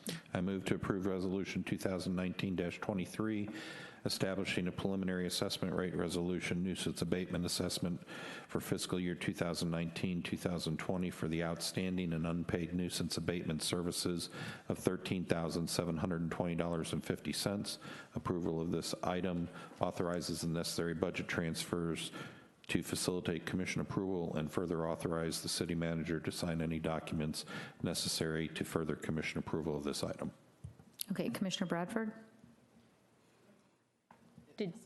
Okay, does anyone, do you want a second, or does anyone want to second that, please? Motion, Commissioner McFall, okay. Properly moved by Commissioner Novick, seconded by Commissioner McFall, and Commissioner Bradford, you are up. Okay, can you explain this to me a little bit more in detail? So when the properties go, they're a nuisance, they go into abatement, the city spends the money, so what are we doing with the homes when we're done cleaning them up? I mean, are we just putting liens on it, or is the city benefiting anywhere from those funds? It would go on the tax bill. So if the homeowner does not pay the tax bill, then that would go through that process as an unpaid tax bill. Okay, so what's the $13,720? That's in total for all the properties that are being identified as getting this assessment. Right, so to make it clear to everybody, this is not everybody's being charged for this. So that's why I want clarification, so they don't How many houses? think that there is homes, everybody's being charged for this. That's what I want it to be clear, that we're not up here raising something again. Correct. It's only identified properties that have the And 7 assessment. properties, correct? 13. 13, okay, so just those 13 properties, this is not something that's going against everybody. And to be clear, these are not fines. These are actual items and costs that the city has expended to deal with these properties, whether it's cutting the grass, taking care of a fence, a pool situation for a home that's either abandoned or neglected. These are not fines, just the actual outlay that the city has, and it's a way that the property appraiser has allowed us to recoup those fees that we've expended, the cost. Am I correct? Yes, correct. and the other thing is that it allows the city to get their money back, where when we only had the option of liens, the city would usually be in a situation of waiting a long time to recoup the expense or never. And also, since we had quite a bit of discussion about the garbage contract, one of the new provisions in the garbage contract dealt with move-outs that shifted the cost of move-outs away from part of the residential rate that used to be factored in that would, raise rates. And so those move-out expenses that occur where we have to call for extra pickups or any of those things, or we've got garbage and all sorts of stuff on the street, are now dealt with through the move-out section, and that move-out section ultimately could end up in this. Now, the folks that incur this expense are given opportunities all through the process to pay the expense so it doesn't go on their tax bill. So there's a process that all the cities in Volusia who were allowed to do this last year, we all have a lengthy process that we must go through, and the commission at that time had to pass a number of forms and things that had to be done. So everybody gets extra opportunity to pay off what the expense was. It's only when they don't, then it's like, well, we're not going to go play around with the lien at that point. We're going to try and get our money back. And just to be clear, when you have a municipal lien or you have these fees that we had incurred over years, if the house goes into foreclosure, we get nothing. If the house goes into receivership or anything given away to another family member or there's a lawsuit against that, a municipal lien is always the last to get repaid. We don't get that. In other words, if the liens exceed the value of the house, we get nothing. So the cities, the municipalities are always having to outlay that cost that all of us as taxpayers are paying for these nuisance properties, and this at least helps us to recoup some of that. Thank you. So there's a motion and a second. Let's open that to the public hearing. Is there anyone in the member of the public that would like to speak for or against this? Yes, sir. Come on up, please.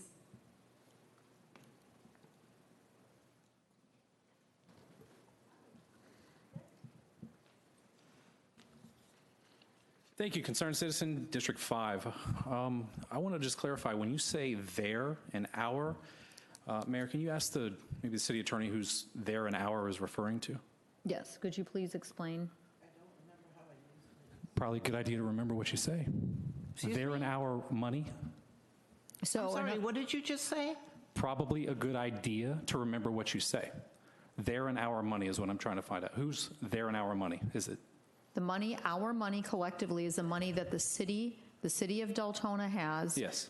The funding that we're expending by taking care of a nuisance property. They are the property owner or the homeowner, whoever owns that property, right, that is in violation. For example, a pool that's a safety hazard for children, grass, other things that the city comes in and pays someone, a contractor, to remedy that as a safety or as a code cause. Sure. Whatever we expend, we meaning the city, the taxpayer money that's expended, that's allowed to be put on the property as part of the tax bill. What's not allowed to be put on is just a fine. In other words, we're fining you for a parking violation, or you're getting numerous parking. That's not allowed to be collected. So it has to be an expenditure. So their and our would be the taxpayers' money, not how it is perceived when your city attorney speaks as her and your money. Is that correct?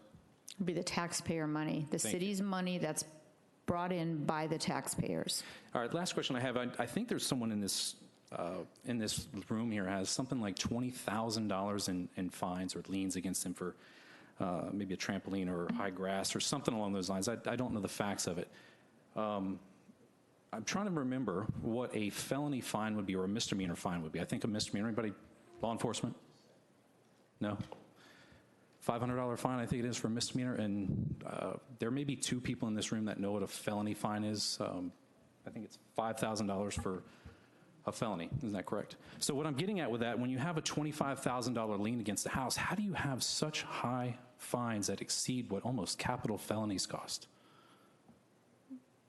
I think that we'd have to go ahead and look at the instance and the property that you're speaking of, because I can't speak of when I don't know any background on that, and that would have to be through our code department. Okay, I'm just trying to figure it out for the sake of everybody here with their and our money, and then the high fines, which makes most people lead to believe that this is a for-profit code enforcement business. I'm sorry, a for-profit code enforcement business? Yeah, when you fine people Code enforcement is part of the city, and the fines are levied against a homeowner or a property if it's not in compliance. Absolutely. But when I say for-profit, I think that when I show that a felony charge is $5,000, the equivalent for a city manager that has 6 charges, that would be $30,000. What I'm getting at with that, I think you're a for-profit business with code enforcement, with that much fines, with $20,000 and beyond. So appreciate your time. Thank you. Is there anyone else from the general public that would like to speak on this? Seeing none, we'll close the public hearing. And can we vote, please?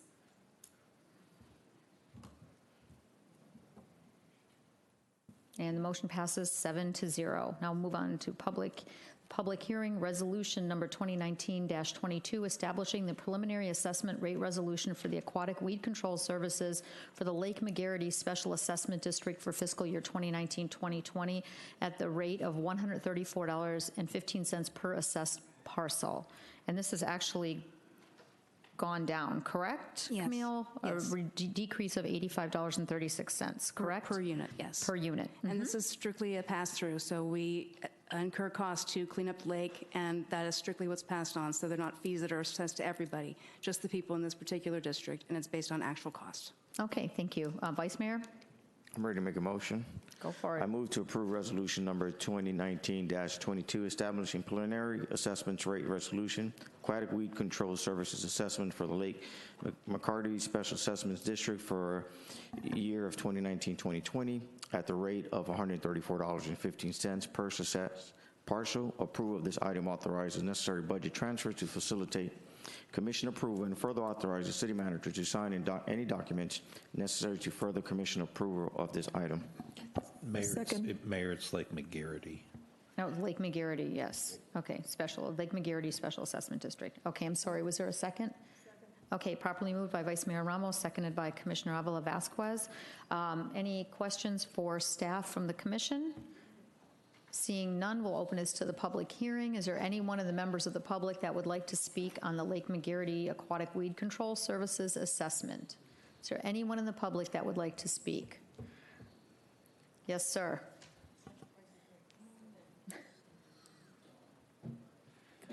Actually, this time I just got a real simple question. Are all the aquatic weed control sprays and or whatever y'all do it, is it all covered under the St. John's Water Management District? In other words, do they dictate what y'all can or can't spray, whether it's toxic? DEP does. It's a DEP permit. Okay, all right, thank you. Okay, anyone else? Seeing none, we'll close the public hearing, and may we vote, please? Motion passes 7-0. And last but not least, we have a public hearing on resolution number 2019-21, establishing the preliminary annual rate resolution for street lighting services for fiscal year 2019-2020. And you have in your packet, you have the list of the street lighting assessments. Any questions for Camille? I see someone up here. Commissioner Bradford. I just want to make a quick comment. How you have the assessment in here with the breakdown of all the streets and what the cost is, for future, it would be great to have numbers like that for each one of these.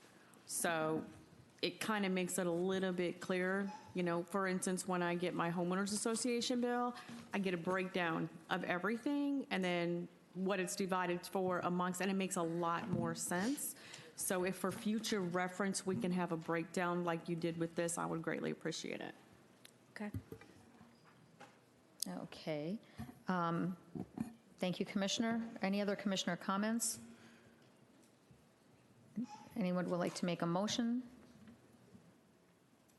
I move to approve resolution 2019-21, adopting the proposed street lighting rate. Is there a second? Second. Properly moved by Commissioner Novick, seconded by Commissioner Avila Vasquez. Now we'll open this to the public hearing. Is there any member in the public that would like to come forward and speak on the resolution 2019-21, the proposed rate for the street lighting assessments? Seeing none, we'll close the public hearing. May we vote, please? The motion passes 7-0. We have no old business.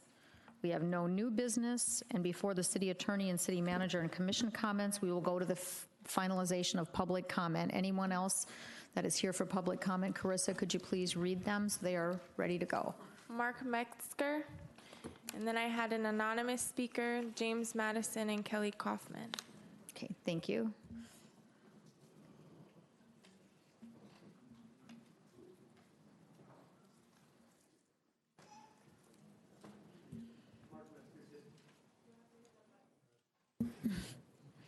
Mark Metzger, District 5. So, it's been a long night. Couple things. First of all, I think that everybody up there has taken enough of a beating probably tonight. Maybe it's not over, I don't know. But I think everybody needs to go home and really study on their moral compass. And as a group, get a moral compass. I think that'd be pretty important for moving forward. And the only other thing I really got is thinking about the mayor's comments to the news, and it sort of bothered me a little bit to state that the issue with the city manager is a private matter. you know, the taxpayer dollars pay the salary.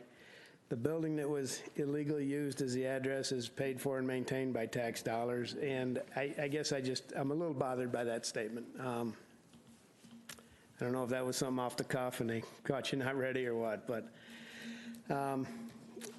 that's all I really got at this point. I think there's been enough said already and everybody's got the point. Thank you. Thank you, sir. The anonymous speaker is next.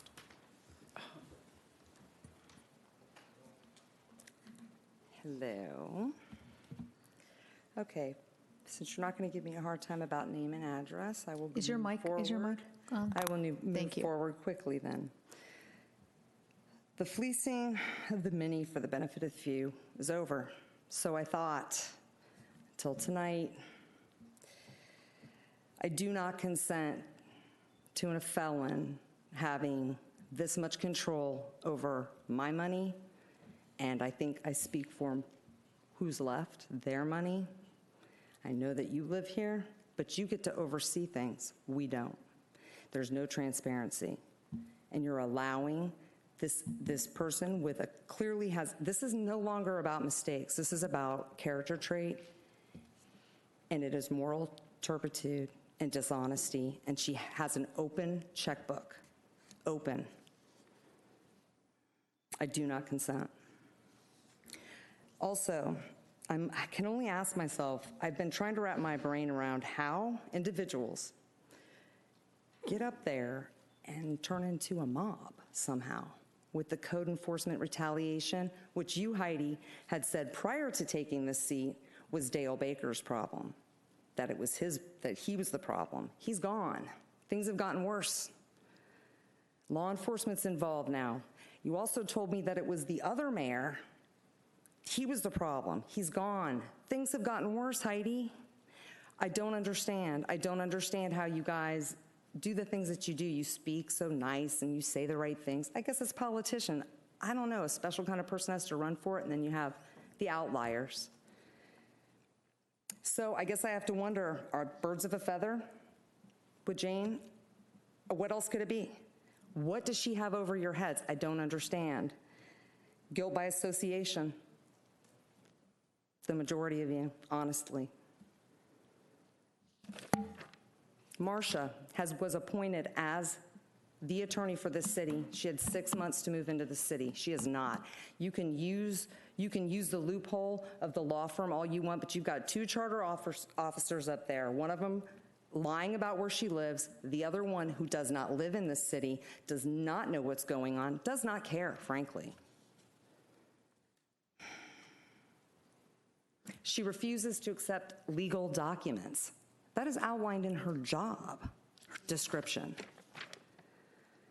The continued use of code enforcement and now law enforcement is so offensive to me as an American, as a human being, as a resident of this city. I don't understand. Help me understand why you have to hurt others in these insidious ways. And believe me, right now, make no mistake about it, if I start smelling code enforcement or law enforcement anywhere near my house, my friends, or my family, I'm not going to tolerate it this time. I'm not. I won't. Will not. I used to work with a judge. He was very wise. He used to tell his juvenile criminal defendants would come in, he would give them a second chance. And he would say, just remember, you may not pay me today, you may not pay me tomorrow, but you will pay me. How much will you all owe?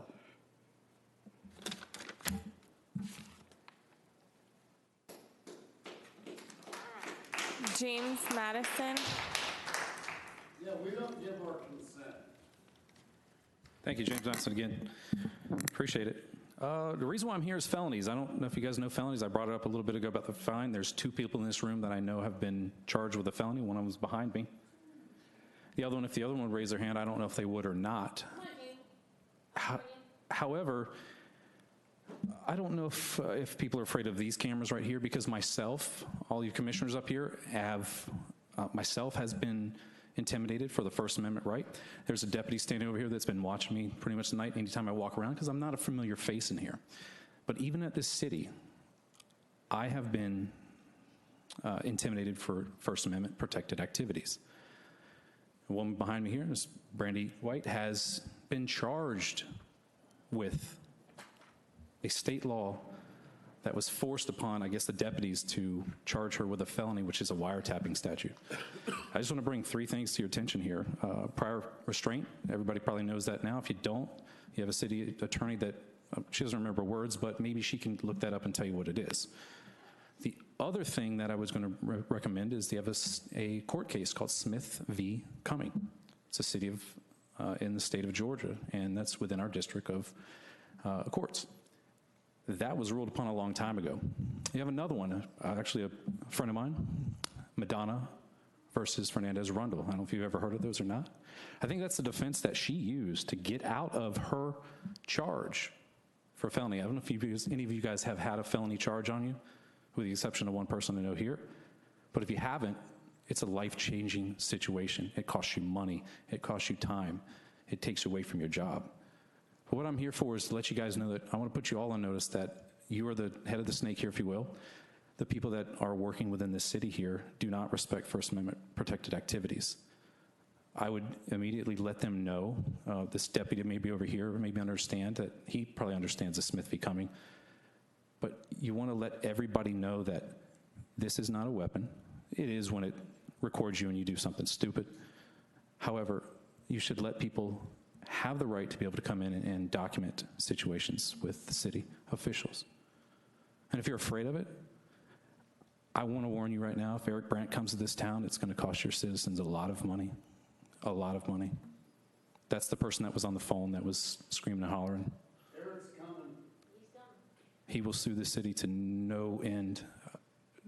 Let them know that First Amendment protected activities should be welcomed by you guys. It's what we have flags sitting here flying around for, and I don't know if you do the Pledge of Allegiance when you start this up, but a lot of people have died for that, and maybe to waste this last 1 minute, have a moment of silence for, I don't know, all those rights that have been violated, I think, right? Do you have any questions for me at all? Can I, yeah, no? Usually I don't do this, but that's what it sounds like, crickets in here. Thank you. Please do something about it. Kelly Koffman. Kelly Koffman.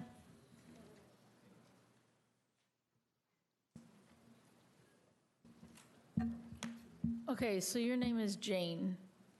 Jane, you need to look up when I'm talking to you, because that's called respect. I don't know if you know what that is, but you need to learn that, because I can tell you right now, what you went through with your felony is less than what you guys are charging my brother. So, and your paperwork that you've gone through is automatically disappearing? Wow, yeah, my brother's paperwork isn't disappearing.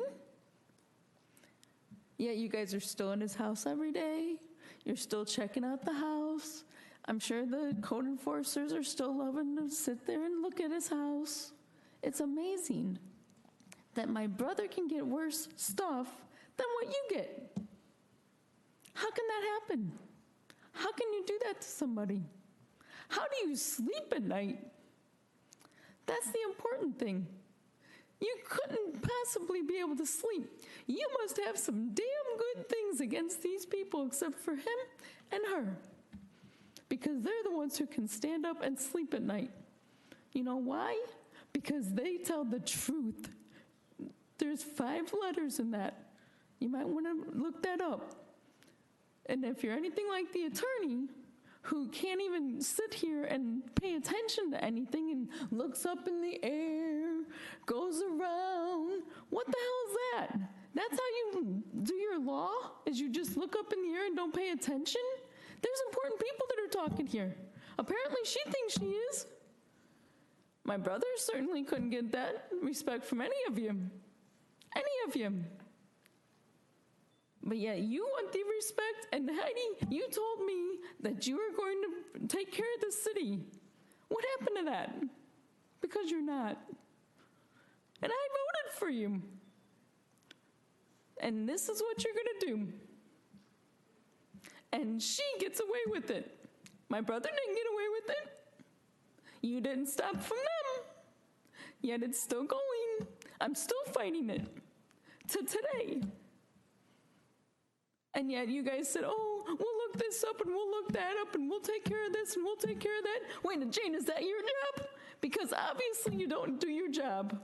Because if that's the job that you got appointed to, you suck at it. And you are a fucking loser. Ma'am. No, I can swear. I'm allowed. I am allowed. Senate is not protected by the First Amendment, so you're not. I can swear as many times as I want, sir. Kelly, continue. So let me tell you something. You go read some case law. So let me tell you something, Jane. If you get away with what you did, which apparently they voted you to stay on, my brother's going to get a vote too. And he's going to get stuff lowered and he's going to get things gone off of his house. That's what's going to happen. Because if you can get away with it, so should my brother. Do you understand those words? And Jane, let me tell you something. You are going to get haunted because karma bites you in the ass really hard. And it will haunt you. And I can't wait to see you get karma because it's going to happen. That's all I have to say. Okay, thank you. We'll close the public hearing, and now we'll go to city attorney comments and city manager comments and commission comments. City attorney, anything? No. City manager? I just have one question.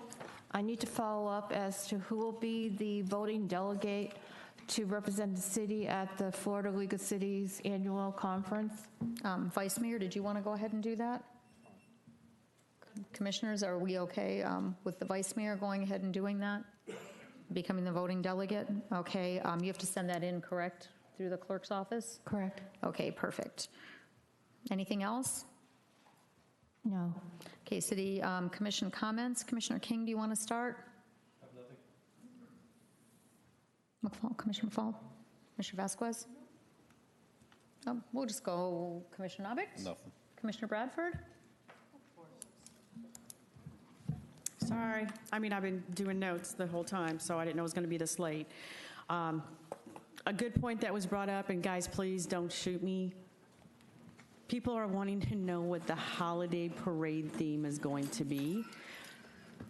I know, it's crazy, so I don't know if we can kind of get that out, but there's a few people who did bring up and say, hey, can we get the holiday theme earlier this year, like now, so we can start? So I guess it's pretty exciting for us. So that I would like to see if we can get rolling. So that's a good thing that people are looking forward to that. It was brought up about the performance evaluations workshop. I don't see it up there, so I just didn't know if you had still had that on the list for us to go over. Something to think about, Mr. Cooper, was I actually got an interesting call the other night. I won't give a plug to the company that I use for the water bottles, and when they called and left a message on my phone, it basically stated that if you have these, basically the 8-ounce drinking plastic bottles, they will pick them up and recycle them as well. So if anybody uses the plastic drinking water bottles, that may be an option for you. They have them delivered and then they will actually recycle them for you. I would like to also encourage, I think, Mary, you brought it up, on the app, I think the reverse 911, you brought that up a year ago, I believe, and now that we have an app, I would like to see that reverse 911 and maybe what the cost would be to have that reverse 911 put on the app as well, especially now during hurricane season. I think it's big. It was also brought up about our wonderful seniors softball, and it was mentioned to possibly see what we could do to have the DuPont Lakes tournaments reduced. I would like to see if Parks and Rec can maybe look into that and see what we can do. Our seniors are the ones on the biggest reduced rates, so I'd like to see if we can, you know, benefit and help them out as well. Going to the budget, I would like to see us have numbers. I mean, we brought it up once. I believe Commissioner Villa-Vasquez brought it up even at one meeting where we had numbers being thrown at us and we had nothing. That's, to me, the same thing that we just went through with this budget, is we're throwing out a millage, we're throwing out this, not a millage rate, we're throwing out these different rates, but yet we didn't have a breakdown on any of these or where the rates came from other than the assessment. So I don't know if I'm the only one that wants to have more detail, because I don't sit and do what I'm told, but I would like to have a breakdown of what I'm voting on, if possible, for future. Other than that, I'm going to encourage people to stay positive. I know the vote didn't go the way everybody wanted tonight, but what I must encourage you is this. In the last year, we've had Wawa, Halifax, Advent, O'Reilly's, Burger King, Hardee's, and we've got a lot more positive coming to the city of Deltona. This, whatever happened here tonight, is not going to stop us from moving forward. And I encourage us to keep positive, because I want us to continue to move forward. There's a lot of great things coming. For the Beer and Brew Fest to come to the city of Deltona after being in DeLand for 3 years, to me, that's positive. Kudos to staff. I can't wait to see what else is going to bring. So what we can't do is let all this negative bog us down. We've got to continue to move forward and deal with things as they come up. With that said, I wish everybody a wonderful, blessed night. Vice Mayor? I'm good. Okay, and I would like to wish everyone a good night as well. Thank you very much, and we are adjourned.